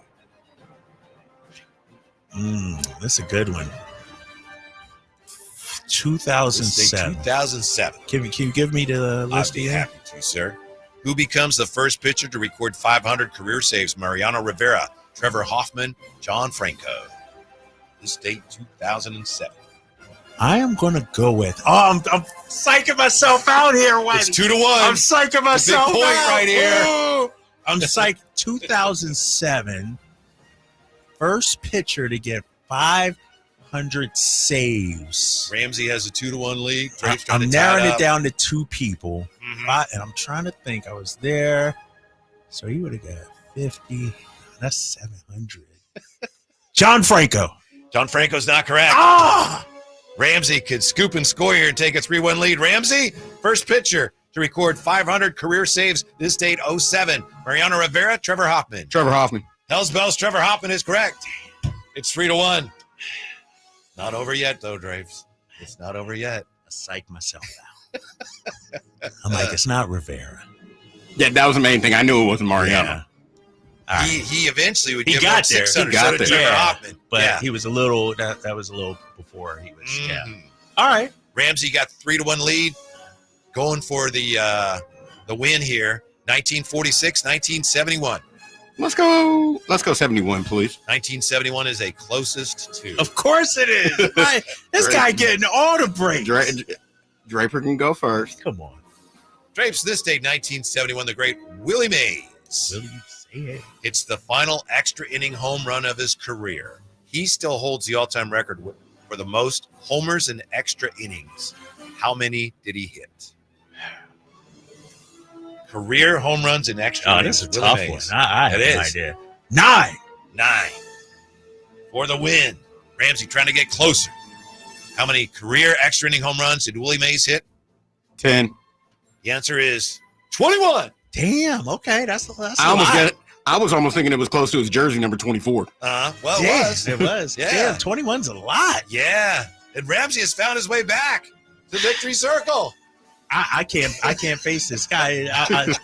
Ramsey is. It's like I thought Kyle Ledbetter was lucky. This dude gets super lucky. You're it's in a good month for me. June is June is baseball and basketball. You're crushing it, man. I do have a basketball question here to wrap it up. Oh, and I of would course really you do. love to see if you guys care to guess how you do on this one. Let's go. Yeah, I like this question. On this date, 1946, the forerunner of the NBA, the Basketball Association of America, was actually formed. So it's birthday of the NBA. How many current NBA franchises were in the original NBA or the BAA? So how many teams that are existent right now were in the original Basketball Association of America as formed in 1946? The match is already over, so you guys don't have to go head to head, but I'm curious to see how you would do on that one. I want to say 6. You want to say 6? Nah, I don't think it's that many. I'm gonna say 3. 3 is the they were at Fort Wayne, I think, at the time. The Pistons, New York Knickerbockers, Boston Celtics, Philadelphia Warriors, 4, Minneapolis Lakers, 5, and the Rochester Royals. 6. See, he would have got it. See, this guy is And you know what team I was thinking in it, but you didn't mention it. I thought the Hawks were somewhere in there as well. Yeah, they weren't in the original BAA, but they go way back. This guy's unstoppable. And I would have got it wrong because when you said, I was thinking like Celtics, like current. Their current iteration of team. That's fair. Yeah, that's I my understand bar. that. I didn't think different cities and everything. I'm glad it didn't come down to that. I would have been upset about it. Yeah. But Ramsey is the Tyrese Haliburton I of the Wadi's know. Wayback Machine quiz. Hey, he ain't win nothing yet. He ain't got no championship yet. He won a game. Just one game. Yeah, it's just one game. We'll be back again. We'll face off again. Yeah. Monday we'll be coming to you from Rancho Murrieta. Yeah, I'm excited, man. Golf tournament, Drive for Impact Celebrity Golf Tournament. My boy Kenny Thomas is going to be out there. I'll probably have dinner with him. So, no, I'm looking forward to it, man. Should be fun. Are you going to be playing golf or are you going to be on the show? You'll be on the show, right? Oh, I'm golfing. Then I'm going to join the show. Dude, I'm a celebrity. They asking me to be. Yes. Draper multitasking. We can't be mad at I'm it. golfing. Then I'm going to come join the show. All right. It's not Have a great full off weekend. day. Thank Looking you. forward to that on Monday. Hope you have a great weekend. Thank you so much for being with us. Stick around. GR Sports Brief Show. The GR Sports Brief Show is coming up next right here on Sacktown Sports.